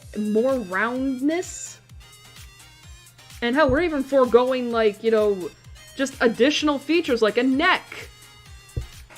Like, I do like that, what's the word? I do like that it's, like, this whole line, I guess, going through technology with us, like, you know, because, again, because to me it's like, Porygon represents, like, the 90s, right? You know, where it's like where it's like, character, you know, where it's like polygon models, right? Then we have Porygon 2, where it's like, okay, we're getting a little bit closer to what actual humans look like, but we haven't reached that far yet. Like, this is basically, like, you know, like, basically, like, not quite polygonal, but, you know, but still. And then we have this, where it's like, I think this is probably, like, the closest we've gotten so far to, like, oh, this is what actual models should look. You know what I mean? Like, 3D models, I guess.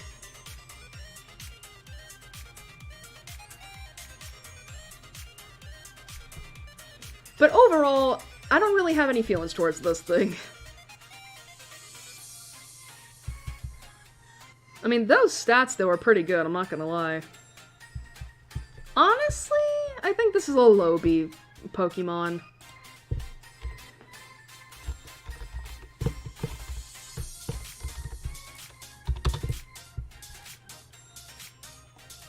Low B Pokemon. I think the concept's nice, and I definitely like the evolution, quote-unquote, of, again, of, like, I mean, you know, when you think about, like, the actual making of 3D models in computers and such, going from Porygon to Porygon Z. But, yeah. It's just, I don't really have any feelings towards it, so... Alrighty. Oh, next up is our final Mega Evo for Sinnoh. And this one I need to try out. Next up is Gallade. I will say though, the Mega Evo for Gallade is pretty nice. Like, look at that. Alrighty, so Gallade / Eruredo is known as the Blade Pokemon. It is a dual psychic fighting type that evolves from a male Kirlia when exposed to a Dawnstone. It can have either Steadfast or Sharpness as from Generation 9 onwards as a regular ability with Justified as a hidden ability, and when a Mega evolves, it gets Inner Focus. Oh my god, that's so funny. And the biology is as follows.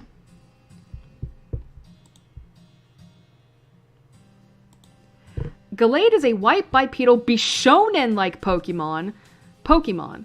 Its lower body consists of rounded hips with strong legs. It has a thin green torso with sharp red horns sticking out of its chest and back. Its arms resemble tonfas with extendable blade-like elbows. Its head resembles a gladiator's helmet with a white face, red eyes, and a teal head crest. It has spikes on the sides of its face. It is a master of courtesy and swordsmanship, capable of predicting its foes' moves, allowing it to strike preemptively. True to Gallade's honorable warrior image, it is just as protective of its trainer as its counterpart Gardevoir, using the blades on its elbows to defend. The shoulder blades are said to be sharper than even the best swords. Gallade is known to be sharply aware of a person's wish for help and seeks out those who need its assistance in battle, fighting savagely with fast and fierce attacks. It is capable of teaching itself swordsmanship at an impressive rate. As shown in the manga Pokemon Adventures, Gallade can extend its blades at will to attack opponents from behind. This Pokemon inhabits mountainous areas. As mentioned in the sleep style decks, Gallade has been observed sleeping in a formal position with one knee up. It is believed that Gallade does this because, even in its sleep, it is preparing to fight and protect both humans and Pokemon at any moment. And in terms of the Mega Evo, as Mega Gallade, its entire body becomes white, save for its head. Red plates emerge from its arms, its blue head crest grows slightly longer, and the spikes on its head are elongated. It also gains 2 cape-like protrusions on its back, giving it a knightly appearance. When the situation demands it, Mega Gallade can use its psychic power to reshape both arms into blades simultaneously and fight using a dual-wielding style. Cool.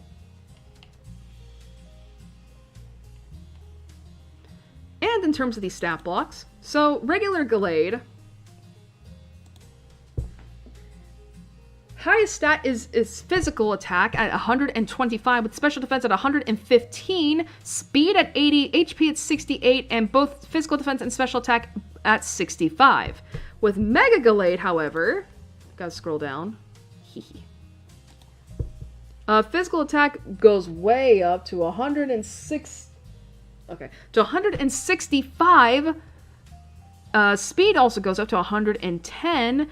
Physical defense goes up to 95. And that's about it. HP, special attack, and speed all... Not speed, and special defense both all remain the same.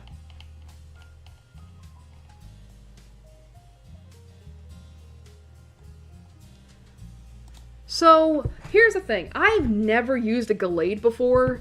Mainly because I always go for the Gardevoir, because I love Gardevoir so much. But there is a part of me that does want to try Gallade out, just to see, like, is it as strong as Gardevoir in the physical sense? Because I will say, I do like the design here, especially the Mega Gallade. Like, it is so, like, it's very interesting as well when you think about Gardevoir's Japanese name, which is Sunaito, or Surnite. And it's like, the Gallade has a knightly appearance in its Mega Evo. Interesting.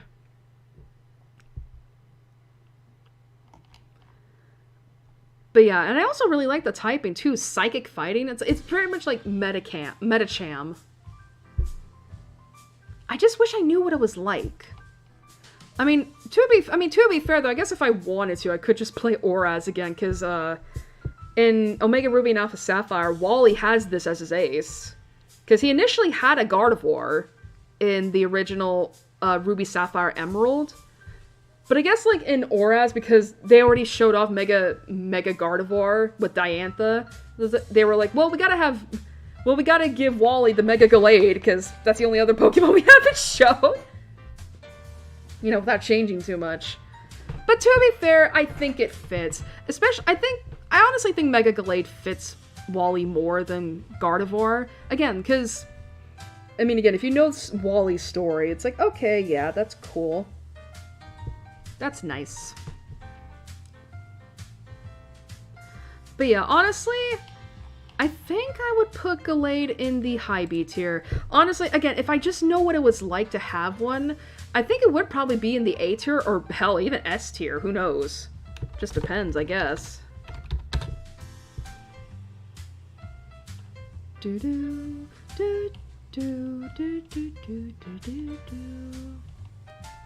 Alright, anyway, as I said, that's the last Mega Evo for Sinnoh, which is cool. Great, fantastic.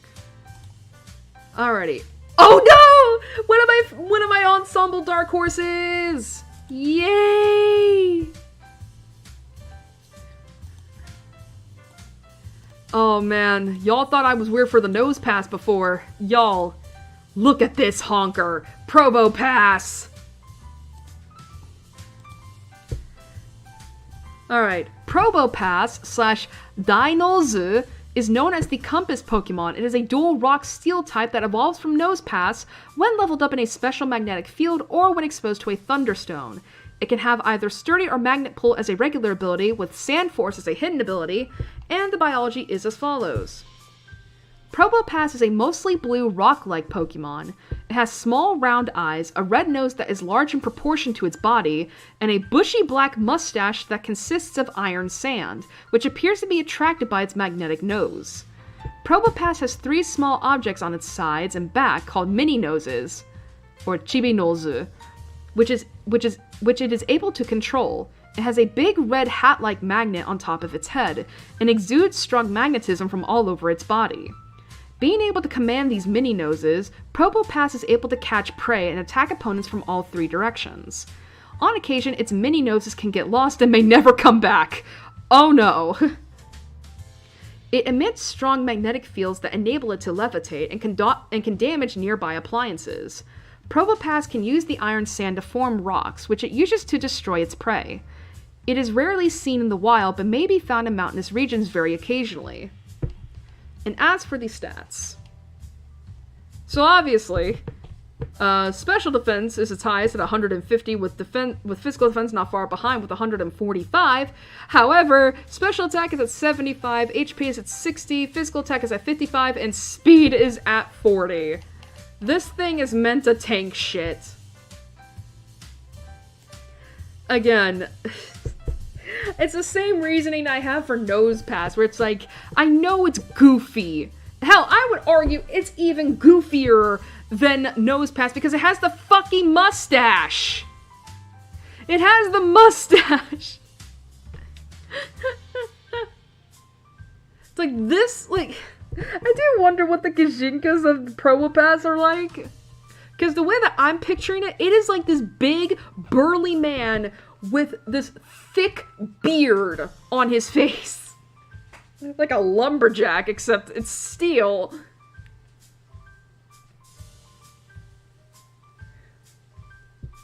But for real, like, it's so goofy, but I can't help but like it. It's just, I'm drawn to it. Like, I just like it. I like it. I think it's nice. It's just, God, sometimes I feel like there are just people out there where it's like, they can't explain why they like a Pokemon that's like Probopass, where it's like, it's just so weird and so ridiculous, but you can't help but like it because it just strikes you as like, oh, this brings me joy, as Marie Kondo would say. This sparks joy.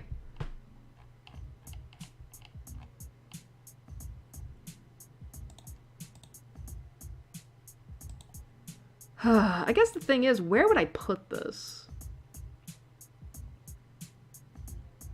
Honestly, I would probably put it in the high B tier. Because unfortunately, I do like my Pokemon to attack. But Probopass is a very high B for me. I can't help it. It's so nice. It's so great. I love this thing. It's so goofy.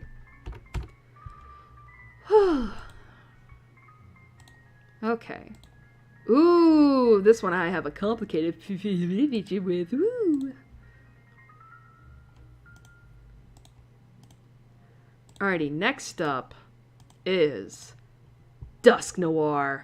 Hello, Pokemon Mystery Dungeon Explorers antagonist. How are you? Dusknoir / Yonowaru is known as the Gripper Pokemon.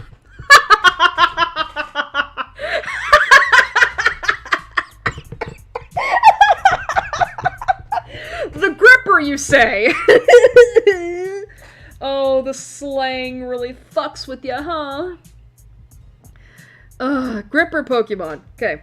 It is a pure ghost type that evolves from Dusclops when traded while holding a Reaper Cloth.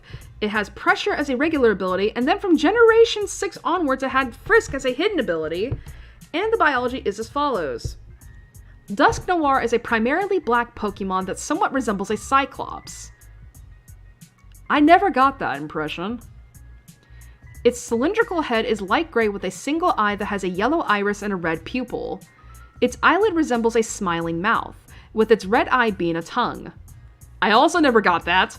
There's a yellow band near the top of its head, and a short yellow antenna with a disc-shaped tip tip extending from on top. 6 flat projections extend from the base of its neck and surround its head, resembling an upturned collar. See, I got that. Dusk Noir has well-developed arms with 2 yellow bands near its wrists and large gray hands, the Yowie hands as they put it. On the front of its torso are 2 almond-shaped markings, and on its back are 2 circular markings. Both sets of markings resemble eyes. A yellow band encircles its body, zigzagging along the front and forming a long curve around the back. It has a wispy tail in place of feet. The antenna on Dusk Noir's head allows it to receive transmissions from the spirit world, which tell it to bring people there. Dusk Noir usually appears to those who are dead and bring their souls to the afterlife. Because of this, people highly fear Dusk Noir. Sometimes Dusk Noir may accidentally take away the souls of those still alive, though this rarely happens on the off chance. However, the anime episode Ghoul Days has shown it protecting innocent people from being taken to the spirit world. It is unknown if Dusk Noir has a will of its own, or if it is forced to follow the bidding of the transmissions it receives. The band on its body can open, similar to a mouth. Dusk Noir is capable of using its belly mouth to swallow its target whole. There is something just so oddly charming about the term belly mouth. It also uses this ability to take spirits into its body and carry them home as it travels to unknown places. Dusk Noir only consumes spectral essence, leaving only the empty remains of living beings untouched. As shown in Pokemon Horizons, I believe, Dusk Noir can eat with the mouth on its stomach. And oh my lord, that's scary. And in terms of the stats, holy shit.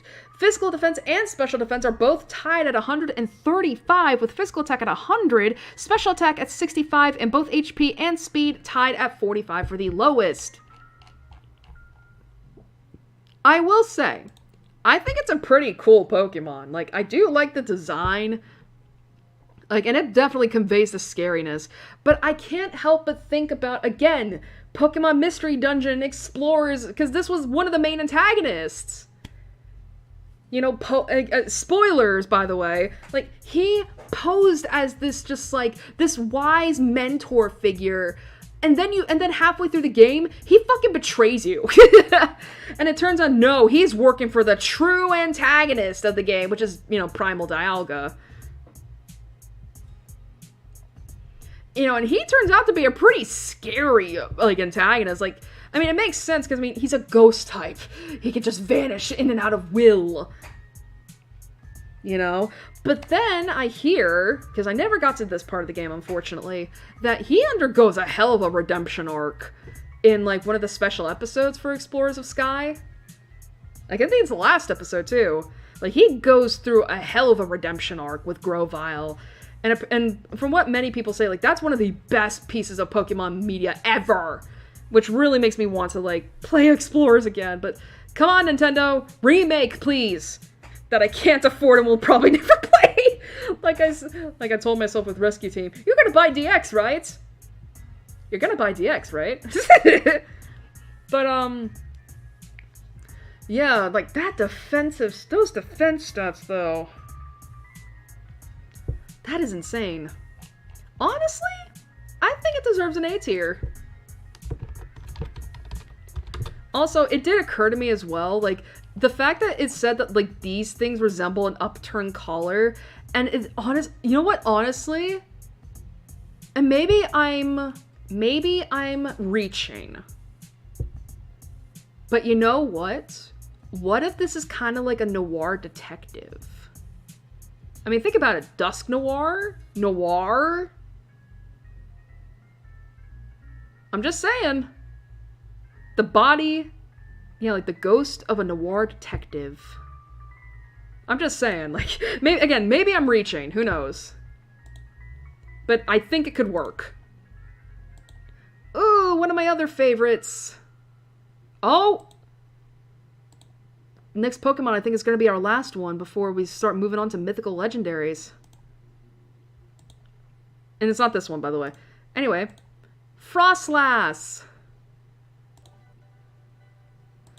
Alrighty, so Frostlass / Yukimenoko is known as the Snowland Pokemon. It is a dual ice ghost type that evolves from a female Snorunt when exposed to a Dawnstone. It has Snow Cloak as a regular ability with Cursed Body as a hidden ability, and the biology is as follows. Frostlass is a humanoid Pokemon with a hollow torso that resembles a kimono. It wears a red band around its waist, reminiscent of an obi. Its body lacks feet and it floats in the air like its counterpart Glalie. Its arms are connected to the sides of its head and flare at the wrists. The flared portion has a dappled light blue coloration. Its hands consist of 3 small fingers. Frostlass's head is shaped similar to a sideways water droplet and is topped with 2 ice crystals that resemble horns. Its head has several holes in it resembling a mask. Through 2 of these holes, crystal blue eyes with yellow sclera can be seen. It also has a mouth below this mask, quote-unquote. Frostlass lives in snowy areas and has the ability to freeze foes with its negative 58 degrees Fahrenheit breath, which is negative 50 degrees Celsius. It is thought to display its victims secretly after freezing them. It enjoys preying on handsome men climbing in the mountains, but has also been known to take Pokemon. Its favorite food is frozen souls. Okay. Frostlass is known to bring its frozen prey back to the cave it lives in before lining them up neatly. It also goes down to human homes to knock on doors during nights of cold blizzards. There is a legend that Frostlass will place curses on any men that misbehave. As evidenced in the anime episode The Drifting Snorunt, it can create illusions to manipulate others. Frostlass is a female-only species and is said in legends to have been formed when the spirit and lingering regrets of a woman who was lost in the mountains possessed an icicle. And as for the stats, so it's actually really speedy, especially in hail. With speed at 110. Oh, this is pretty well rounded, all things considered. Physical attack and special attack are both tied at 80, with HP, physical defense, and special defense all at 70. So yeah, I think Frostlass is a really cool Pokemon. And it also reminds me of this piece of folklore. I wonder if Bulbapedia has it. It reminds me of this piece of Japanese folklore. I think it's a yokai, actually. Chotomate. Yeah, so Frostlass, I believe, is probably based off of the tale of the Yuki Onna, which is a female ice spirit of Japanese folklore. According to Wikipedia, the Yuki Onna so the origins of the Yuki Onna is that it originates from the so it says here on Wikipedia, Yuki Onna originates from folklores of olden times. In the Muromachi period, Sogi Shokoku Monogatari by the Renga poet Sogi, there is a statement on how he saw a Yuki Onna when he was staying in Echigo province, now Niigata prefecture, indicating that the legends already existed in the Muromachi period. So unfortunately, there is a lot of different stories about the Yuki Onna. So, and I possibly cannot go over all of them, but the one that I remember, the one that I know about, is that the Yuki Onna is essentially a woman that lives on a snowy mountain that is said to lure men in, and they're essentially supposed to become lovers, become married, and they have children.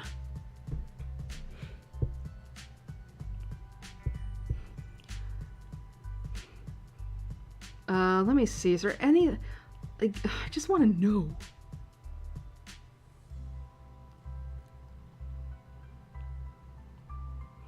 I mean, it is said that it's supposed to be... It is classified as a yokai.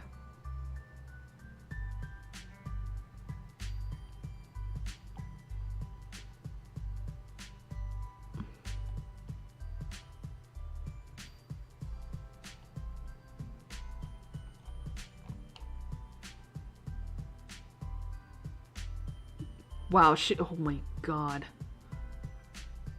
But I mean, yeah, Yuki Onna literally just means snow woman. But apparently she may also go by such names such as Yuki Musume, Yuki Hime, Yuki Onago, Yuki Joro, Yuki Anessa, Yuki Amba, Yukimba, Yuki Furibaba. Like, you know... And basically, Yuki Musume, Snow Daughter, Yuki Hime, Snow Princess, Yuki Onago, Snow Girl, Yuki Joro, Snow Woman, Yuki Anessa, Snow Sis, which is funny, Yuki Omba, Snow Granny or Snow Nanny, Yukimba, which is Snow Hag, and Yuki Furibaba, which is Snowfall Witch or Snowfall Hag, and Nagano, apparently. Oh, Yukimba is for Ehime, and Yuki Furibaba is Nagano. Regardless, I think Frostlass is a cool Pokemon. But yeah, I think Frostlass is a cool Pokemon. I really, I love the design. I love the design. I love the color palette. I love that it's a it's a pretty good ice type, all things considered. And it can be scary.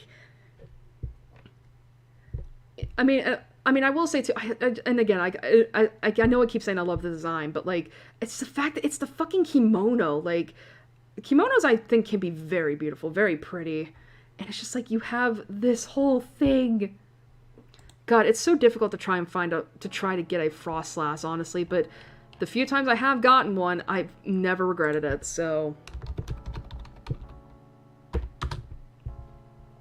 Yeah, Frostlass goes in A tier. We're getting a lot of A tier Pokemon. Okay. Oh boy. Alright, this next Pokemon, just to make things easy on myself, I am not going to present all the forms, because there's so many. There's so many. And I do want to end this as quick as possible, so unfortunately we're only gonna go over one, and it's the main one, and it's Rotom.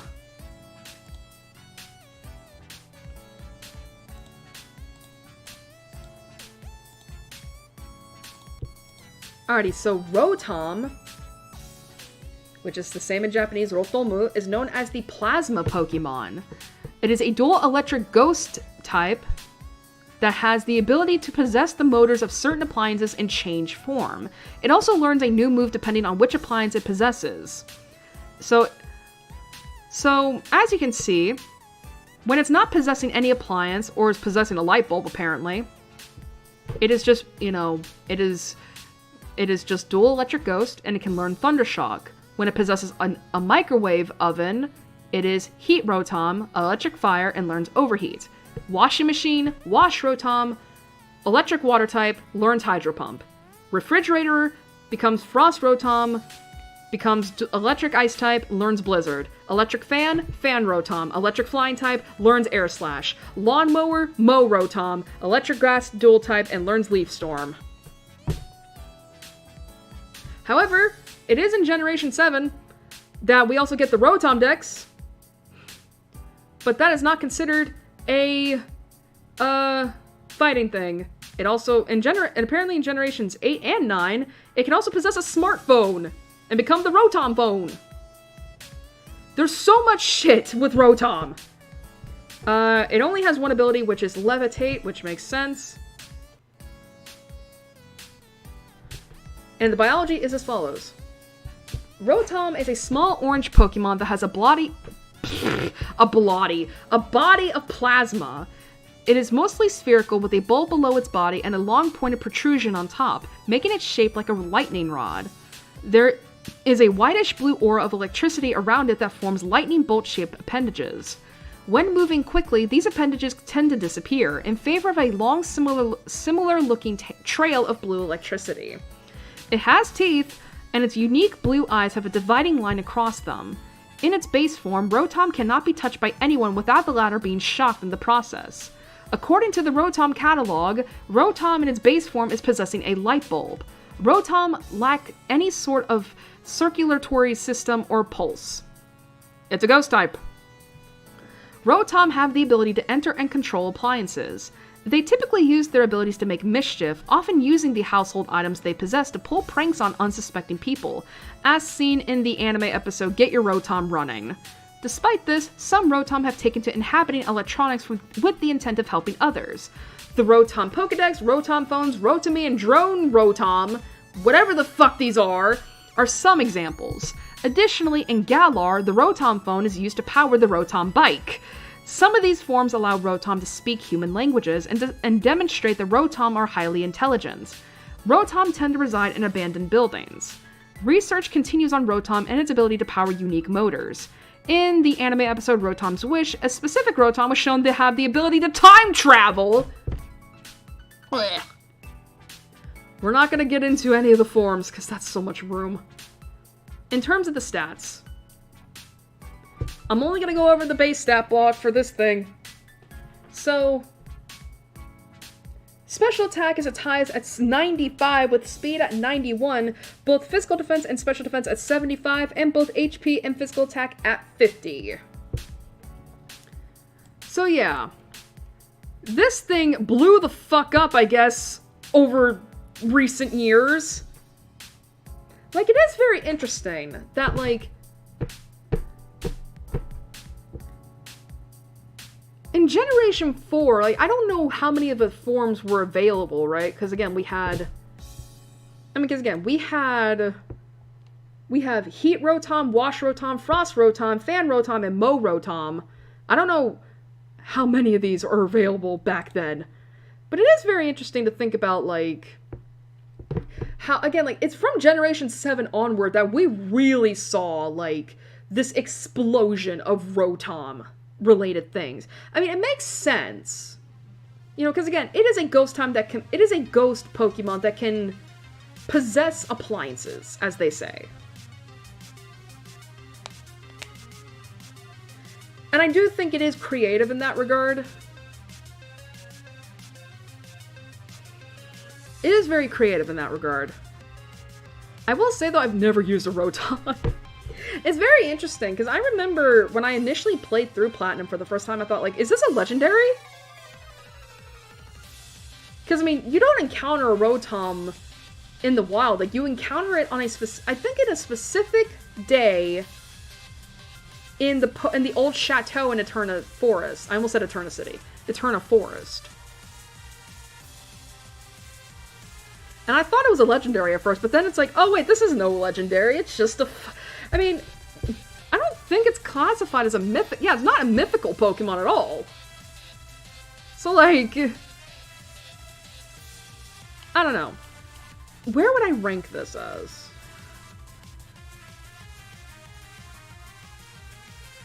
I mean, the stats aren't that bad. I'm gonna put it in the high B tier.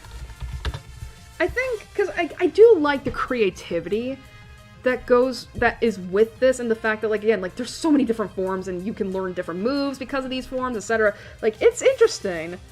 And again, like, just the fact, you know, just how integrated Rotom has become in the Pokemon universe since Alola.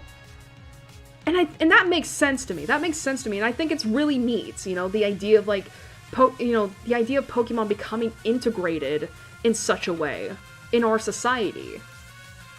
It's just very interesting. I like it. It's such a neat world-building bit.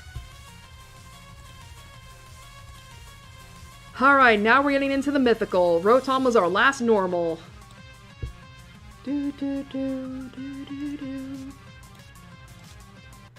Oh boy. Alright, next up, we have our first mythical. And it is Yuxi. The first of the Lake Trio. So yeah, Yuxi slash... so Yuxi, which is the same in Japanese, Yuxi, is known as the Knowledge Pokemon. It is a pure psych... Oh, it's not considered mythical, it's considered legendary. Excuse me. Yeah, so it is a pure psychic type that is a member of the Lake Guardians, a legendary trio created by Arceus, and was first discovered in the Sinnoh region. Yuxi is known as the Bean of Knowledge, or Chishiki no Kami, God of Knowledge. It has Levitate as an ability, and the biology is as follows. Yuxi is a small gray fairy-like Pokemon with 2 gray tails that are each encrusted with a red gem. Yuxi has a partially yellow face with another red gem encrusted into its forehead. Its head faintly resembles that of a helmet or a human brain.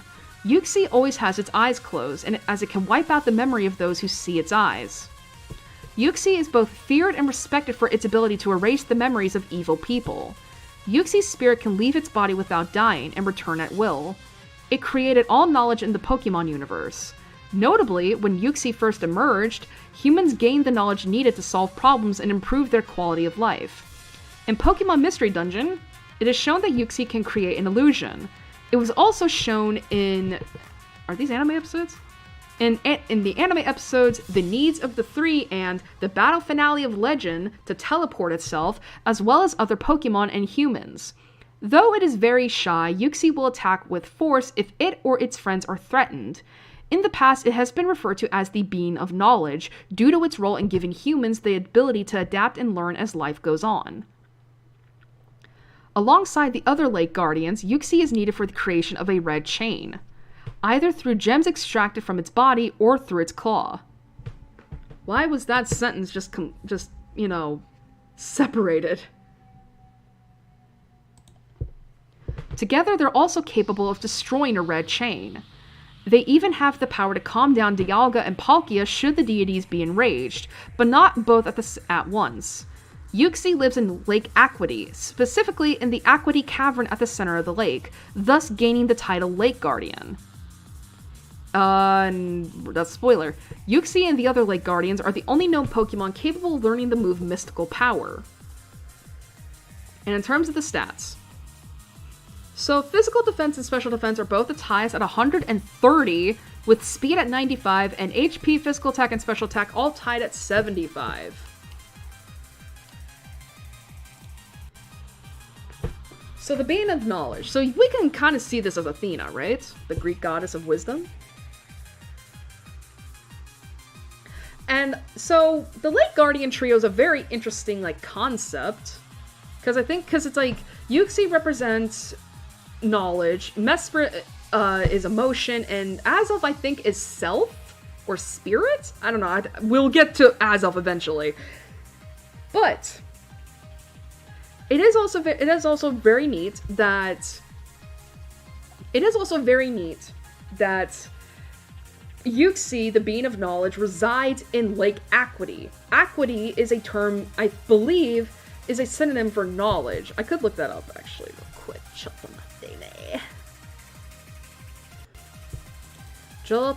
Oh wait, I actually gotta open up a new tab. Whoopsie. Aquity. So, Aquity definition. Sharpness or keenness of thought, vision, and hearing. So basically it's, sharp mind, keen of mind, as they say. So yes, good. But regardless, I will say I think Yuxi's probably my least favorite of the Lake Guardians. That's not to say, of course, I hate it. I just don't have much experience with it.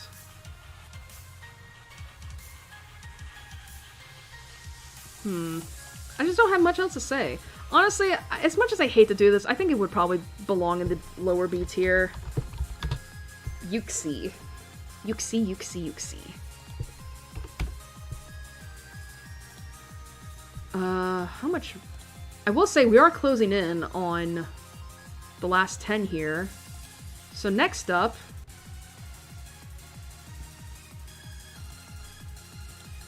is Mesprit. Alright, so Mesprit / Emurito is known as the Emotion Pokemon. It is another pure Psychic Legendary type that is also a member of the Lake Guardians. It is known as the Bean of Emotion / Kanjo no Kami, which is the God of Emotion. Much like Yuxi has Levitate as an ability. And the biology is as follows. Mesprit is a small gray fairy-like Pokemon. It has two tails that each have a red jewel encrusted in them. Mesprit has a partially magenta face with another red gem encrusted in its forehead. From near the top of its head, 4 long, drooping magenta appendages extend, to which the 4 black aura-sensing appendages on the head of Lucario are similar in shape and number. Mesprit's spirit can leave its body without dying and return to the body at will. Legends say that a person that touches it will have their emotions completely drained away. Mesprit was highly feared due to it punishing those who disrespect it. Mesprit will throw their emotions into disarray. Mesprit is said to have taught humans the ability to feel sorrow, pain, and joy. It was shown in the anime episodes The Needs of the Three and the battle finale of Legend that it can teleport itself as well as other Pokemon and humans. Though playful, it is a bit mischievous. In the past, it has been referred to as the Bean of Emotion due to its role in giving humans the ability to feel happiness and sadness present in life. Alongside the other Lake Guardians, Mesprit is needed for the creation of a red chain, either through gems extracted from its body or through its plume. Together, they're also capable of destroying a red chain. They even have the power to calm down Dialga and Palkia should the deities be enraged, but not both at once. Mesprit lives in Lake Verity, specifically in the Verity Cavern at the center of the lake, thus gaining the title Lake Guardian. And Mesprit and the other Lake Guardians are the only known Pokemon capable of learning the move Mystical Power. In terms of the stats, wow, pretty well rounded, all things considered. Like, physical attack, defense, special attack, and defense are all tied at 105, with HP and speed at 80. So very well rounded. Holy. So, Verity, you might say? I believe if I remember correctly, that's Latin for truth.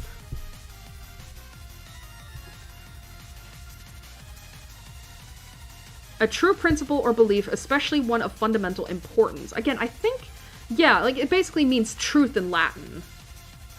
And I should know this, because I think I've read across it before, but I also think about, Ace Attorney Investigations 2, the character of Justine Courtney, who was officially renamed to Verity Gavel. So, the being of emotion residing in the lake of truth. Interesting. But yeah, I think out of all the Lake Guardians, I think Mesprit's my favorite. I think it is just because it's pink, and like I think this color scheme works so much more. And I also really like the concept of like again, Yuxi being responsible for us having the ability to adapt and, you know, and learn, right? And Mesprit being the deity and being the one that gives and being the one to give us the ability to feel emotions like sorrow, joy. It's just, man, I like that, you know? I do like it overall. Like, and I really like this design. I really like this pose too. I think it's really cute. I would put this at the high B tier. I hope that's how you spell Mesprit, because I can't remember. Nande. Okay, it is. Thank God.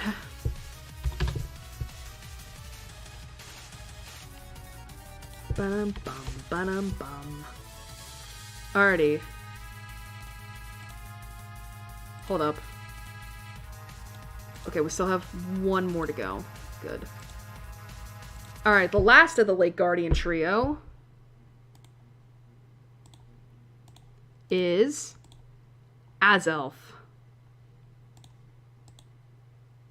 Gotta wait for the music.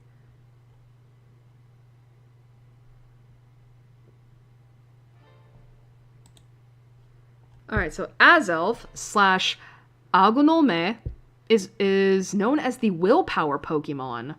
It is another pure psychic legendary type that is also known as the Lake Guardian. Azelf is known as the being of willpower, Ishinokami, god of willpower, with levitate as always being its ability. And biology is as follows. Azelf is a small gray-blue fairy-like Pokemon. It has two tails that each have a red jewel on them. Azelf has a partially cyan face with another red gemstone encrusted into its forehead. Azelf has a cone-shaped head with elf ear-like protrusions on each side. Azelf's spirit can leave its body without dying and can return to the body at will. It sleeps at the bottom of a lake to preserve the balance of the world. It can control an individual's will or enter the body of an individual. Legends say that if Azelf is harmed, it can cause humans to lose all will inside of them, making them completely immobile for all eternity. Azelf is highly feared due to it having the power to manipulate the will of foes into its own puppets. It was shown in the anime episodes, The Needs of the Three and the battle finale of Legend, that it can teleport itself as well as other Pokemon and humans. Azelf can be very cautious around people and Pokemon. However, if threatened, it will reveal its bold side. In the past, it has been referred to as the being of willpower, due to its role in giving humans the determination to face challenges in life. Alongside the other Lake Guardians, Azelf is needed for the creation of a red chain, either through gems extracted from its body or through its fang. Together, they're also capable of destroying a red chain. They even have the power to calm down Dialga and Palkia should the deities be enraged, but not both at once. Azelf lives in Lake Valor, specifically in the Valor Cavern at the center of the lake, thus gaining the title Lake Guardian. And as always, Azelf and the other Lake Guardians are the only known Pokemon capable of learning the move Mystical Power. In terms of the stats, so physical attack and special attack are both at ties at 125, with speed not far behind at 115. However, HP, physical defense, and special defense are all at 70. And for Valor,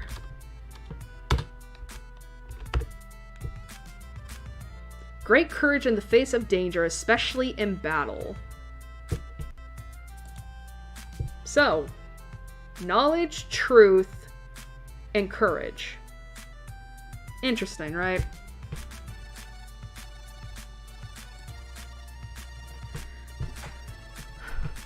So I thought it was the self, and it's not. I kind of figured it wasn't because I was like, even when I was saying it, it's like, that doesn't seem right. But yeah, so Azelf, the being of willpower, it's interesting. Like, honestly, the whole concept, like, and I do like the design. Like, it's very interesting. Like, you have Yuxi, eyes closed, Mesprit, smiling and eyes open. Azelf, eyes open, neutral expression. And again, that concept of, like, this deity being the one to give us the ability giving us the determination to face our challenges head on. Like, that is so cool. I like it. It's so great. I think this is also another high B tier. And I feel so bad for Yuxi. It just has that unfortunate thing of just being like, I just don't like that design as much. But yeah, honestly, the whole Lake Guardian trio thing is a very interesting concept. Anyway. Chotto Gotta sort out my thing for a moment. I believe, if I remember correctly, we're on 9 Pokemon now, right? Oh no, we have 10 more, excuse me. I thought we had more. But hey, we're now fully on legendaries. Oh, I can't go over those forms because I haven't gotten that far. Whoopsie! Shite! Sorry, I was looking at the primal they said origin form and I was like, what the heck is that? And then I saw it and I was like, oh, that's spoiler territory that I haven't gone there yet. Whoops!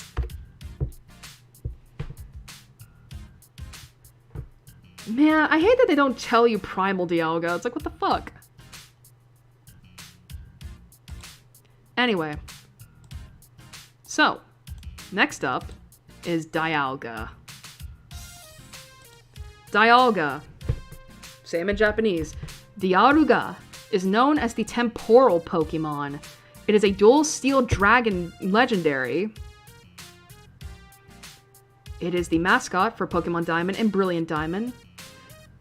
And alongside Palkia and Giratina, it is one of the Pokemon of myth representing time. It has pressure as a regular ability with telepathy as a hidden ability. And the biology is as follows. I fucking knew it! Oh man, I would love to talk about Primal Dialga, but unfortunately there's not an official art picture of it. Alrighty, so. Dialga is a dark blue sauropod-like Pokemon with some gray metallic portions and light blue stripes. It has a chest plate on its torso, which has a deep blue diamond-like crystal embedded in the center. Dialga has a 5-spiked fin-like structure on its back, similar to a gear, 3 spines on the back of its neck, and a crest on its head, resembling a dinosaur. Okay. The crest somewhat resembles the shape of a sundial's rod. It also has 2 structures on the sides of its head that extend outward and resemble horns and fangs. It has 3 claws on each foot, of the same metallic look as its chest plate. Excuse me. Dialga has the power to control time. It can warp time by either speeding it up, slowing it down, reversing it, or stopping it altogether. It can also travel through time to visit the past, present, and future. Additionally, it is capable of blasting its targets with power that distorts time itself, known as the Roar of Time, which is fucking Pokemon Mystery Dungeon. It also has the power to destroy and create an entire universe, either by itself or with Palkia's aid. As shown in the Pokemon Journeys series, Dialga's temporal powers possess the ability to devolve anything or anyone against their will, including Pokemon, people, and plant life. That sounds terrifying! It can reverse these effects as well. It is said that time started moving when Dialga was born and will continue flowing as long as its heart beats. Dialga usually travels by levitating. Since Dialga primarily resides in a different dimension, its behavior is nearly impossible to study. In the dimension where Dialga lives in, time is said to be constantly moving in different directions and speeds. It has been shown to be very protective of its home. It also tends to have violent conflicts with its counterpart Palkia. The fin-like structure on its back is shaped radiating outwards and can be used to focus the flow of time, as seen in Pokemon Mystery Dungeon.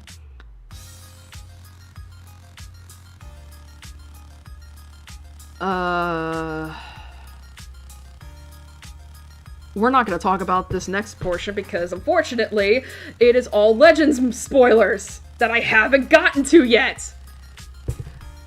Dialga is the only known Pokemon capable of learning the move Roar of Time. And in terms of the stats, special attack is its highest at 150, with physical attack and physical defense both at 120, HP and special defense both at 100, and speed at 90. So I obviously have a special place in my heart for Dialga. Because I love time shit. Like, for God's sakes, how many of my special interests slash hyperfixations have had elements of time travel in them? Like, I'm just drawn to it at this point. But I also think about Pokemon Mystery Dungeon, and as I said, like, Primal Dialga. Main antagonist of the main story of Explorers. I just find it so cool, and I love the color palette too. It's so pleasing to the eyes, and oh my god. Sorry, I really do love this. I have such a soft spot in my heart for this thing. I just think it's so cool. I love deities based off of off of concepts, abstraction. Oh my god. I'm sorry, I'm getting too into my philosophical bullshit. So, honestly, I would put this in A tier. It's so, I love the concept. I love the concept. Where didn't we just have this? I don't remember. Anyway, next up, we obviously have to have its counterpart.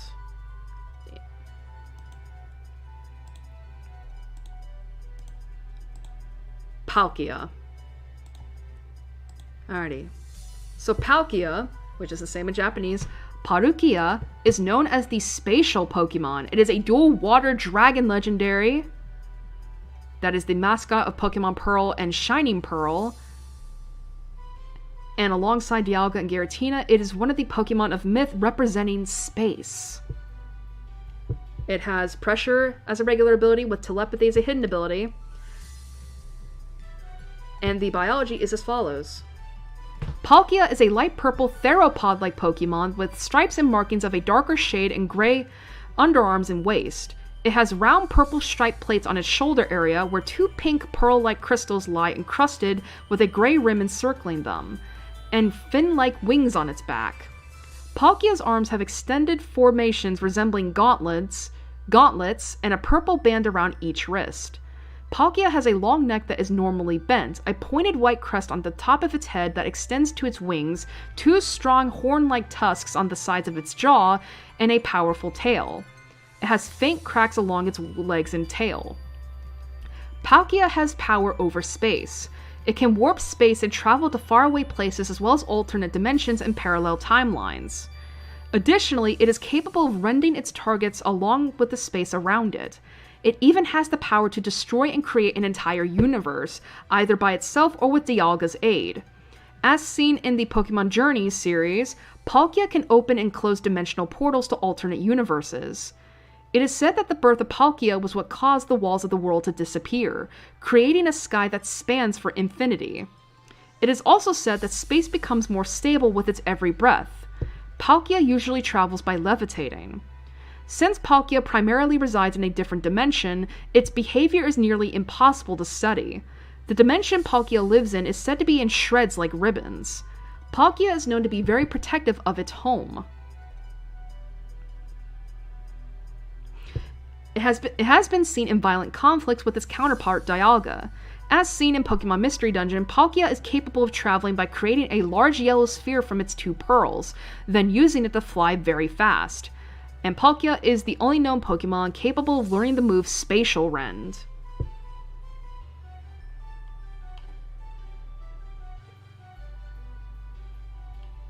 Oh my god, these things are fucking scary. And as for the stats, special attack is its highest at 150, with physical attack and special defense both at 120, physical defense and speed at 100, and HP at 90. So yeah, unfortunately, I don't have as much of a strong connection to Palkia as I do Dialga. I do think it's cool, though. Again, it is that concept of... It is the idea of taking concepts and personifying them, making them into beings that are just, you know what I mean?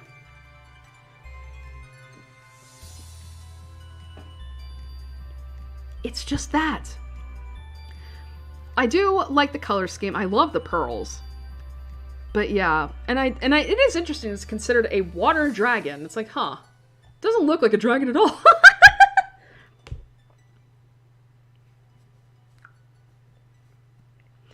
But yeah, it is, oh my, sorry. Honestly though, I think unfortunately Palkia is going to have to reside in the high B tier, because again, I just don't have that, there's a lack of personal connection there. Like again, there's a reason I love Dialga. And besides, space is cool, but time is cooler. People are going to get on my ass for that. Oh, this is a Pokemon that I forget exists. And I think a lot of people tend to forget it exists too.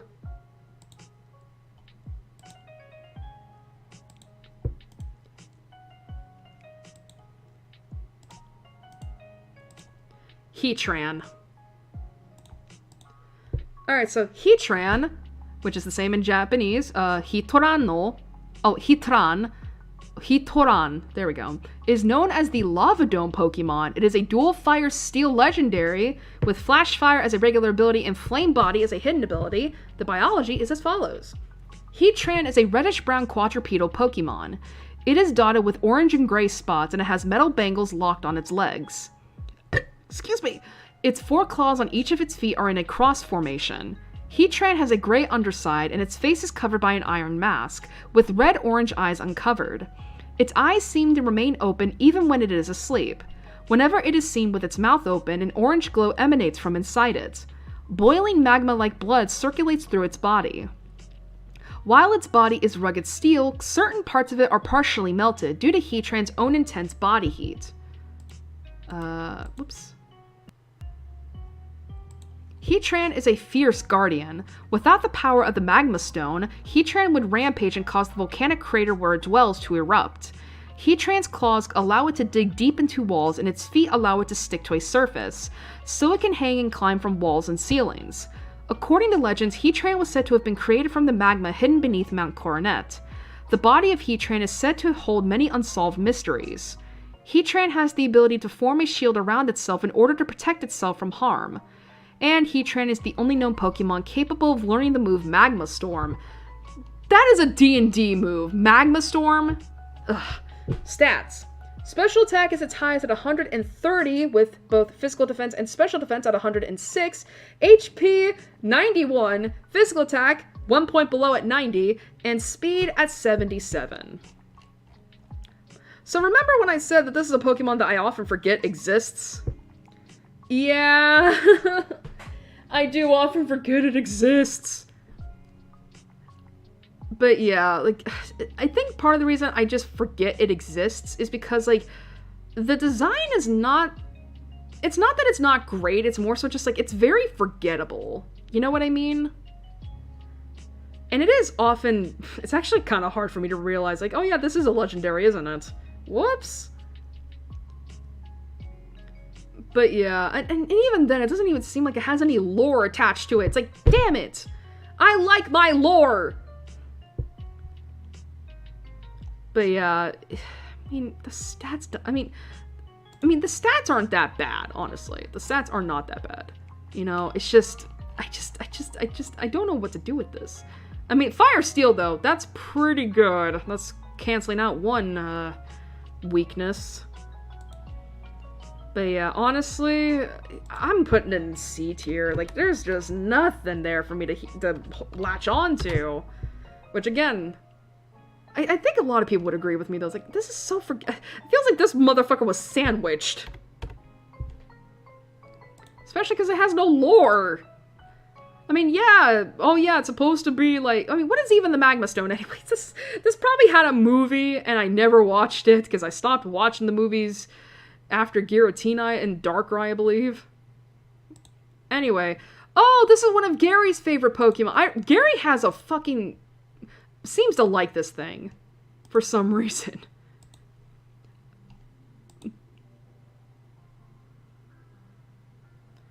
Man, I say that so meanly, but it's like maybe Regigigas is to Gary what Probopass is to me. Anyway, yeah, it's Regigigas. Alright, so Regigigas, which is the same in Japanese, Regigigasu, is known as the Colossal Pokemon. It is a pure normal type legendary that is said to be the creator of the legendary Giants, often viewed as their leader by fans. So yeah, this is supposedly the creator of the Regi Trio. This motherfucker created Regirock, Regice, and Registeel.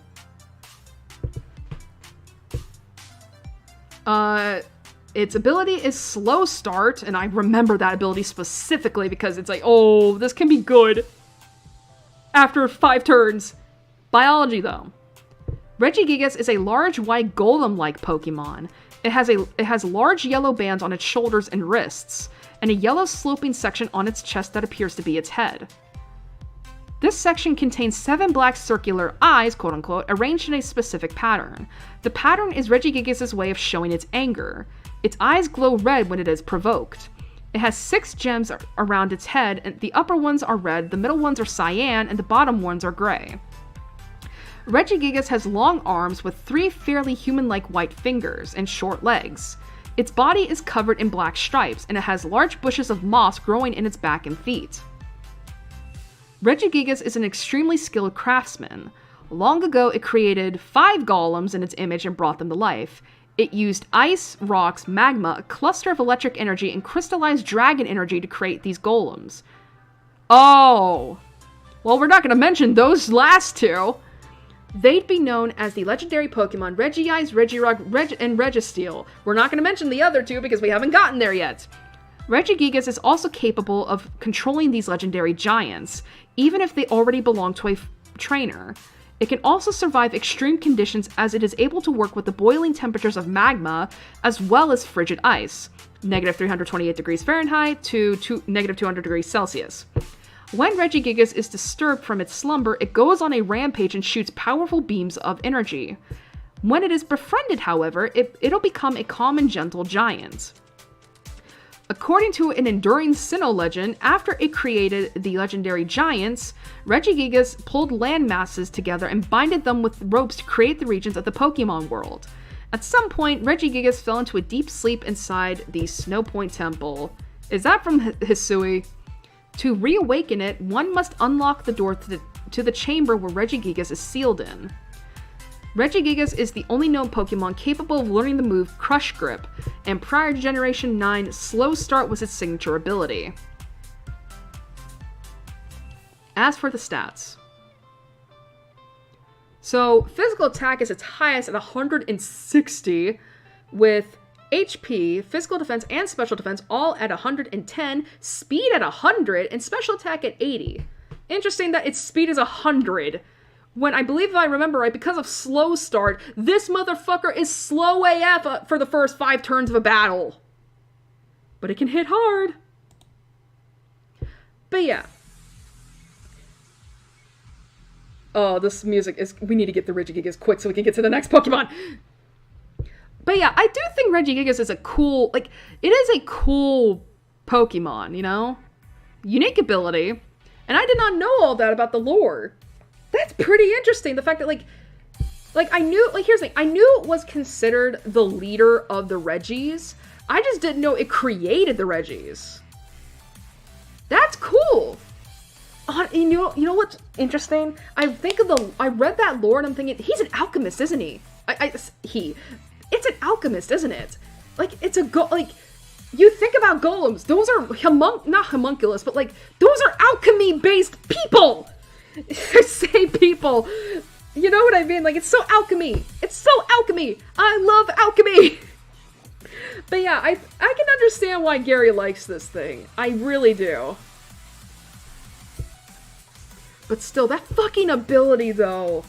It sucks. I don't know why. I mean, I guess because otherwise it would be too broken. But yeah, I do also like the design. Like, the fact that it has moss growing on it. Like, to me, it's like, to me, that symbolizes just how much time, I can just picture this Pokemon taking so much time to create each of the Regis, right? Like, and to it doesn't seem like any time passed at all. It's such a long-lived Pokemon. I think, honestly, it's gonna go in the high B tier. Regigigas. There's so many G's in this one fucking thing. Yes. Alrighty. We have one of my favorite Giratina tracks. We have to get the next Pokemon. And I think this is an S tier. Because I'm not gonna lie. Oh my god. And it has alternate forms, but we have to. So next up, we have Giratina, otherwise known as the Pokemon Devil himself.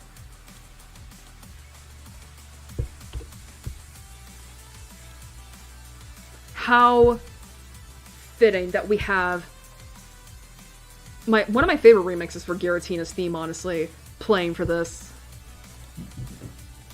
Alright, so Giratina, same in Japanese, Giratina, is known as the Renegade Pokemon.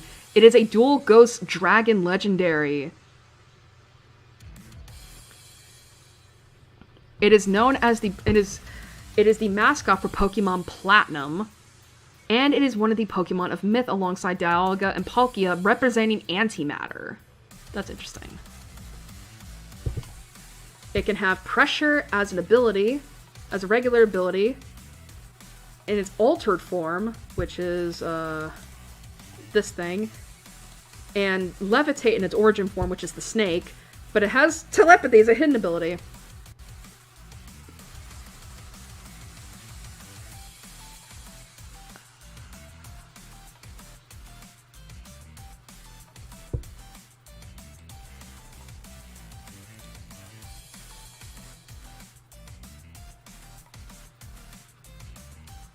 Trying to figure out which okay, I think it's this form first. Giratina is a large gray draconic Pokemon with 3 gold half rings on each side of its long neck. Its head has a gold Its head has a gold crown-like object surrounding it with 2 large horns pointing sideways. A thick black stripe runs vertically along its front with 5 red horizontal stripes. In its altered form, it has 2 large black ghostly wings with 3 tips on each that can resemble claws. Okay, it just talks about this thing, okay. Oh wait, no, this is altered form. Fuck! Dude, I'm so confused. These wings can change shape as if made of a liquid or gas. Its 6 legs are thick and have golden claws. 2 golden half circles similar to those on its neck are on each side of each leg, resembling shackles. It has a tail with 2 band-like markings. According to the myths and legends of the Sinnoh region... Oh, we're not going to talk about that. That's spoilers. Excuse me. I'm so sorry. Giratina is highly aggressive and territorial, likely other reasons for its banishment. It has been reported to appear in ancient cemeteries. Giratina has the power to tear holes in reality, sometimes even creating a space-time rift. It is so big and powerful that it can even throw both Dialga and Palkia into a frenzy. The rift will also create smaller space-time distortions all over the region it was created in. The rift can also release lightnings that drive noble Pokemon into a frenzy as well. That's more Arceus stuff, I guess. It is also capable of cloaking itself in darkness as it attacks. It generally moves by levitating itself in the air, as opposed to walking on its 6 legs. Giratina is said to be equal in strength to its siblings in Dialga and Palkia. Due to its typically violent nature, the history of Giratina was covered up out of fear from the ancient Sinnoh people. Oh, God, that's more... Yeah. Giratina is said to have observed the real world silently while in its home dimension. It remains in its altered form while outside of its home dimension. Unlike in the games, Pokemon movies depict Giratina only opening portals through reflective surfaces. Giratina also had many different titles throughout the years. The Banished Pokemon, Arceus' Shadow, the Pokemon of Shadows, and the Being on the Other Side of Our World. Giratina is the only known Pokemon capable of learning the move Shadow Force by leveling up, which gives it the ability to temporarily turn invisible. Okay, now we move on to this form. Compared to Palkia and Dialga, both of which resemble Arceus in their origin forms, Giratina's origin form takes on a serpentine look. Its legs are reduced to golden-tipped spikes, and 4 additional golden spikes appear near the edge of its tail.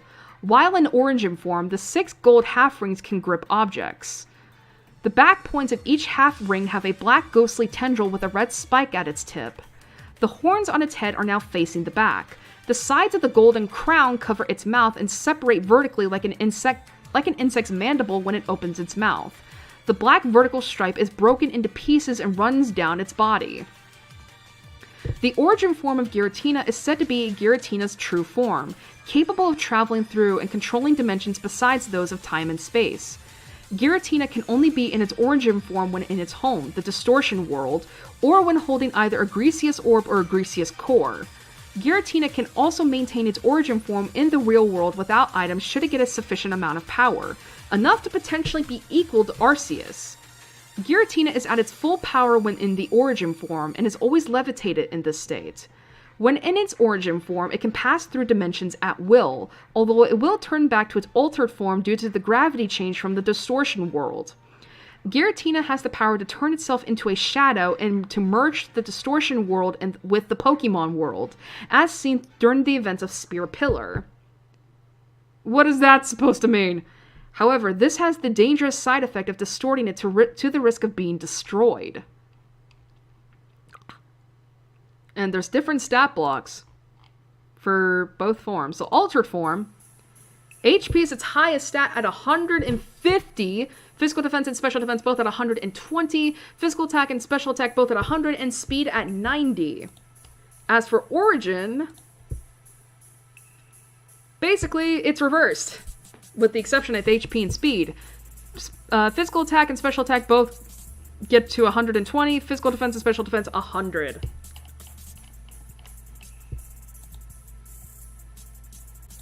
I genuinely love Giratina. Easily one of my favorite legendaries of all time. I think maybe it is a little bit edgy, maybe it is a little bit emo of me, but I just love what it represents. I love the fucking, like, look at this form. This is a sick form. I mean, don't get me wrong, the altered form is great, but this is so nice. And I ain't gonna front. I have honestly, no jokes, been thinking of getting a Giratina tattoo on my body at some point. And I want it to be the origin form. Because I love this form so much. I just love it so much. I love Ghost Dragon. Oh.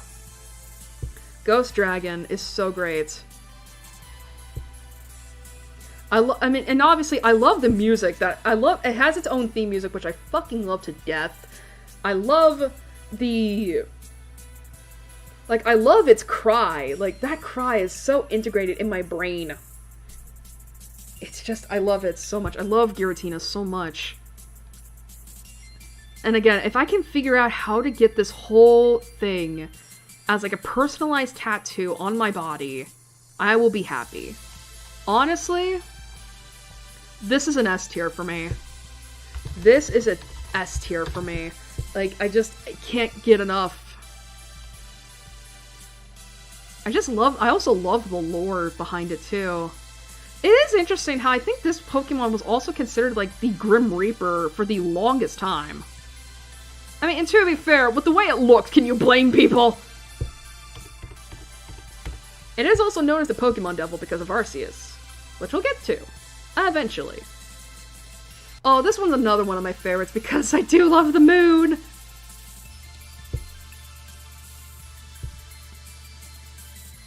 Alrighty, next up is Cresselia.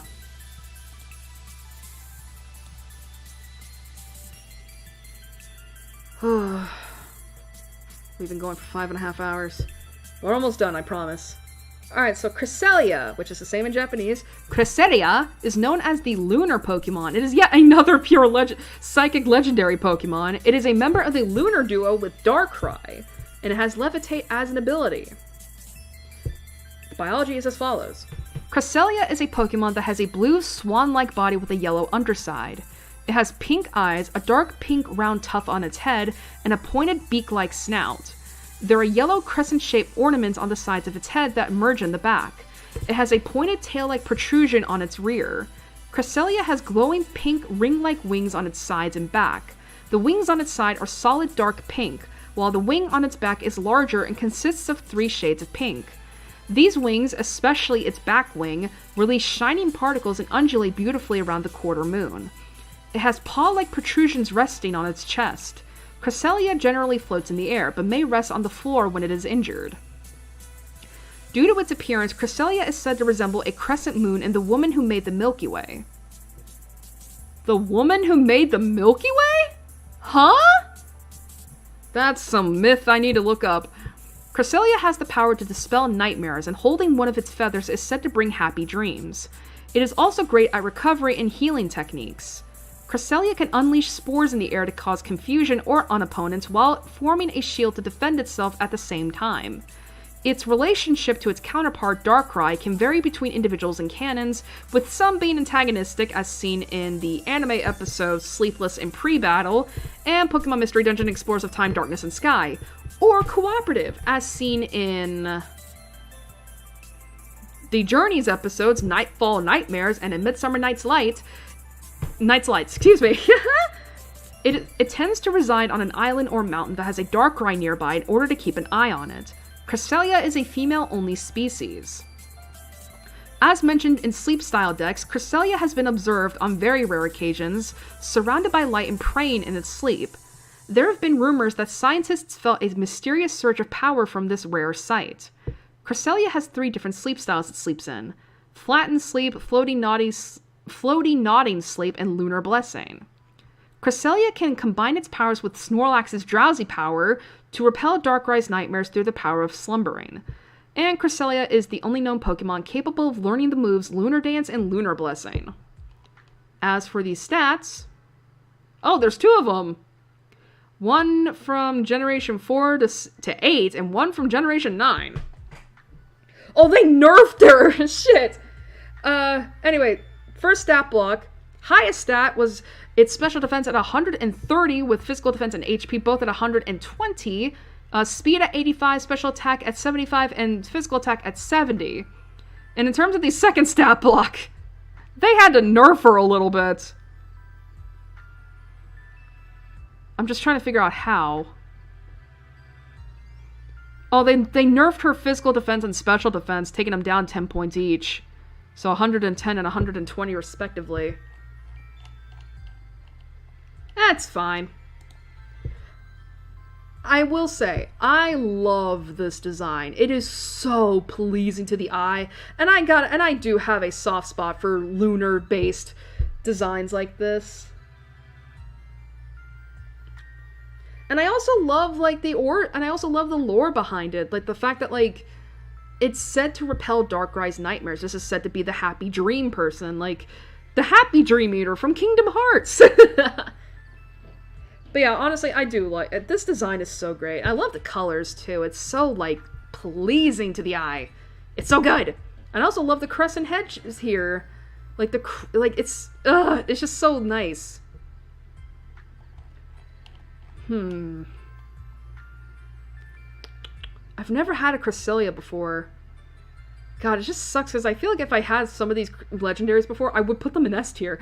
But honestly, I think Cresselia belongs in A tier. Like, for real. I think it belongs in the A tier. I just love this design so much. I'm sorry. That color scheme, though, is so great. Oh boy, we got this. Okay, so here's our mythical Pokemon. I was like, where are they? But don't worry, y'all. We're almost done. Alright, so Phione. Alright, so Phione, which is the same in Japanese, but it's pronounced Phione, is known as the Sea Drifter Pokemon. It is a pure water mythical type that is not known to evolve into or from any other Pokemon, but can be obtained by breeding Manaphy or another Phione with Ditto. It is a member of the Sea Guardians with Manaphy. It is crazy that, this is not known to evolve into Manaphy, but yet you can get it by breeding Manaphy. What is the point? Anyway, hydration is its only ability, and the biology is as follows. Phione is a blue Pokemon with a round head and a tiny body. Body. Phione's head is crowned by a flotation sac with a long ribbon-like antenna. Its mouth is small, and its eyes are large with blue sclera and gray irises. Above its eyes are two blue circular markings connected to the eyes by a thin black line. Its long flipper-like arms have rounded tips. Phione has a red oval gem on its chest and a single rudimentary foot spike. Phione hatch from eggs laid by Manaphy, and small groups of Phione are seen living alongside Manaphy. However, the exact relationship between the two species is unclear. Phione possesses a sac on its head which it can use to inflate and drift in the water in search of food. When the water grows warm, it will drift in packs with others of its kind. No matter how far it has drifted, it will always return to the place where it was born. Against natural predators, it uses a defense mechanism that allows its body to blend in with ocean waters. It has the ability to lift its own spirit to heal and strengthen itself in the process. Phione and its parent Manaphy are the only known Pokemon capable of learning the move Take Heart. And the stats are pretty much 80 all across the board, equaling out to a 480. So here's the thing. I have nothing about this Pokemon. I know nothing. And again, I do think it's fucking weird that, it doesn't evolve into Manaphy. What is the correlation between these two outside of the Manaphy?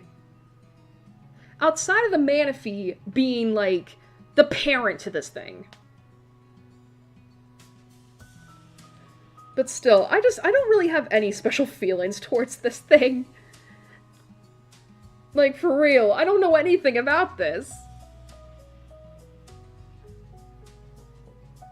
And it just makes me upset that there's no it doesn't evolve into Manaphy. It's come on. Come on. Where would I put this?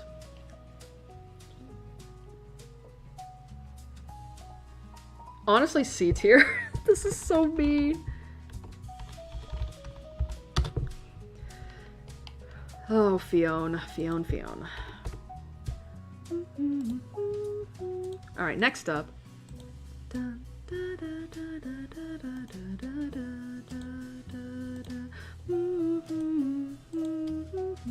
Manaphy.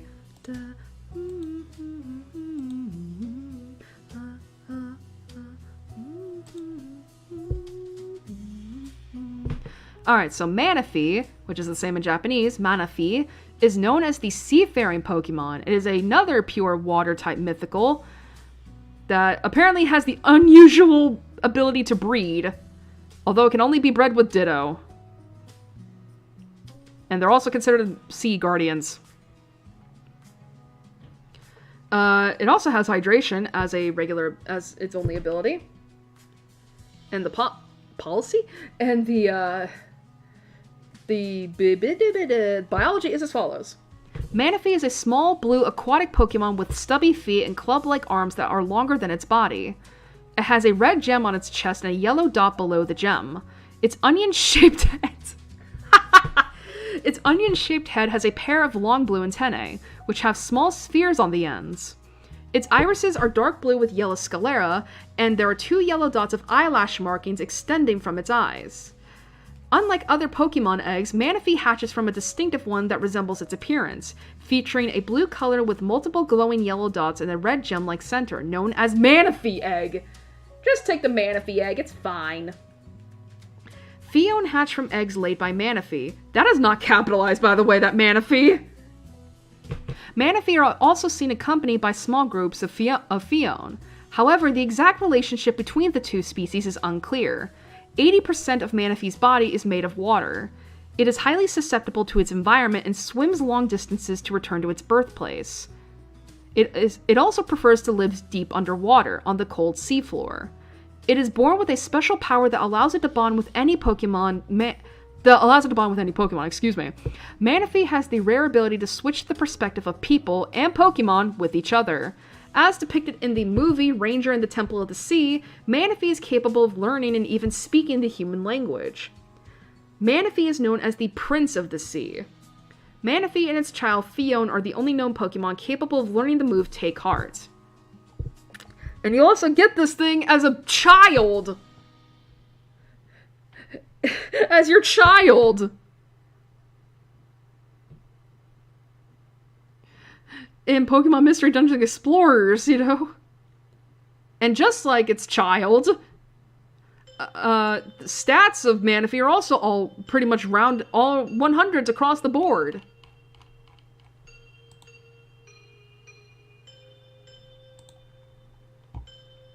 I will say, I do like Manaphy a lot more than Fion, if only because I think about the movie. I think about the Manaphy movie. Man, that movie, like, that made me really appreciate the ocean and water so much. But it also has a really sad ending, too.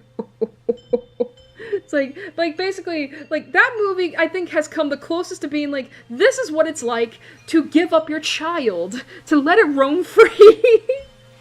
It's not like the Jirachi movie where it's like, oh, you only have a specific amount of time to spend with this Pokemon before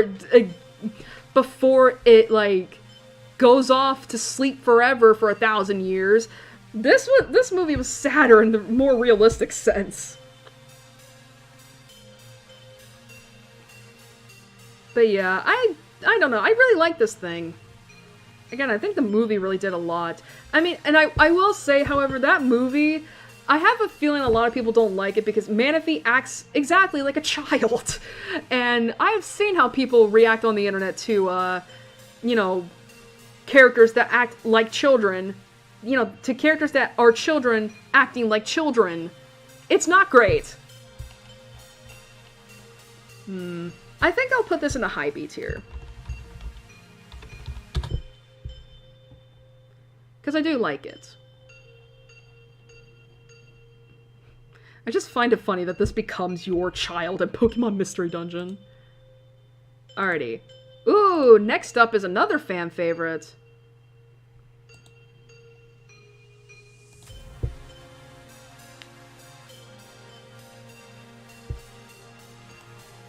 This one's kind of cool, I ain't gonna front. It is called Darkrai. Another emo Pokemon. Alright, so Darkrai, which is the same in Japanese, Darkrai, is known as the Pitch Black Pokemon. It is a pure dark mythical Pokemon that is a member of the lunar duo with Cresselia. It has Bad Dreams as its singular ability, and the biology is as follows. This is gender. The legs! The leggies! Darkrai is a black shadow-like Pokemon. It has a small head with a white fog-like ghostly plume billowing from its head covering one of its bright blue eyes, with the portion on its face resembling hair. It also has a red spiky growth around its neck. It has skinny arms and long black tatters hanging from its shoulders. It also has black claw-like hands. It has the slight appearance of an hourglass figure and appears to be wearing an old ripped cloak. It normally does not have any sort of legs, but it is able to extend stilt-like appendages in their place.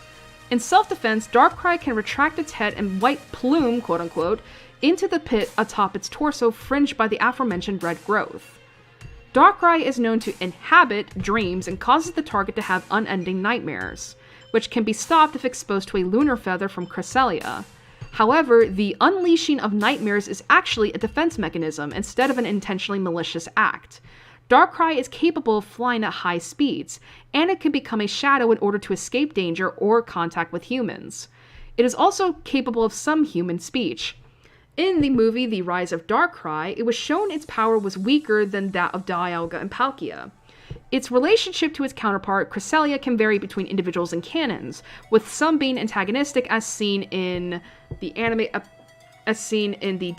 episode Sleepless in Pre-Battle and Pokemon Mystery Dungeon Explorers of Time, Darkness, and Sky, or cooperative as seen in the Journeys episodes Nightfall and Nightmares and A Midsummer Night's Light. As seen in Sleepless in Pre-Battle, going back to that anime episode, Darkrai does not only cause nightmares, it is also attracted to them.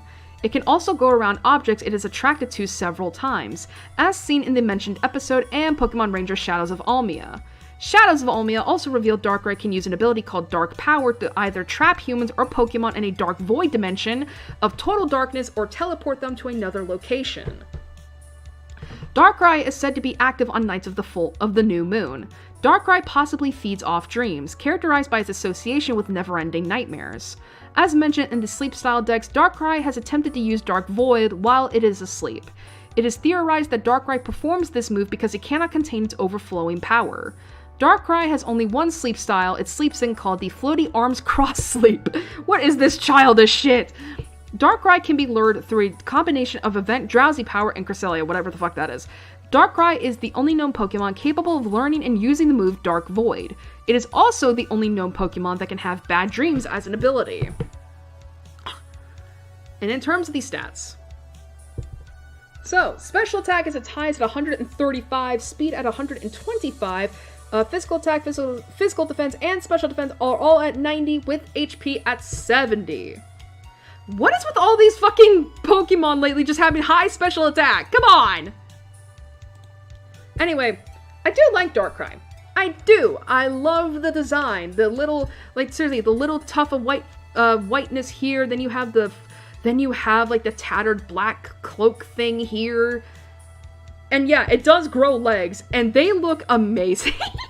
I honestly do like the little legs that it like develops. Like they're very stilt-like, I will say, but they're so slender. It's like, damn, this is an anime character. And I think if anything, I do like the idea of it, where it's like, at least in terms of like, here is a Pokemon that looks bad and has abilities that sound bad, but it's actually not that bad. Like, it's kind of like a Jinx or bad luck charm, like me, where it doesn't want to hurt people. It doesn't want to like do all these terrible things to them. They just can't help it.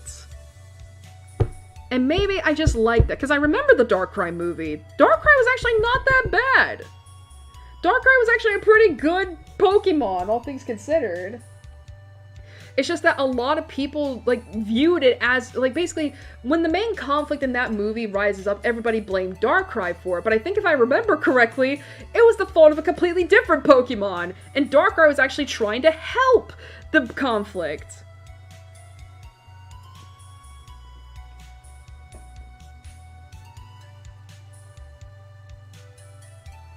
And I think it's only in that movie that, like...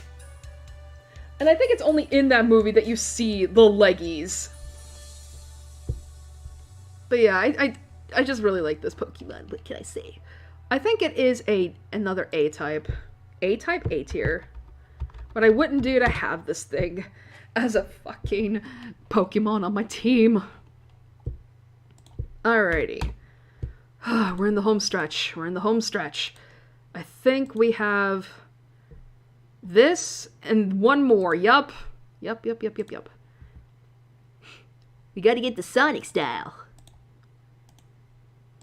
I say that because next up is Shaman.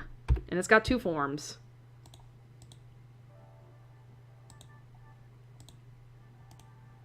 Come on, PC. I know you're hanging on for dear life, but you can do it. But yeah, we got 2 forms. We got cute little hedgehog form, and we got Sonic the Reindeer form. Alright, Shaman, which is the same in Japanese. Shaman is known as the Gratitude Pokemon. It is a pure grass mythical Pokemon that has another form called Sky Form, which gains the flying type.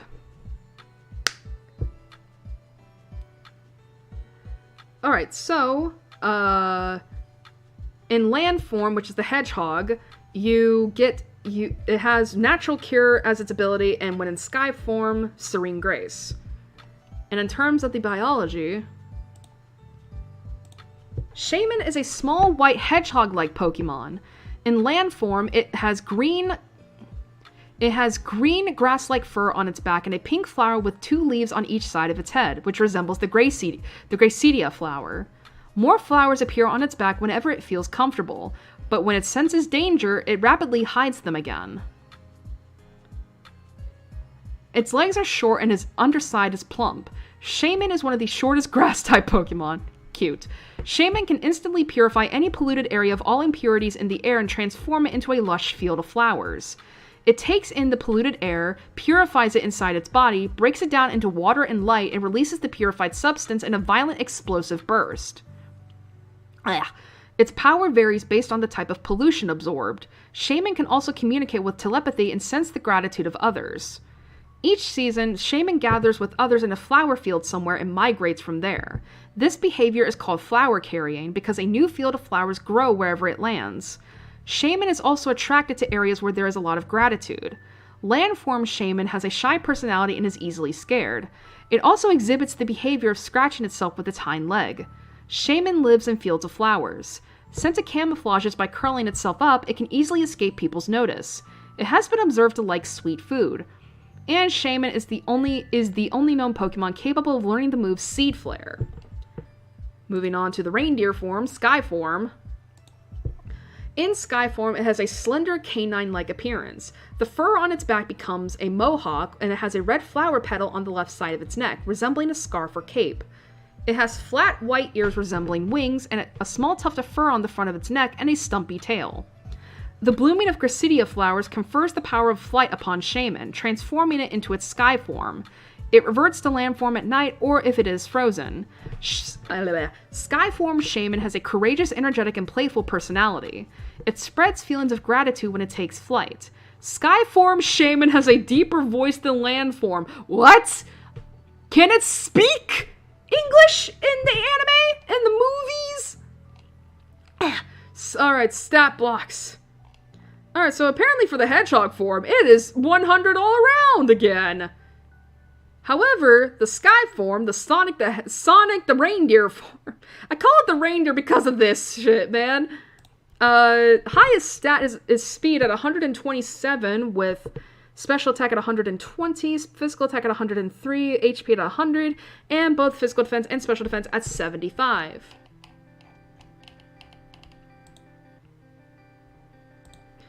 I will say, I love this form so much. It's cute.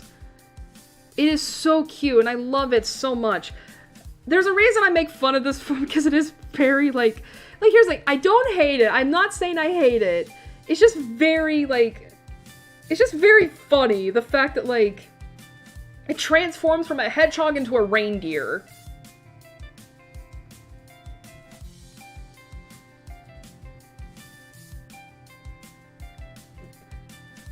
You know? And I mean, I will say the coloring is very nice. Like, the white with the darker green and the striking red. It's very nice. And then you compare it with Shaman here, where it's like, you know, you still have the green and the white, but the pink is very vibrant. The pink is very nice shade of color. Like, and obviously it's a flower-based Pokemon. It's like, come on, y'all. I mean, and to be fair, I have seen the Gracidia flowers in the games. They're very pretty. Never had a Shaman before, but I do find it really cute. And honestly, I think I would put this in A tier, because, you know, again, I really love this hedgehog. I love the land form here, and the sky form I think has its uses, so it just has that 4 times weakness to ice, which is great. But it can fly, so it's a flying reindeer. Alrighty. Last Pokemon of Sinnoh. And what better way to end this off than with God themselves. Arceus. Arceus / Arceus is known as the Alpha Pokemon. It is a pure normal mythical Pokemon where its ability, Multi-Type, allows it to change its type and form when it is holding a plate or a type-specific Z crystal. This is the mascot for Pokemon Legends Arceus, and it is said that Arceus created the Lake Guardians and the Pokemon of Myth, and quite possibly the entire Pokemon universe. It is known as the original one, Sonomono, the very being. Biology. In its normal type form, Arceus is a white equine Pokemon with an androgynous appearance. It resembles a Qilin or a centaur with a gray vertically striated underside. The striated pattern also appears on the underside of its mane, tail, and face. Its 4 pointed feet are tipped with gold hooves. Its long mane juts away from its head, and its face is gray with green eyes, red pupils, and a green circular pattern below its eyes. Arceus also has a streak of gold coloration on its head, which point upward. Its neck is fairly long, with 2 pairs of extrusions to the sides, and a flap-like feature on the neck's underside that is colored white like much of the body. Arceus also has a golden cross-like wheel attached to its body by its round abdomen. The wheel also has 4 jewels attached to it. The pattern of striated gray of Arceus's underbelly continues past its waist. Its limbs have gray undersides and extrusions at the top of the legs. Arceus's tail is similar to its mane in terms of shape and coloration. Despite its quadruped appearance, Arceus is capable of flight. According to legend, it shaped the Pokemon universe using its 1,000 arms. Arceus has been referred to as the original one in myths and legends and is generally considered one of the strongest Pokemon.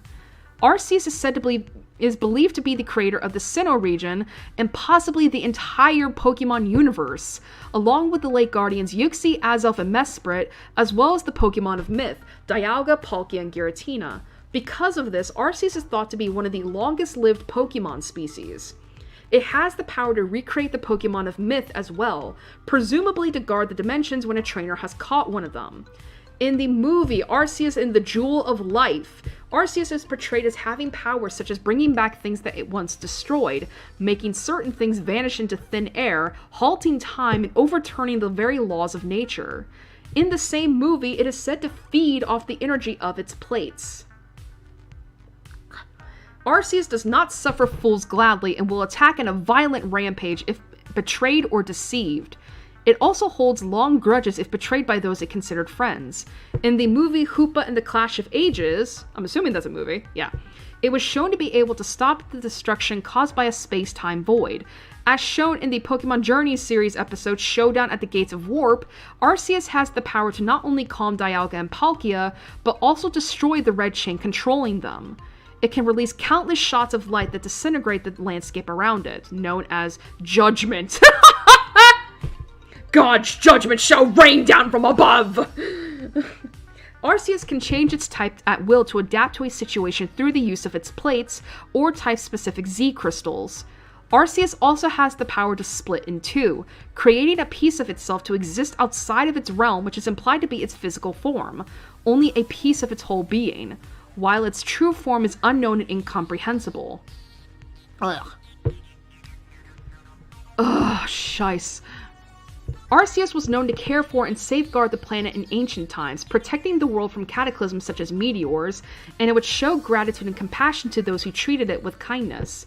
In modern times, Arceus continues to watch over the world and wishes for people and Pokemon to work together in the face of adversity. Even when it is needed, it only gives hints on how to solve problems instead of directly interfering. I'm trying to look here.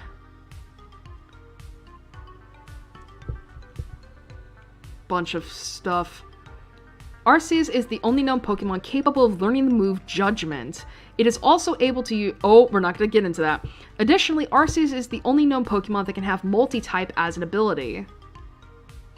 And as for the stats, they are all 120 across the board. This is without getting into like, you know, plates and all that. So yeah. Meet God, everybody!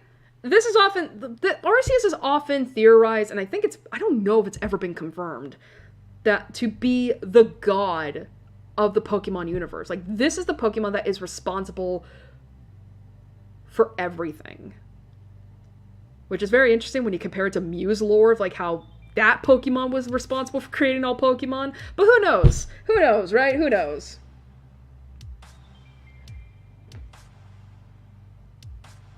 You know, I actually do wonder, like... You know, I actually do wonder when it comes to, you know, that lore of Mew and Arceus. Like, you know, is it possible that, like, Arceus created Mew? And also, is Arceus responsible for the creation of us as humans? Like, is he really God? But yeah, so I will say, this is a very interesting concept. Again...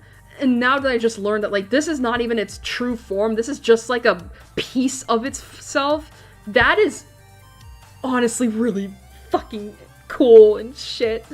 Can you blame me?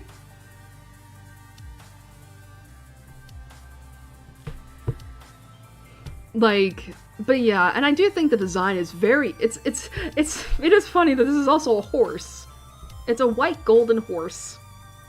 But yeah, honestly, I do dig the concept, and I love the fact that, like, its typing is, like, it is a pure normal type, but when it has the plates, or Z crystals or whatnot, it can change its typing. Like, it can become anything with those damn plates. Excuse me.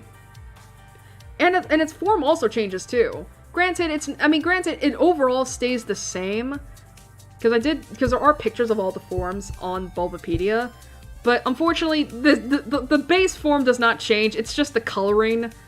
But I mean, to be fair, the coloring I think could work with the whites. Maybe that's why it's white, because anything could work. But yeah, I genuinely love the concept of this whole thing, and I think, honestly, I would put it in a high B tier. Because it is cool. Never used one, though. Lore is pretty nice, too. But yeah. Are we done? Wow, we got through 106. This took us 6 hours. Alrighty, so, quick recap. So, one last recap of all the tiers for the Pokemon of Sinnoh. S tier, Empoleon, Luxray, Lopunny, Garchomp, Lucario, Togekiss, and Giratina. A tier, Turtwig, Grotto, Torterra, Piplup, Staravia, Staraptor, Shinx, Luxio, Roserade, Gastrodon, Drifblim, Baneri, Mismagius, Skuntank, Gibble, Gabite, Riolu, Drapion, Magnezone, Gliscor, Mamoswine, Dusknoir, Frostlass, Dialga, Cresselia, Darkrai, and Shaman. High B tier, Chimchar, Infernape, Prinplup, Starly, Kricketune, Badoo, Cranidos, Rampardos, Shieldon, Vespiquen, Weasel, Floatzel, Cherum, Drifloon, Honchkrow, Stunky, Bonsly, Spiritomb, Hippopotas, Hippowdon, Scorpy, Toxicroak, Finneon, Luminion, Weavile, Rhyperior, Electivire, Gallade, Probopass, Rotom, Mesprit, Azelf, Palkia, Regigigas, Manaphy, and Arceus. Low B tier, Monferno, Bidoof, Bibarel, Kricketot, Bastiodon, Combi, Pachirisu, Cherubi, Shellos, Glammeow, Chingling, Bronzor, Bronzong, Mime Jr., Happiny, Chatot, Munchlax, Krogun, Chronovine, Mantike, Snover, Tangrowth, Magmortar, Leafeon, Glaceon, Porygon Z, and Uxie. C tier, Burmy, Wormadam, Mothim, Ambipom, Perugly, Abomasnow, Licky Licky, Yanmega, Heatran, and Fione. Shall we get the Pokemon rap, everybody?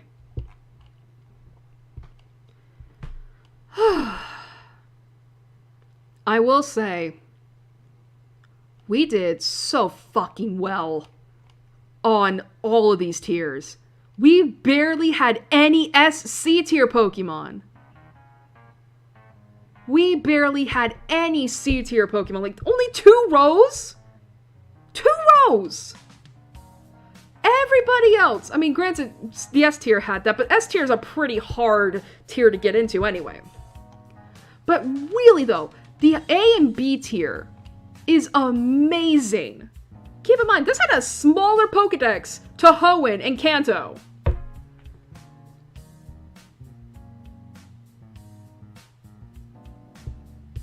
Anyway, we did well.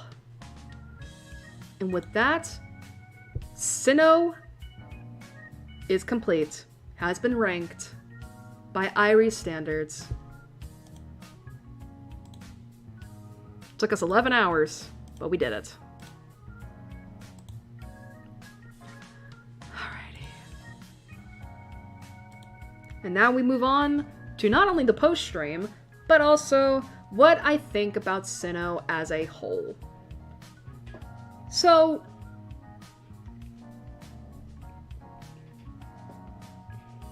Sinnoh is a mixed bag for me. As I've said before, it is my least favorite region. And I should express that this is mainly coming from my own experiences playing through Platinum and Brilliant Diamond. Keep in mind, I'm still not done with Brilliant Diamond. But the reason I don't like Sinnoh is because I remember when I was playing through Platinum, just how slow everything is. How slow it is to just, do anything and everything.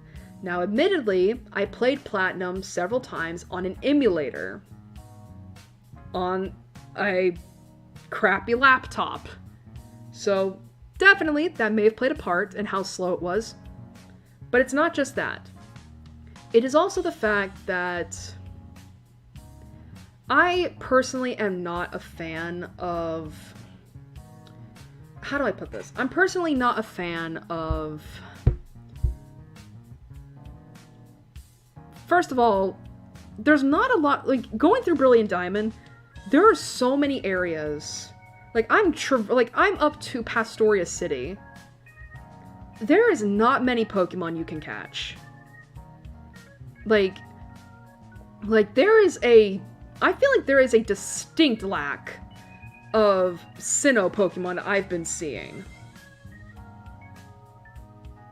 And even then, there's not a lot of new Pokemon you can catch outside, like, once you start, like, getting through, and maybe this will change in the second half of the game, but so far, it's like, I'm really having issues trying to find Pokemon that I don't already have or will get.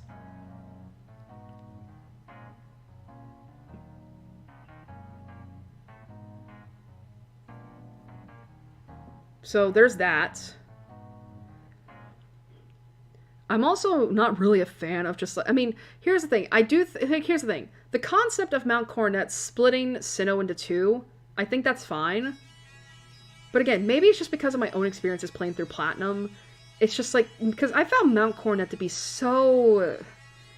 I found it to be so, like, confusing to wander, to navigate through, because there's so many fucking ways to go.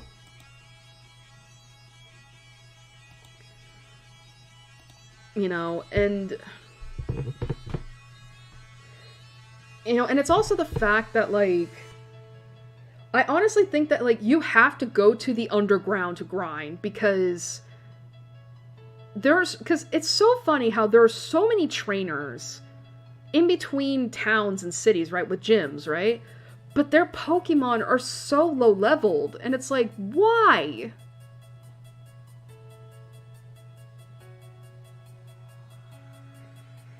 You know, and I mean, and I will say, like, in terms of Team Galactic, like, while I do think their battle theme is banger, I personally give less of a shit about their goals. Like, here's the thing, I understand what the goal for them is, you know, it's mainly because Cyrus is a nihilist.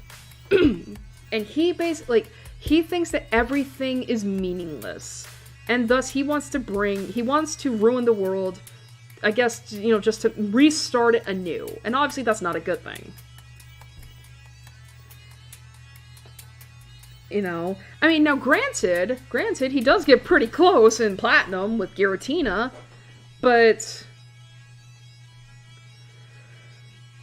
even then, I could give less of a shit, honestly, about Team Galactic and all that.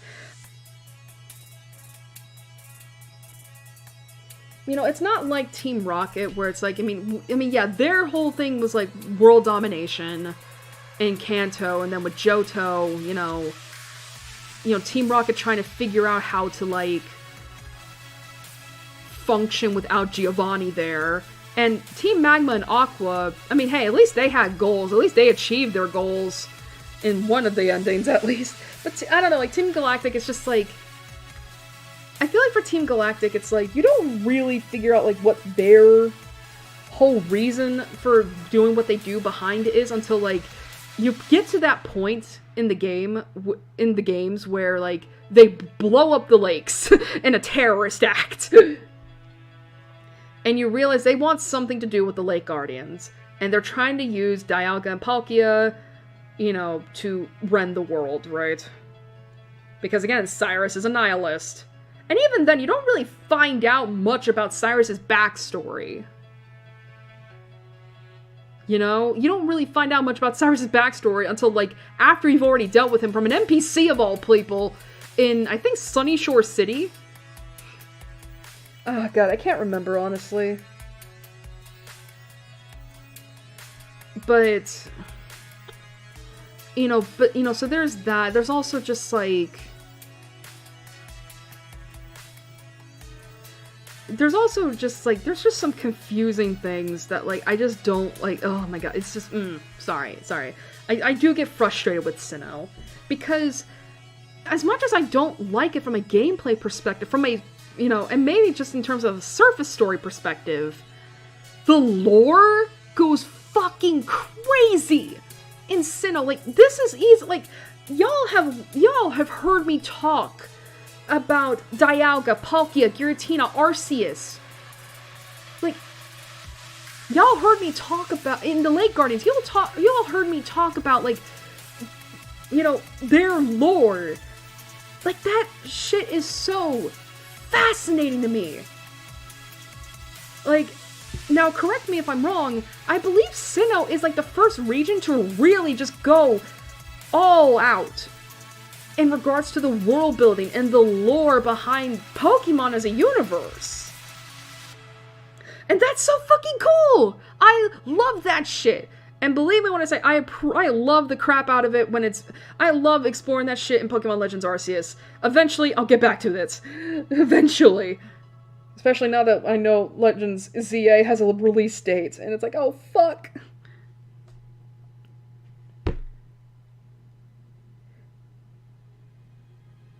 But It is, but, it's like, and then, of course, like, there's also the Pokemon that show up. I mean, again, y'all saw, we hardly had any C-tier Pokemon. Like, it was only 2 rows, whereas, like, everybody else was, like, again, the majority of them were obviously in the B tier, but I think we had more high B tier Pokemon than low B. And of course, we had so many A tier Pokemon, and we had a few S tier. Like, there's, like, it's so interesting. It's so ironic that, again, Sinnoh is, like, my least favorite region, but yeah, it probably has the highest amount so far of my favorite Pokemon in it. You know? And I will admit, like, there are some places within Sinnoh that I do find, like, woo, like, there's Floraroma Town. Like, there's Floraroma Town, Veilstone City, Pastoria City. Oh, man, I wish I could remember, Sunny Shore and all that. And then, of course, we got the champion, Cynthia. Oh, my God. Like, Cynthia, like, here's the thing. I never battled Cynthia, like, legitimately. But I know for a damn fact she is terrifying in battle. Like, it's just so fun, and her theme music goes off. Like, I love the piano that plays in the intro, and then you just get to the, like, the heavy stuff, right? And her team is great. I mean, from what I remember, I mean, she obviously has a Garchomp. Like, I think that's her ace, her Garchomp. But I also know she has a Spiritomb, a Togekiss, a Milotic, which is crazy. I can't remember if she had another one. But, like, yeah, Cynthia was very much, like, one of the toughest champions for a lot of kids to face. And it doesn't help that Cynthia is really easy on the eyes. I say this as a woman, loving women. She is very beautiful. Like, Cynthia has such a great design too. It's just, sorry. But yeah, it's just, man. And I know that Sinnoh is and I know that, like, Diamond, Pearl, Platinum was the games for a lot of Pokemon fans in terms of competitive battling, because that was where they introduced the physical special split. And that was a godsend.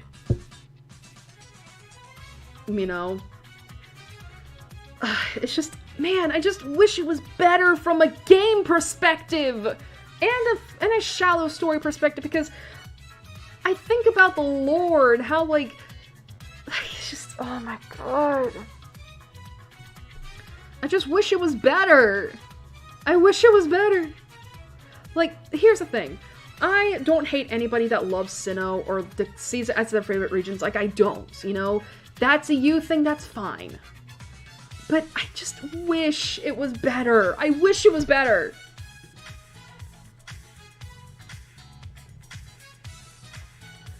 So I guess if I had to rank the 4 regions we've done so far, Kanto, Johto, Hoenn, and Sinnoh, where would they be ranked? Well, unfortunately, here's the thing. Johto is still first.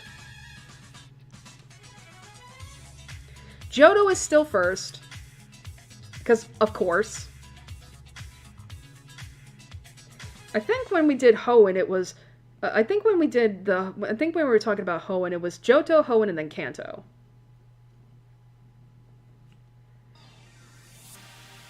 So we have Johto. I would still say Hoenn is second. Honestly, though, I think the ranking's gonna be Johto, Hoenn, Sinnoh, Kanto. Seriously, I think what saved Sinnoh is obviously, again, like the Pokemon stuff, like all my favorite Pokemon being from that region, but also just all of the world building and the lore for it. It's so good. And it gives me so much more than Kanto. So hey, for all you Sinnoh fans out there, you can be proud, you can be happy at least that, like, hey, I don't consider it my least favorite region. At least as of now. Who knows, it might change.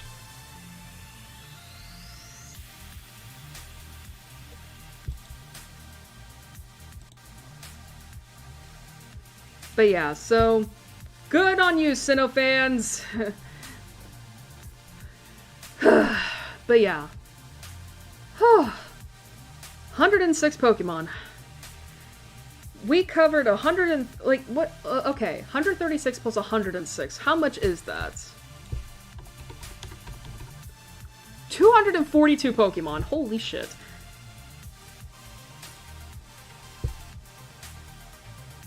Across 2 months. I will say, though, I can't wait till we get to Unova, because that is honestly my favorite region as of now. But we'll get to there when we get to there. But still, we finished Sinnoh. And again, honestly surprising how many Pokemon ended up higher than I thought they were.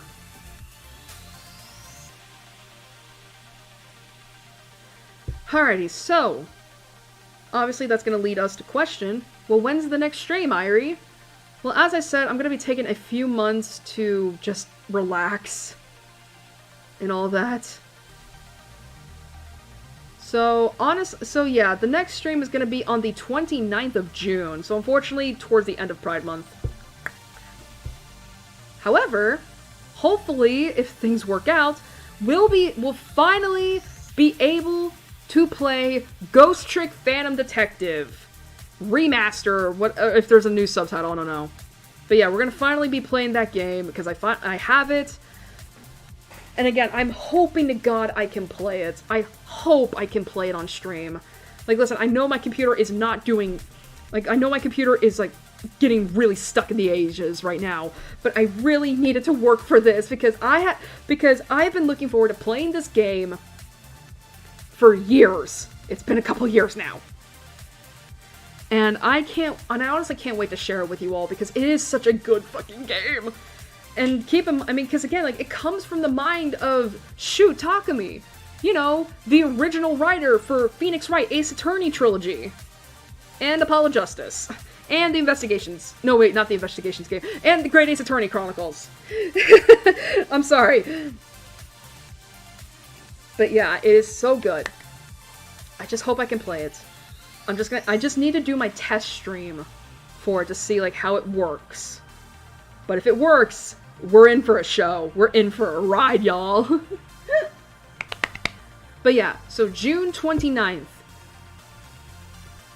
At, of course, the usual time of 8 p.m. CST, we'll be, hopefully, playing Ghost Trick Phantom Detective. Anyway, with that being said, I think it's about time we wrap it up. We've been going for almost 6.5 hours. So, thank you all for joining me. I hope you all enjoyed it.